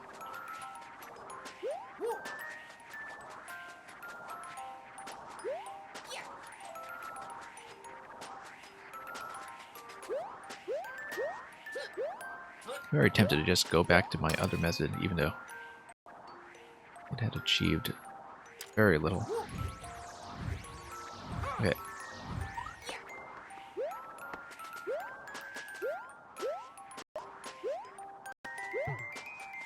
Now, this is interesting. Notice that here, the whole purpose of this slot here is to give you a camera view of the Yoshis somehow. Why would we want that?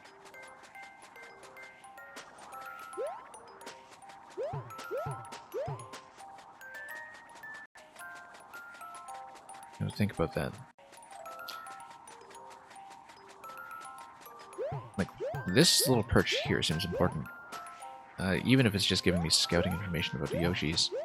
I think the camera positioning might be doing something here.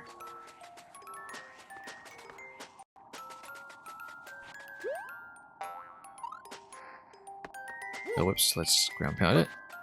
Yeah, so for the ground pound, we do need to spill off the conveyor for it to work.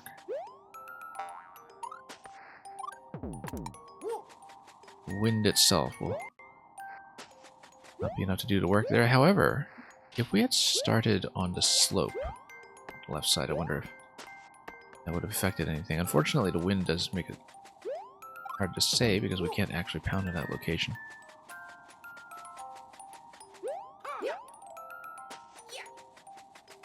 Okay. What did I say about not trying this method right away? Well, that's okay. It'll work quickly this time.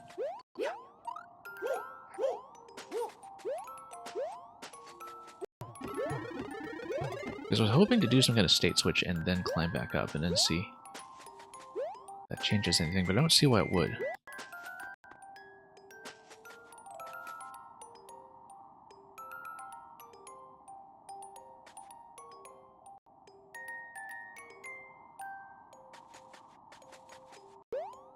Something else is going on with the Yoshis here.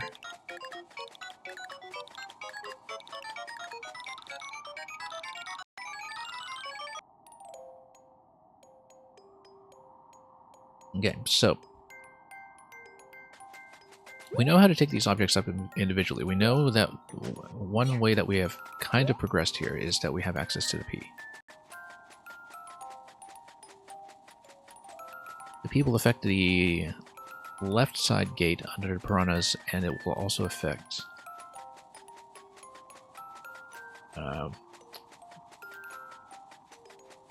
the conveyor that is by the on-off switch, although, as we discovered, that doesn't actually help me. So we can take these switches upstairs, but the thing I've been trying to do with this is set up a way to take Yoshi up, or a Yoshi egg. One of the two. I think it might have to be an egg.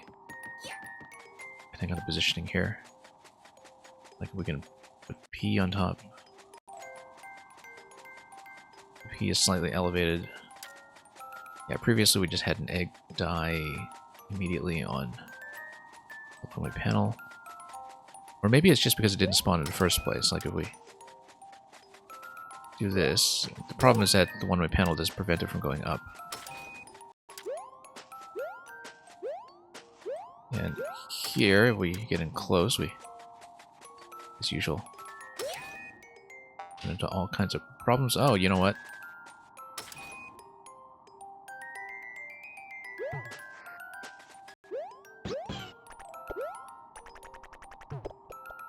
I mean, if the P is able to make it up there, why not something like an egg?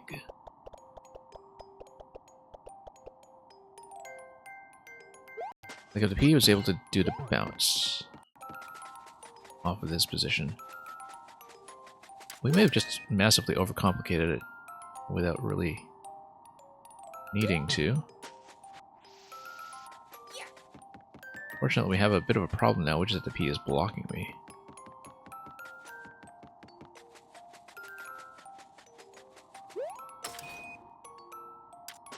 which we might have an issue with unless we find some way to get Yoshi up top.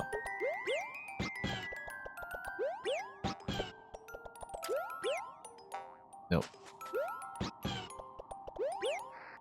I'm gonna do a Yoshi run here. It controls facing direction, of course. The wind is a bit of an issue.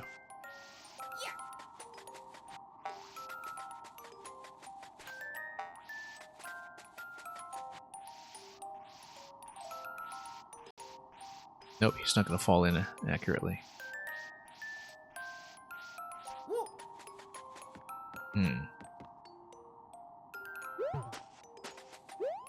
Well, why don't we just keep that one at a run?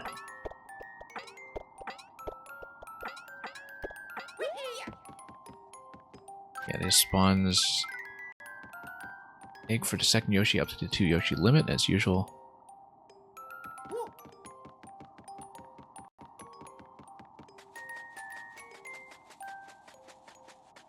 Now, the problem is that I think we've kind of blocked ourselves with a P here. That I think that even with the wind mechanic, I'm not able to get through there now. So we did drop the P in a rather inconvenient position. Yeah, because now I can't actually get out. I think I may have locked myself.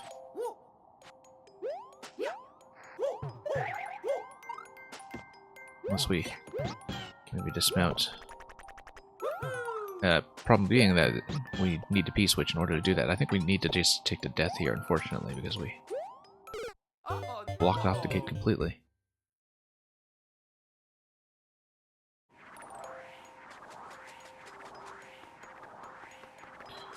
Okay. Do this again.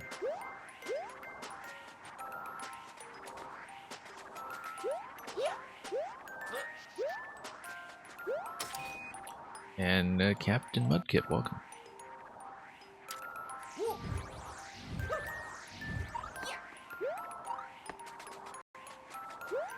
Alright, so, what are we missing here? We know that we can drop the Yoshi down here and get him to bounce. We can probably drop the P down here as well.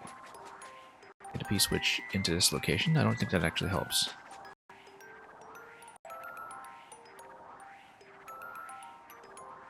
Now we know that Yoshi himself isn't necessarily going to fall into the claw. And he'll despawn if we get in too close. Now, if I can find some way to take damage and fall through the donut blocks and through the piranha, that would be great, but we don't currently see a way of doing that. We know the ground pound doesn't work either.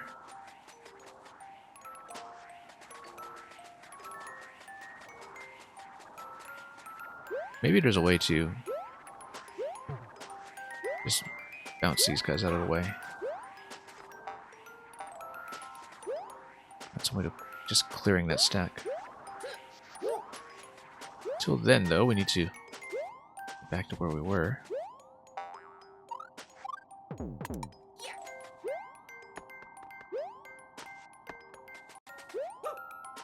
Which, yeah, progress really kind of came to a halt in this level. We're doing decently for a while, I think, but this step has taken some time.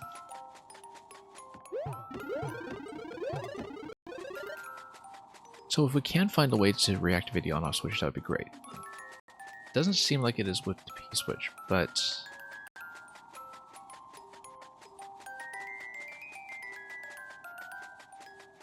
you never know, because wind, the conveyor, I think the double speed conveyor does win out. But we should actually try that and check. Before we assume anything. Also, taking the spring all the way down here probably wasn't the best idea. I mean, we got it down here to begin with, so.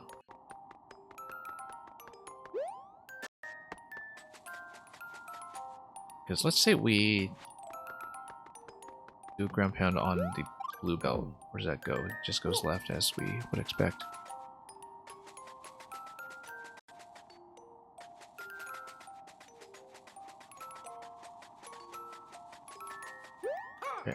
Hang on.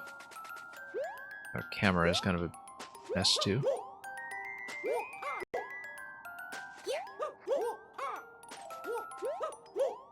Nope. Okay. Let's go back up.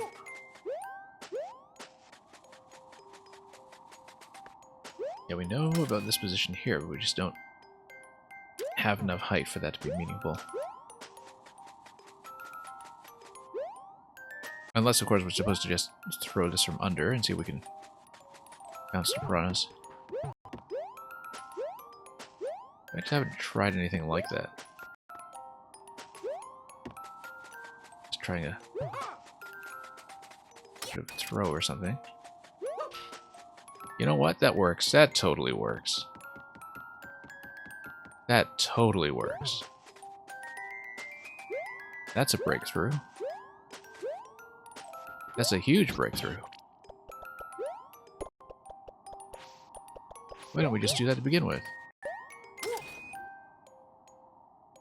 Okay, now we have a problem. I'm not careful with the wind. We could bump into things. Oh, you know what? We'll just kill it. Okay. And then, you know what? That's fine, because it just means Yoshi can go through now. We can even just bounce these guys. That's actually probably how to get through the P-switch gate over there as well, is that you just use the spring to drop the piranhas completely.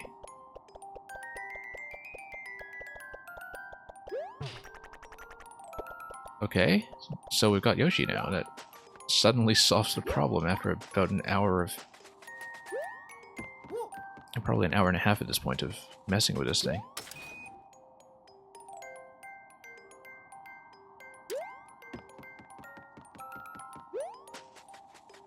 Yeah, that was unexpectedly simple all of a sudden. Okay, so that's the mechanic that we were missing. That's just a big aha, which is... And we don't even have that much time to take advantage of it. We've got 160 seconds. Oh, whoops. Don't want to do that. Whoa. Oh, bad idea. But hey, we finally got Yoshi out of there. That's a big break. That's an absolutely huge break, in fact. And it shows me a mechanic that I can probably use in slightly easier circumstances, which is... well, not that, but...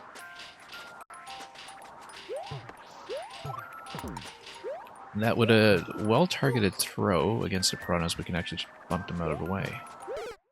Not like that, we can't quite get a jump on that one tile, but... if I attempt stuff like that... The problem is, though, wind still kind of messes with my movement a bit, and we can't really jump with one tile of space above us. So that doesn't work. We'll have to do things the old way, whoops, for now, but that was a significant breakthrough, that. Suddenly gives us a burst of momentum that we've been looking for way too long.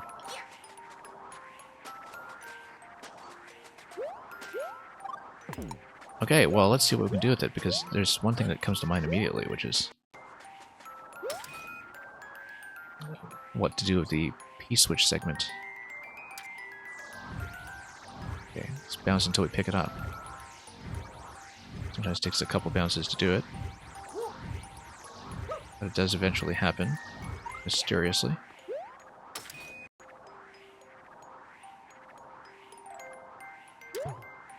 No, we don't want to do that. But if we bump against the ceiling and we throw in that position, we should be able to lower the piranhas. We don't necessarily want to lower those piranhas, except the main thing it would give me is the ability to perhaps take Yoshi down below. Let's do this again. Whoop, wrong. But hey, we actually made some kind of progress.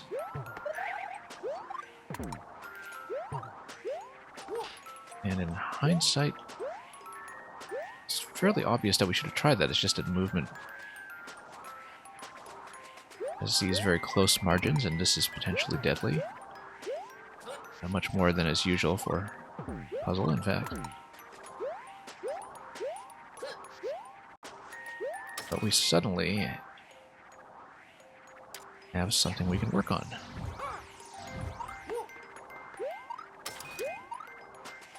And we can even keep the cheese method if we really want. If it is a cheese method, it might not be. As I keep saying. Okay, take this.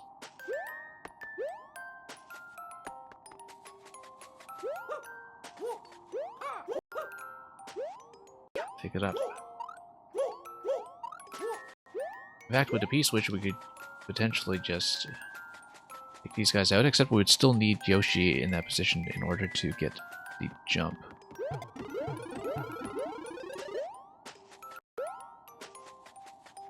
So yeah, that completely works. Let's try it again. Have to be very careful with it, though.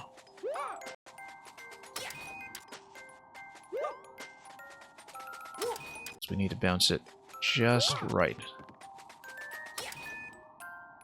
In fact, I wonder if taking the claw like that... Yeah, we need something reliable that we won't die to, though. But... Oh no! Okay, it works, but we shouldn't take damage. We should actually try to do a high spit with Yoshi. Try to make that happen. Rather than just doing a straight throw as Small Mario.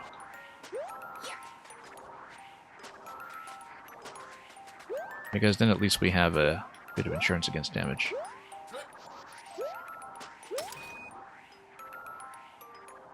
I don't know how I evaded that outcome last time.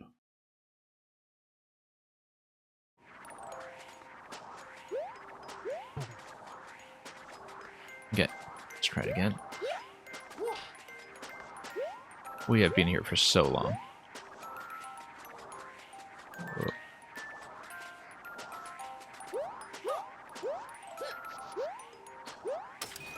We made a little bit of headway.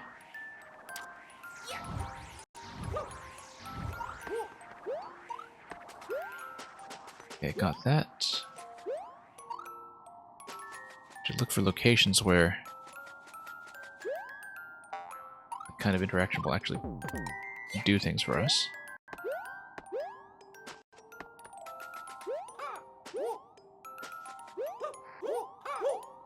Nope. Not.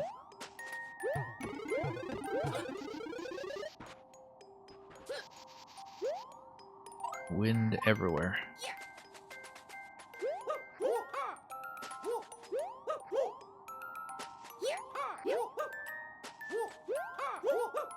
There we go. Just need to be fairly crisp about the grab. That's the main thing that was getting us into trouble.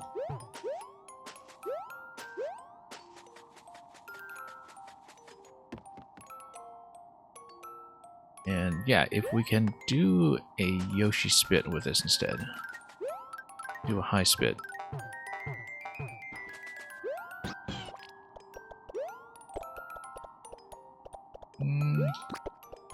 Not quite. No, quite.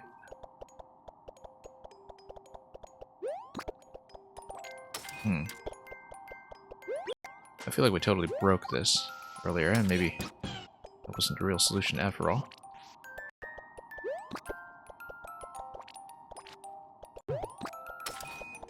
We know it can be done. Just gotta make sure we do the high spit, and it's a very specific positioning, though. Too specific to be the real solution, I think, but whatever gets us progress at this point. Kind of needs to be at the top of the arc, almost. Or towards the stem, perhaps. Got it to work. I don't need to hit it from behind, almost.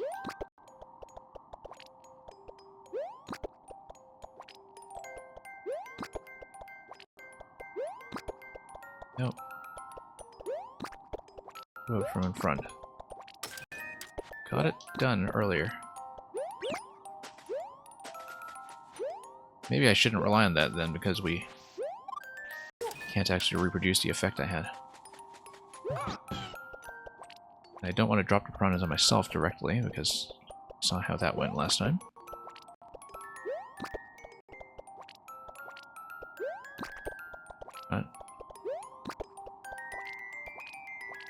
You know it can be done. Whoops. Or we just take some damage frames and then do it that way. But we don't want to rely too much on invincibility frames, though. They aren't that plentiful.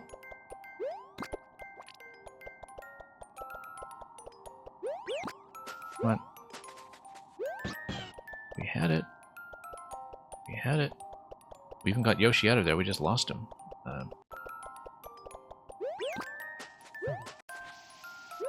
We know how to get the E to bounce up above this as well. It bounced rather inconveniently, and so we shouldn't rely on that too much.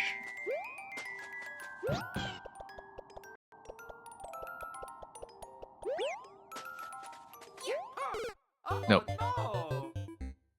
Yeah, there was something that I did to knock these down, and I think it was hitting them with a spring kind of at the base, which under this extreme edge case scenario,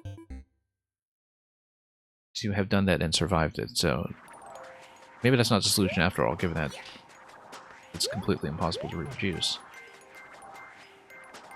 or at least highly unlikely. But the things we're discovering about this level just by doing what is likely the wrong thing.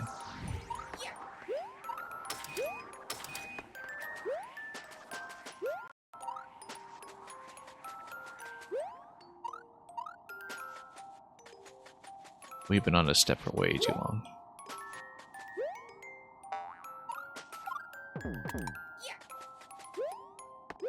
That's okay, tunnel vision happens.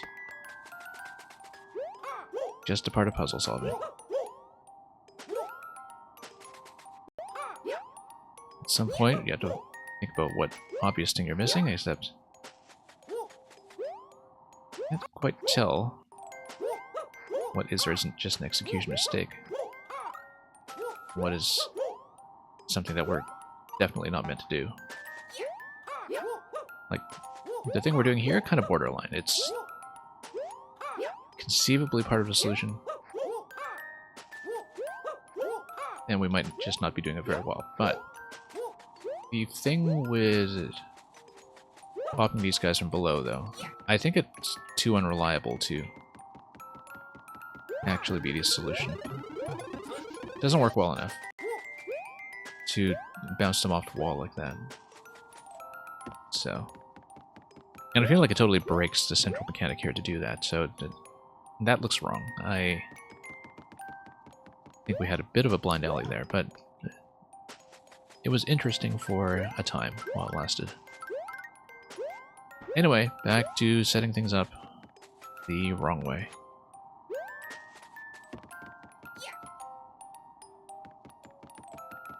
Yeah, if we're able to... Yeah, we were doing the X-Bit method earlier. It had some potential. It would get a stationary Yoshi to bounce on top of a spring at any given time, and if we're able to slide into that... We never actually did set that up successfully. Notice how to slide does give you kind of an additional 2 tiles or so. Which indicates to me that if we're able to spit an egg dead center on top of that, that might still have some potential. Now, in order to do that, we do need to grab the egg initially.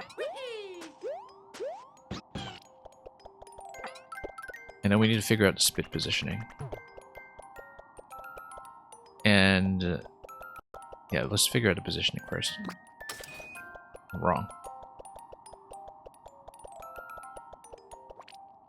Nope.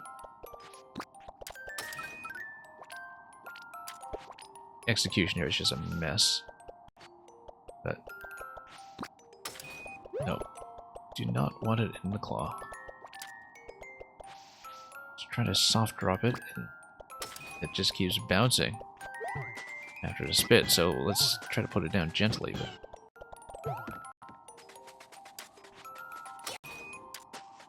everything's just bouncing off the walls here. Okay, now Yoshi's just out of position as well because we bumping into him. Now we're just trapped. Okay. But if we can get the egg to hatch in that central location, then maybe we're fine. But we'll block this first. Oh Yeah. no! Yeah, the problem with the claw is that the claw prevents me from doing this kind of P stack against a wall with Yoshi that we very often do in a Yoshi level.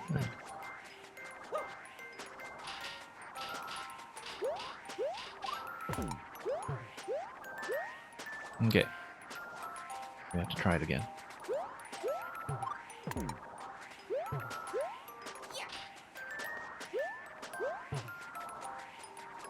So, being able to miraculously peel off one of the piranhas seemed extremely promising, but then, you know, if we had discovered that by now, and if it was intended, we would have been able to break the whole level wide open, so... Looks like that's not it. Anyway, let's bounce until we grab it. Sometimes it takes a few bounces to line up for some reason. Really just Twister Jank that's doing the talking there. Sometimes it just doesn't go though, so let's try to place it a couple pixels over. Even this doesn't quite feel right, because it's difficult enough to reproduce as a solution. That, in spite of the fact that it clearly seems like it's supposed to be the interaction, we can't do it very reliably.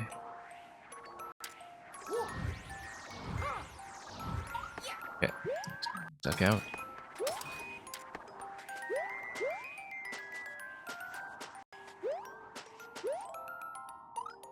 And down.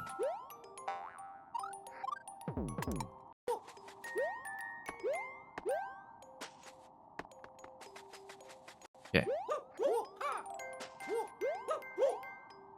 Just gotta be a little more precise about the grab.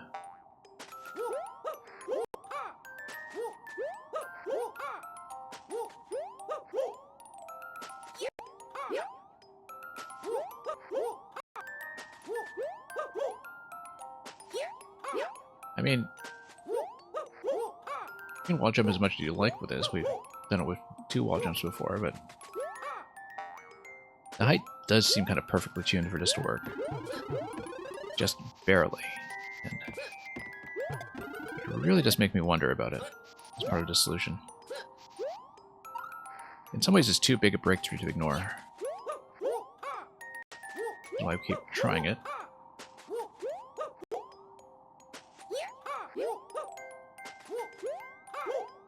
Because how else would you get us all the way up there? I mean, it's probably supposed to be suspended on that claw we saw much earlier. We haven't actually used that claw otherwise.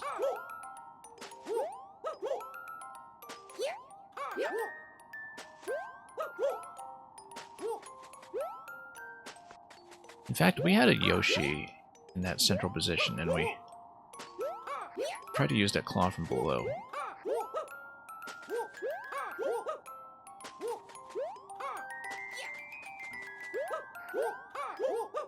There we go. Yeah, 2 jumps is maybe more reliable. Oh, that was a mistake. And we're back to square one. Okay.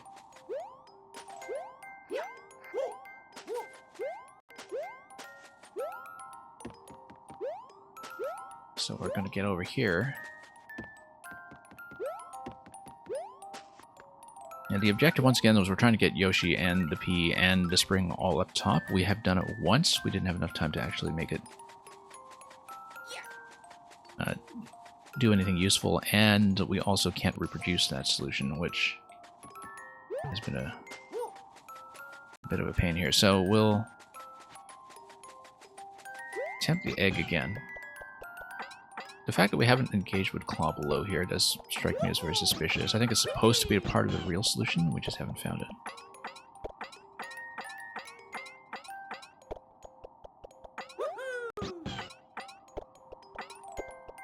Instant donut drop too. Profoundly weird. Okay, we got the egg. We don't really have the egg spit location yet. But in order for the egg to hatch properly, we do need to block this position, dump another Yoshi, and not die. So can we get the egg down here properly? Nope. We just need to do this again. 2 1s. Considerable annoyance.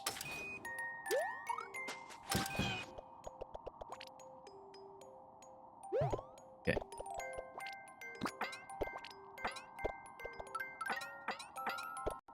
Then, yeah, it takes a lot of setup to get this going.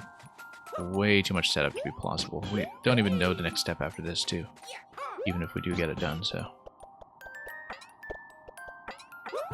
Okay, we'll dump Yoshi in the garbage.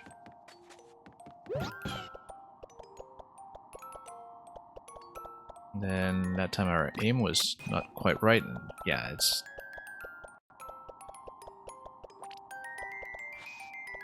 not going to work this way. Hang on. Let's... Yoshi... I keep forgetting that Yoshi actually can't soft drop objects in SMBU.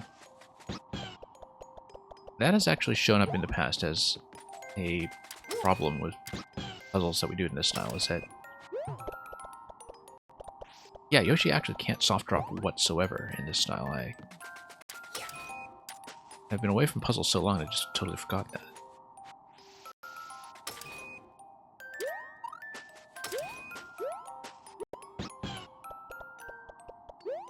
No. Oh, no.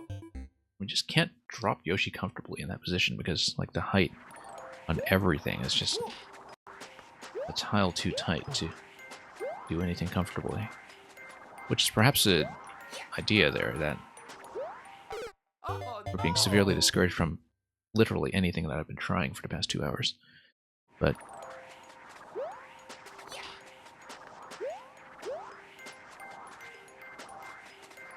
we'll have to make do with that. Oh, don't want to slap this just yet.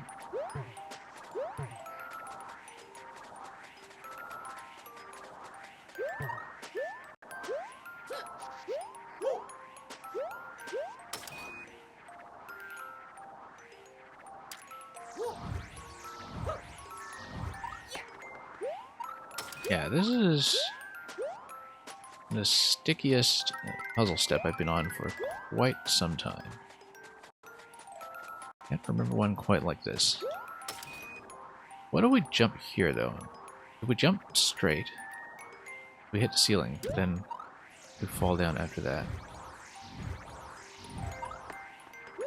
If we do a straight jump, and then at the apex of the jump we do a throw from behind. Doesn't go.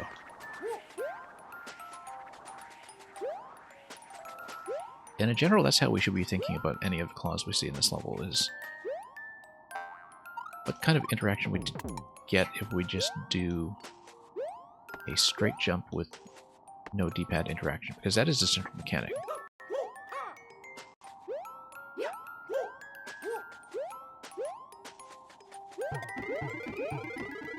Okay. There's this whole piranha column that we haven't dealt with either. Might be a camera scroll thing where, like, all these Yoshis are falling way off camera.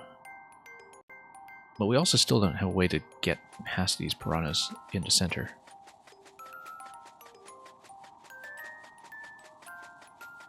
Just haven't found a way to deal with them yet.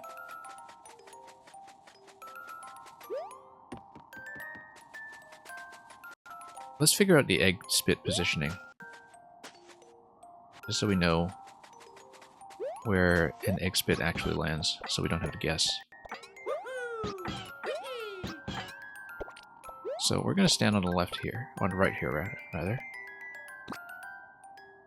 Okay, right on the corner.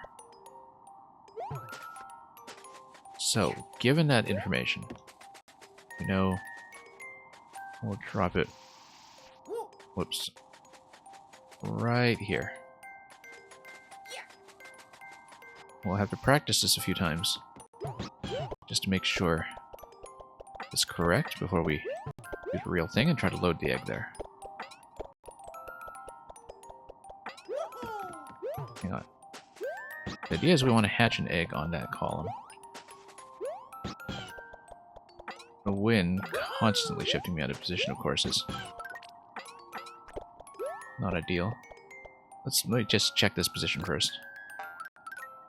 Okay, that works. It does not spawn Yoshi because we're at Yoshi limit, but then that's what the P block is for. So we don't activate the P, we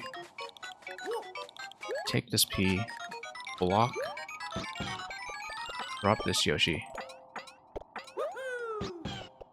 take this Yoshi, try to hatch here. Okay, and then at this juncture, we try to slide underneath.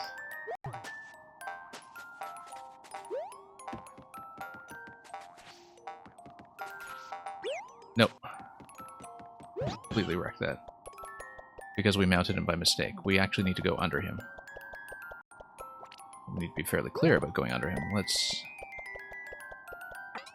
drop another one. Grab an egg.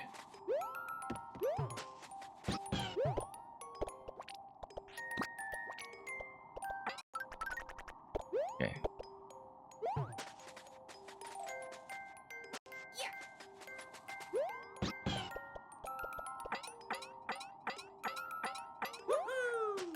Okay, dropped it.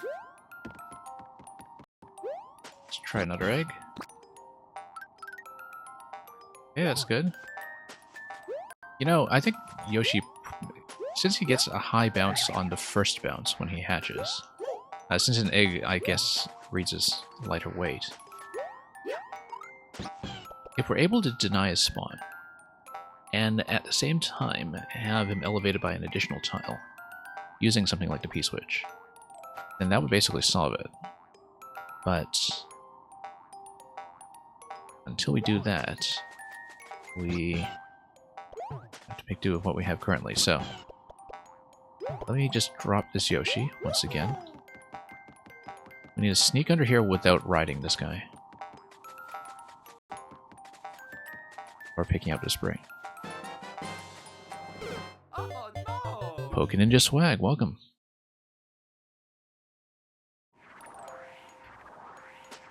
Trust me when I say, first of all, that your Maker stream went well. Trust me when I say you don't want to know how long I've been on this step of this puzzle. It's going smoothly, and then on this specific step, we've been stuck here for absolute eternity. Much worse situation than previous puzzles that I can think of. Red Knight, welcome. Red Knight, we are good and stuck. But, yeah, we'll get it eventually, but not before trying out way too many things that lead to execution mistakes first. So this claw we know was already previously used for dropping through the central segment. We know that we can bounce Yoshi on top of the spring, but we don't know how to deal with the despawning. Because it is despawning when we are sufficiently off camera.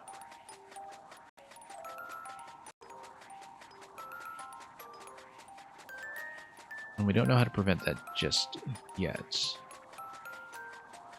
There might be some kind of priority thing going on here where we actually just need to block the pipe if we start bouncing Yoshis around, but we should in fact try that, because Well, let's do the state switch first, because we know we need to do that.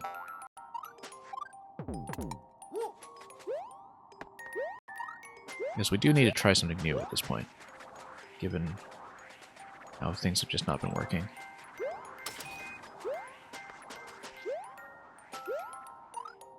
So, let's just try to drop the spring in that position. It interacts with the Yoshi drop fairly well, which is why we should go back to it as an idea that I had, again, about 2 hours ago.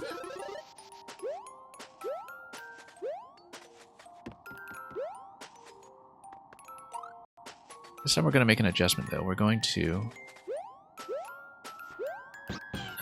first of all... Yeah, we know that we can get some eggs to come out this way, because we're able to break the Yoshi limit. So we swallow an egg, but then we're going to drop the other one after placing a P-switch to jam it.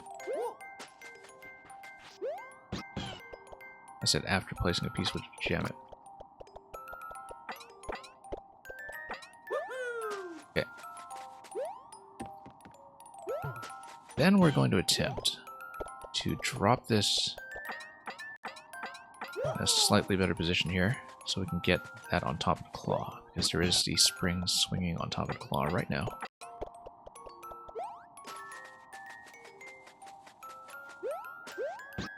This is really tricky. Nope, completely missed.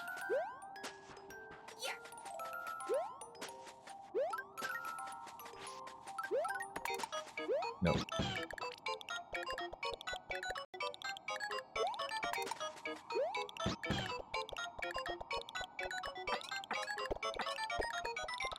Well, this is not working out. Yeah, we know we can get the egg. We know that eggs can give me quite a good bounce.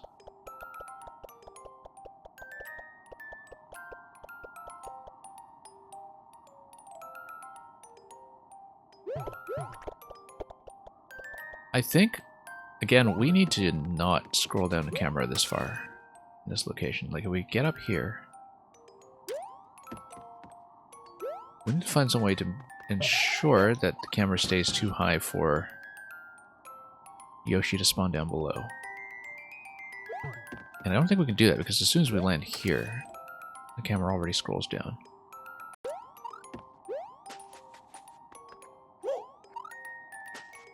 Like, maybe if... Yeah, we need to figure out how to break this particular spawn.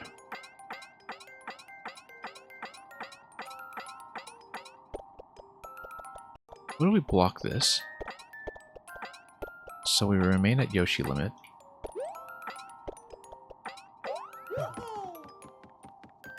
Not like that, obviously. We're trying to kill it.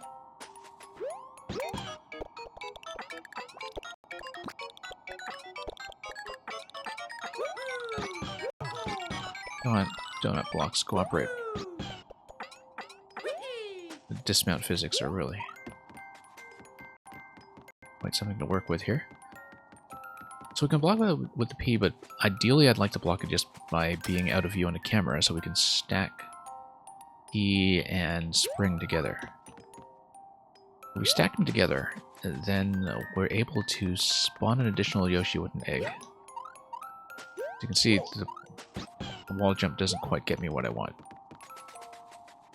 It's way too execution dependent. I don't think this is going to be the solution. Oh no!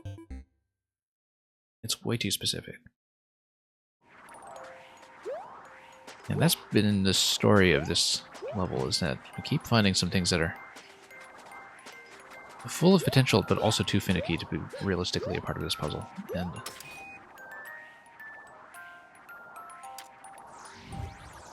anyway, let's grab this. Totally inexplicable twister jank as usual. We have to bounce X number of times for it to function properly.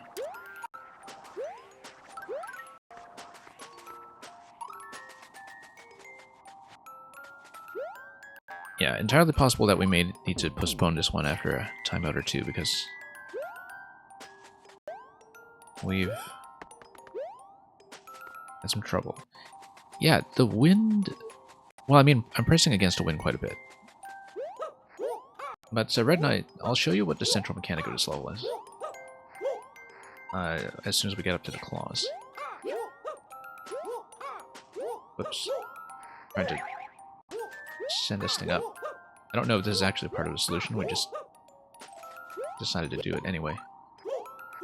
Because nothing's quite off limits. But the idea is to take advantage of the fact that when you are jumping off a claw, if you are not pressing the D-pad, the wind does not affect you until you land. So basically it looks like this. That if we get pushed by the claw, and then we let go of the D-pad and we just jump, we can jump and fall through with no wind effect displacing me. So the entire puzzle is about getting through these gates with the two piranhas using either claw jumps or claw drops. And they have to be perfectly lined up. Now the problem is that if you are riding Yoshi, your hitbox no longer works. So if you ride Yoshi, get on the claw, and look at that, it doesn't work. Yoshi's not happy about this either.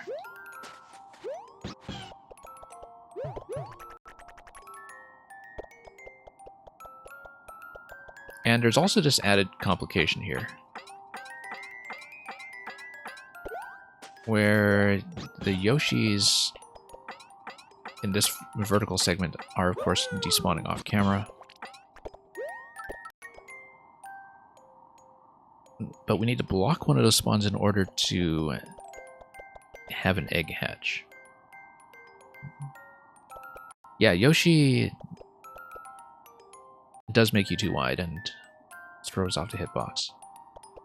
It's such an extremely specific interaction. But the thing I'm trying to do is get Yoshi up there. I did it once, pretty much by accident, with a trampoline throw that I can't actually duplicate. We tried a couple of other things. We tried to sort of displace the claw by maybe dropping an object to the left to make sure it doesn't do anything, but yeah, if you let go, of course, it's going to pick up the P. Doesn't quite work.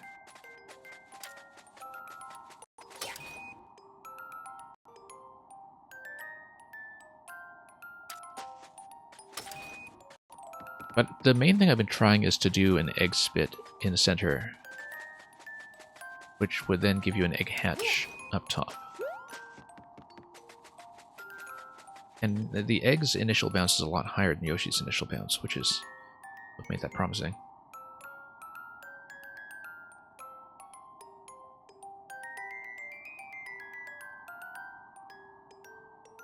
But fundamentally, there's some stuff about this that just doesn't work.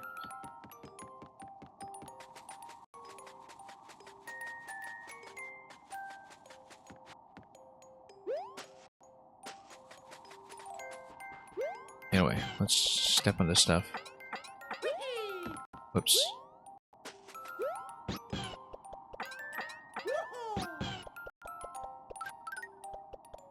But yeah, there's probably some really critical step that I just never figured out.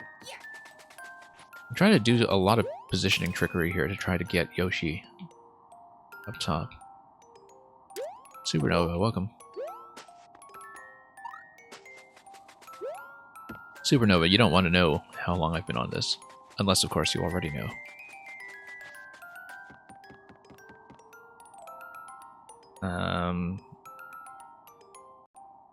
So yeah, if we do this, we can do the egg bounce, but the problem is that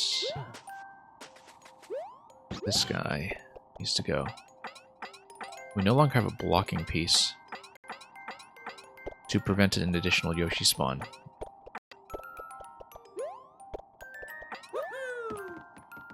We actually probably want two Yoshis in egg form. Like, we grab one egg and toss it into the claw, we grab a second egg. You know what? That might actually be it. Okay, we're gonna do this. Okay. Now we might actually be in business.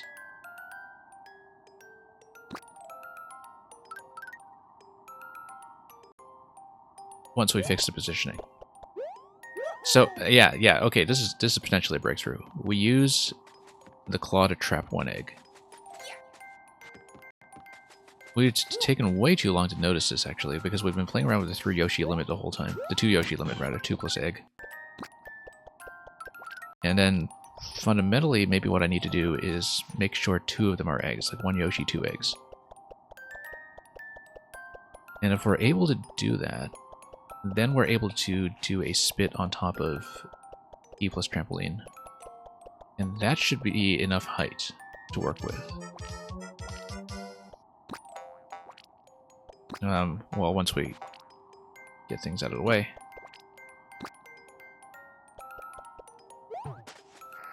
Hang on. Let's... Yeah, because there's a particular position here that we're going for. Okay, this is a breakthrough, potentially. This is the first new idea I've had in a long time. And it's something that might actually have some potential.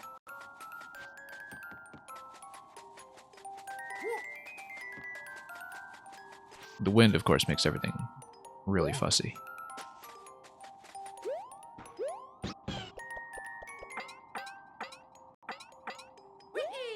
Okay. We've got 50 seconds. It will not be this attempt, but this is the first new idea we've had in a long time. So we spit this. It's totally not going to pick up, of course. This is just that kind of level that's going to do this to us. Doesn't pick up.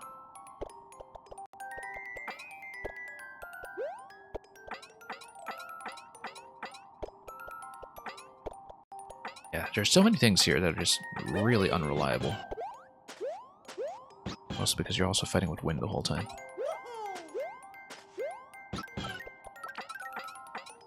Like, we need to find a positioning that will actually allow me to get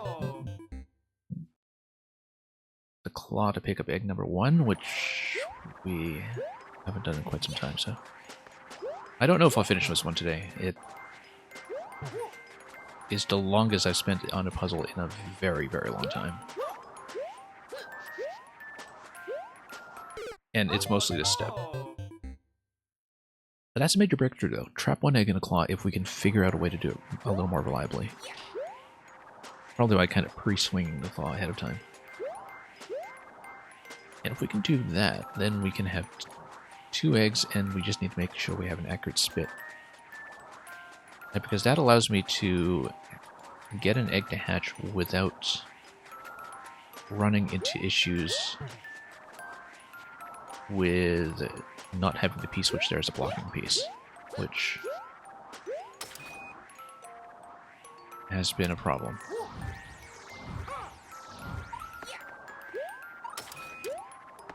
Okay.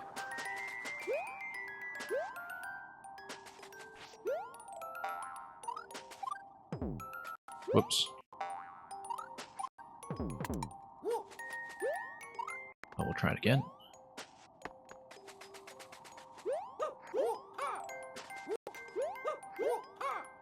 Okay, here we go. Yeah, this thing seems too perfectly tuned for this to be a mistake. The more I look at it, the more I feel like that is actually an organic part of the solution. Anyway, let's put an egg in the claw first, before anything else happens.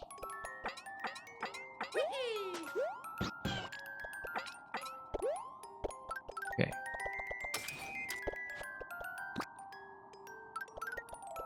I can't believe it. Like, it just will not go.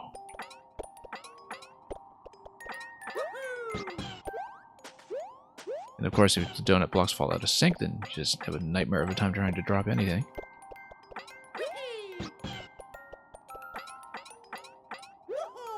Okay.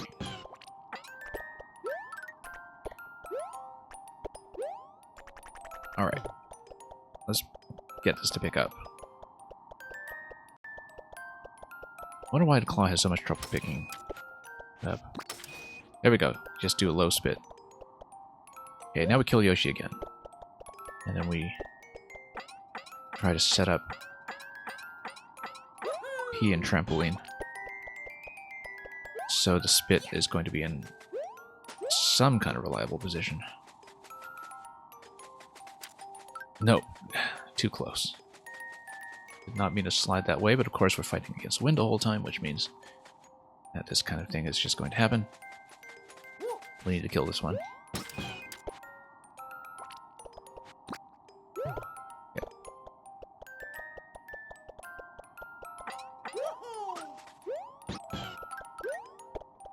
No, and we need to... My goodness, let's...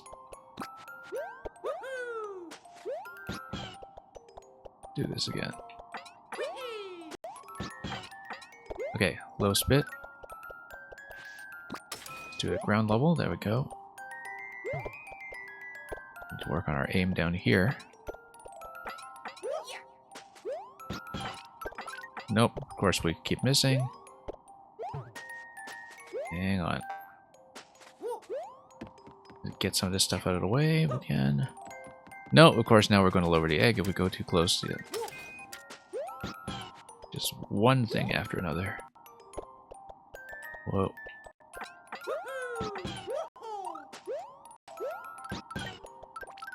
Okay, got an egg. Low spit. That seems reliable at least.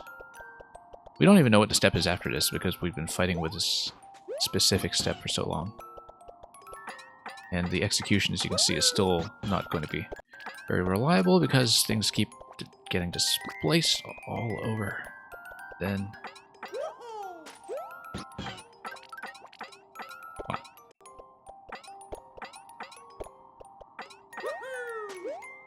Egg, please. There we go. Now let's try to set things up. Of course, we're at the mercy of our aim now, which is not good. We need to soft drop things against the wind, which is doubly challenging. And we need to make sure the spit itself is accurate, which may not be the case.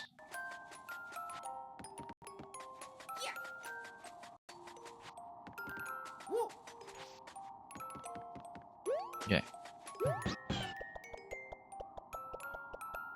Let's try it. I don't actually know the spit range here. Complete miss. Complete miss. Look at that. And then now we have to set everything up again, so... And the other Yoshi is too close now. We have to set up both eggs again.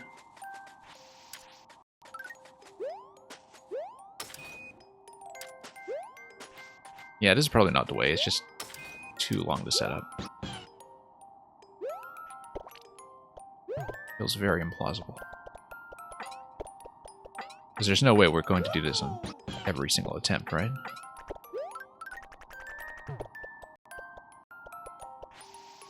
Okay. We're standing too close, probably.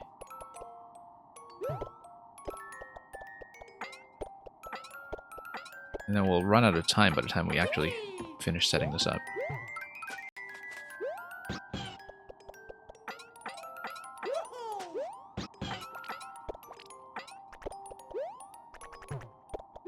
Okay, let's just try to bounce. Nope.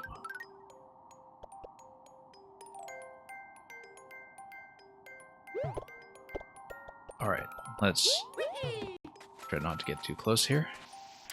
It's too close. Oh, nope. Tried to swallow it and missed. We're going to spend the entire time out on this one silly thing.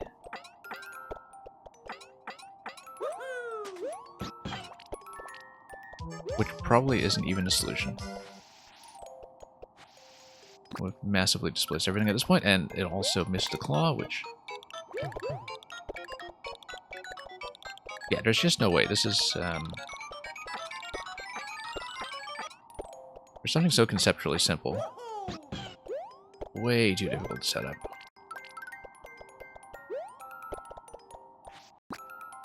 Nope.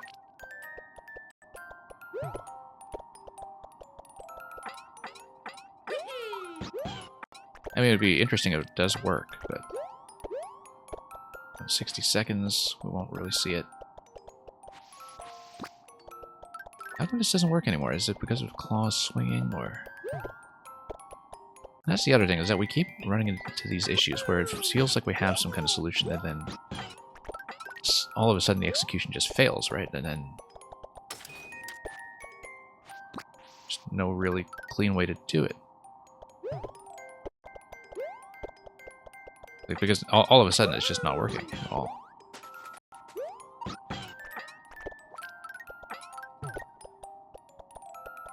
Okay. Low spit? Okay, got it. We've got 20 seconds. We won't really see this in action.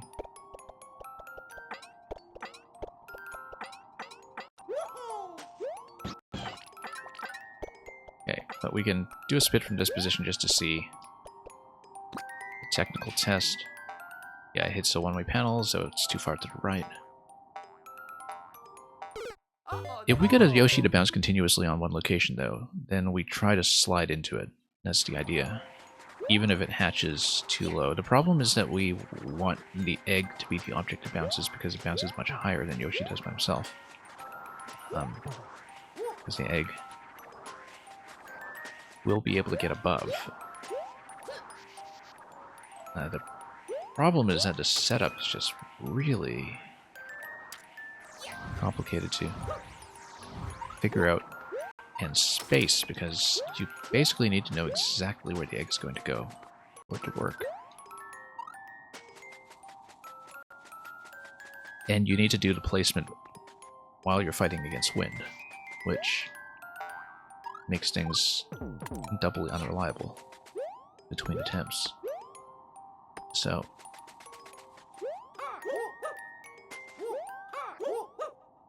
yeah.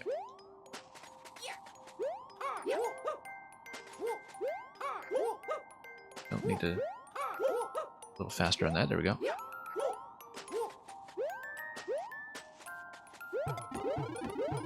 Yeah, because if we hit a P-switch over here, and if we're able to get above as Yoshi... I mean, even if we do have P-switch plus trampoline plus Yoshi, I don't know that we actually understand what to do in this segment here on the left.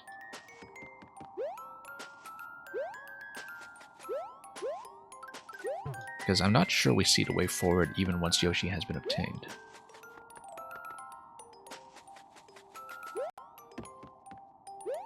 Anyway, let's do a bit of a test, perhaps. Let's... Hang on.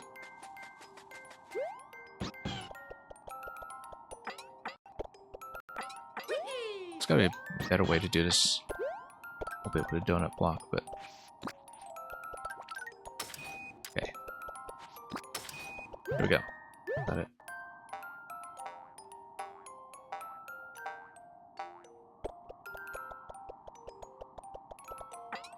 Yeah, we'll grab another egg. We'll park this over here. We want to basically get the second bounce, but we need to get it nice and low. Might even just be in a central position here.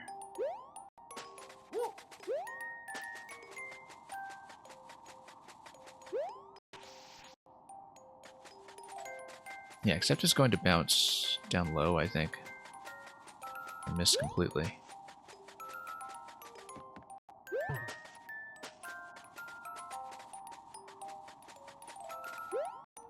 Well, that's not going to be it. But we'll try it again. We got it. We got it. Okay. We can even grab the other egg now if we want. If we really want. We know that both of these objects we can take up manually too, so we don't even need this Yoshi. Because we know that the wind mechanic, we can just take everything up.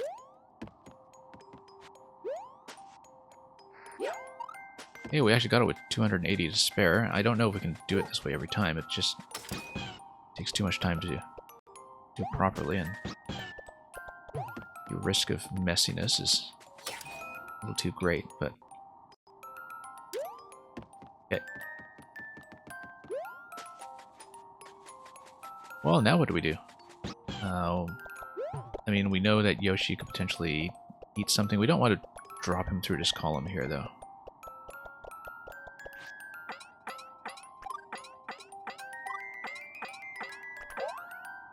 Yeah. I mean, we can eat that, but I don't quite know what the displacement pattern here is all about. Let's just make sure we can preserve all items for as long as possible on our way back. Now, this is the gate that we need to worry about. And maybe Yoshi is able to get through, but it's a little hard to say. Because we would need to hit the P-switch and probably bounce on top of that.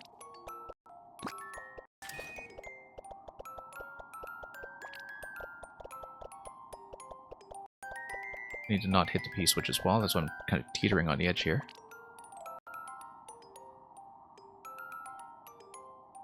No, that's not engaging with the central mechanic, though. Oh, whoops. Remember, I can't twirl when I'm riding Yoshi. Yeah, because the issue is that...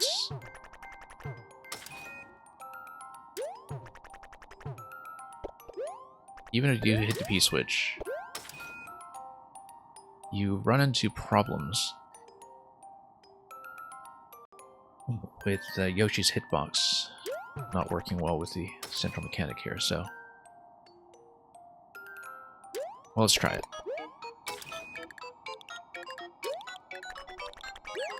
No, doesn't work.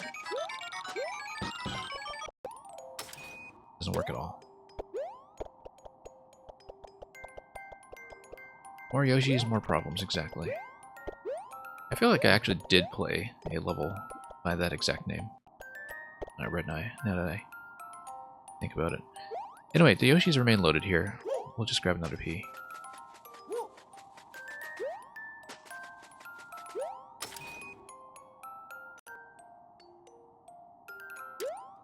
Okay. Oh, am I actually ready to take the P gate now? That's the question. Oh, I totally despawned that thing too.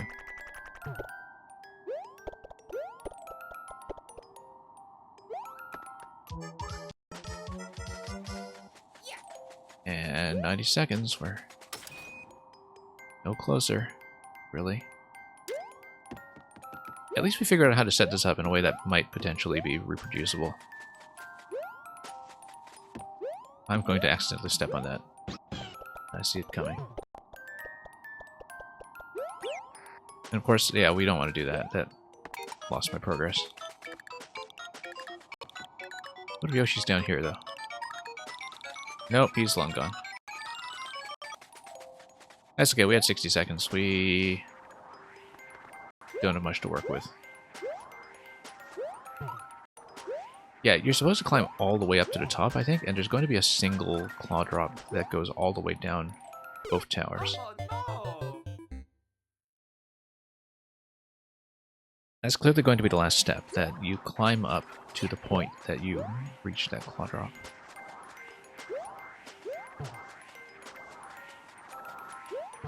Anyway, let's try to set it up again. I don't know how much longer we'll keep at this, but at least we made a pretty major milestone on the last attempt.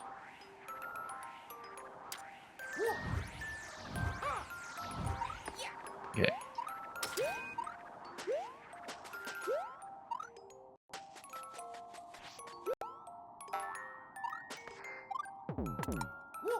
Okay, that's fine.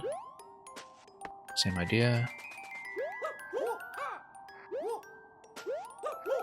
See, I don't see a good alternative to this solution, and the height just seems too perfect for it to be anything else. I mean, if it were maybe one tile more forgiving, then it would seem really perfect, but... Redox, welcome. Three Dogs, we've been on this one step for close to 3 hours.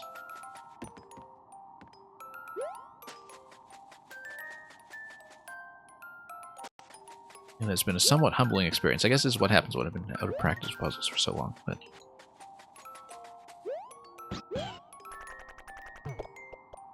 Anyway, let's grab the egg.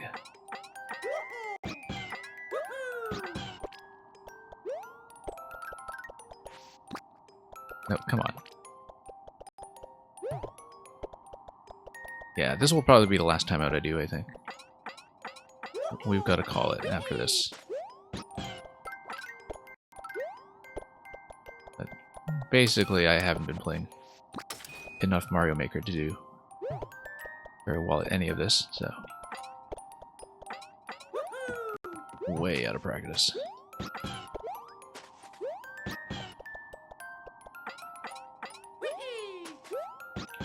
We did really well with the other puzzle that we did earlier today. I thought we found an elegant solution rather quickly.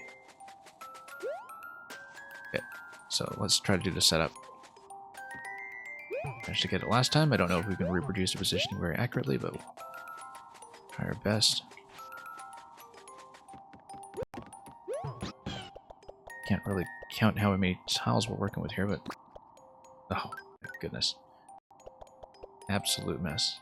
And it always takes forever to set up, too, like once you miss. We actually need to swallow the egg right away with this. That's the easiest way to redo the setup. And then, of course, now we're just stuck. Okay.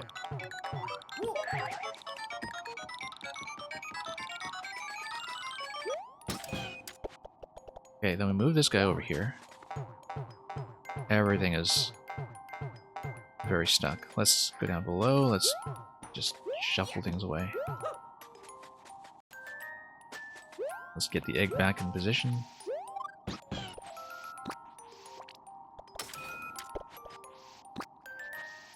Come on. It's not picking up.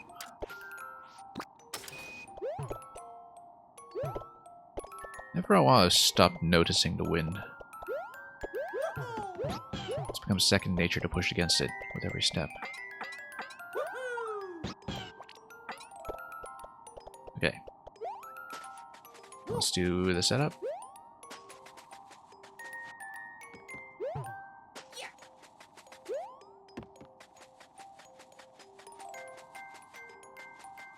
Then go. Seems a little low. Went right over. Don't know how I'm supposed to aim this thing. This is maybe not the right solution, though. Okay, let's again reset it. And of course we'll lose the egg. Okay, fine.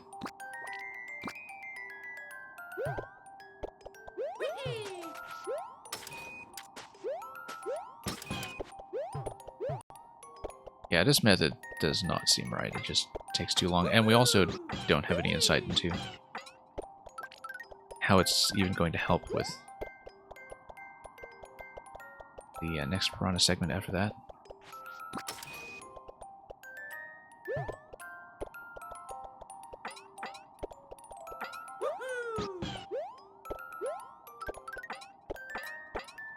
Maybe it's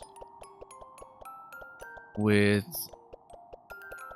No, it can't be with a P-jump, because the thing is you'll activate the P switch at that point when you're at the left side gate. Can't be it.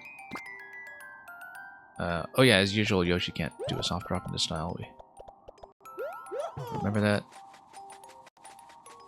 Not get too close. There we go.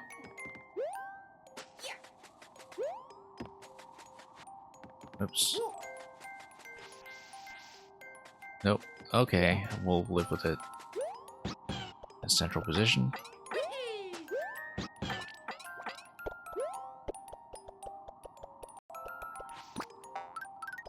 Got it. Finally.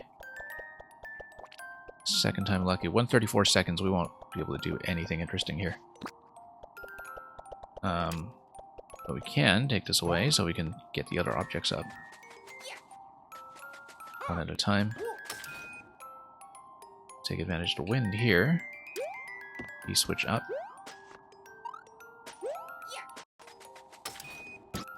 Oh, whoops. Come on, get out.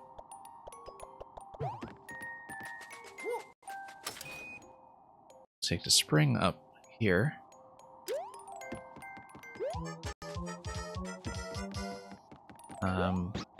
And we'll take both objects with us, along with Yoshi.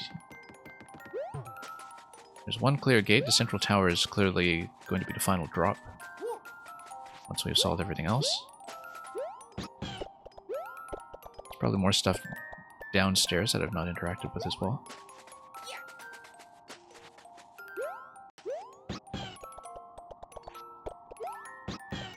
Yeah, we have the P-switch over here. Need to find some way to use that. Got 60 seconds.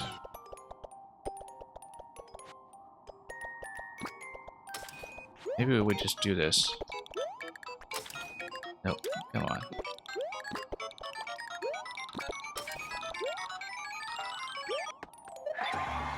We got it.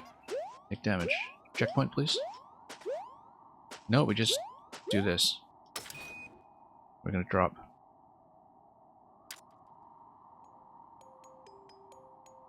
Let's see if we can beat this before timeout. Okay, since this is a solution, if we time out, we'll actually do it again. I think I'm taking that flag. You know what? Sure, we'll do the bonus. Famous last words. Oh, here's the famous mechanic that we remember from Lucca's level. Whoops. That took too long. But we got it. That took far, far too long, and I don't even know if that was a good solution.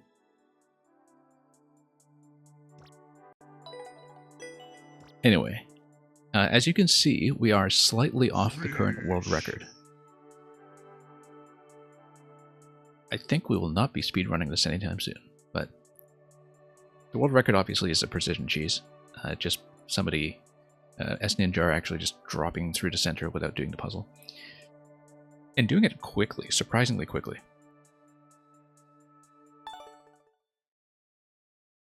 Anyway, you know, we had the pieces of the puzzle for the longest time. The thing is, with the final interaction with Mario winding up above the P-blocks while having taken damage from Yoshi, we saw that fairly early on, and we didn't manage to do it because we never got Yoshi anywhere near that position until on the last two attempts that we had. And the one time we'd picked up Yoshi prior to that was pretty much by accident with a very lucky throw against one of the piranhas. So for the longest time we just had no way to make use of the insight that we had about trying to take advantage of P-switch timing to get above.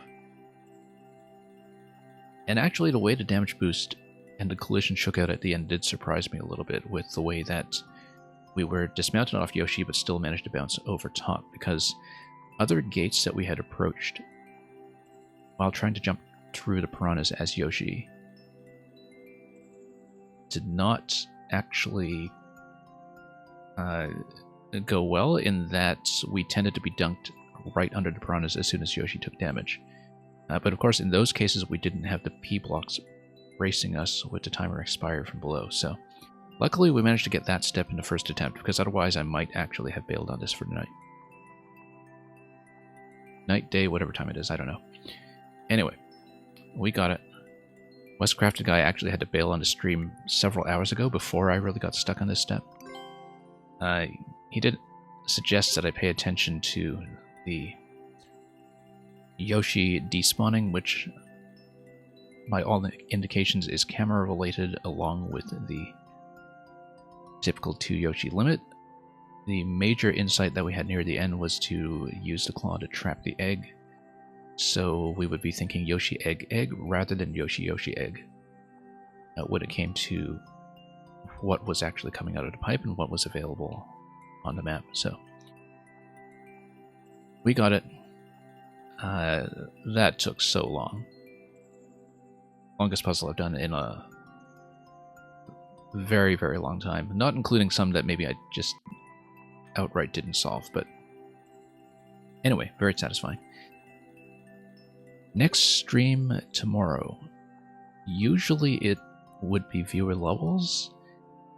However, we're doing slowly enough in the contest, and since we have viewers present who are going to be puzzle makers in the contest anyway, that it's possible we may switch the next stream to a continuation of the contest levels instead. Because otherwise, at this pace, it will take some time to get through. But we'll decide soon enough, because there's a lot going on this week. There's also Wii U and 3DS eShop shutdown, which we're not really covering on the stream, but which, you know, we're definitely very aware of. And I'm sure many of you in Nintendo land are too. Anyway, thank you so much for watching. Thank you once again for the raid from Poke Ninja Swag earlier on, bringing your crew along with you. And for everybody who dropped by at all times of the stream, we pretty much had this total turnover of viewers because it was running for so long. We finished 3 puzzles in 6 hours today. The last one raised the average considerably. But in the end, it was pretty satisfying to put together, so. The wind, however, may have long-term traumatizing effects. Not really. I mean, like I said, by the end, we didn't really notice the wind so much. We're going to send you off to something else. Thank you so much for watching. I have to go. That's too much for one day. Have a great weekend ahead of you. We'll see you for the next stream, whatever it turns out to be. It will be Mario Maker in some fashion. And I'll send you off to your next destination. So, one moment while I decide where that is. But for now, have a great time ahead of you and fare thee well.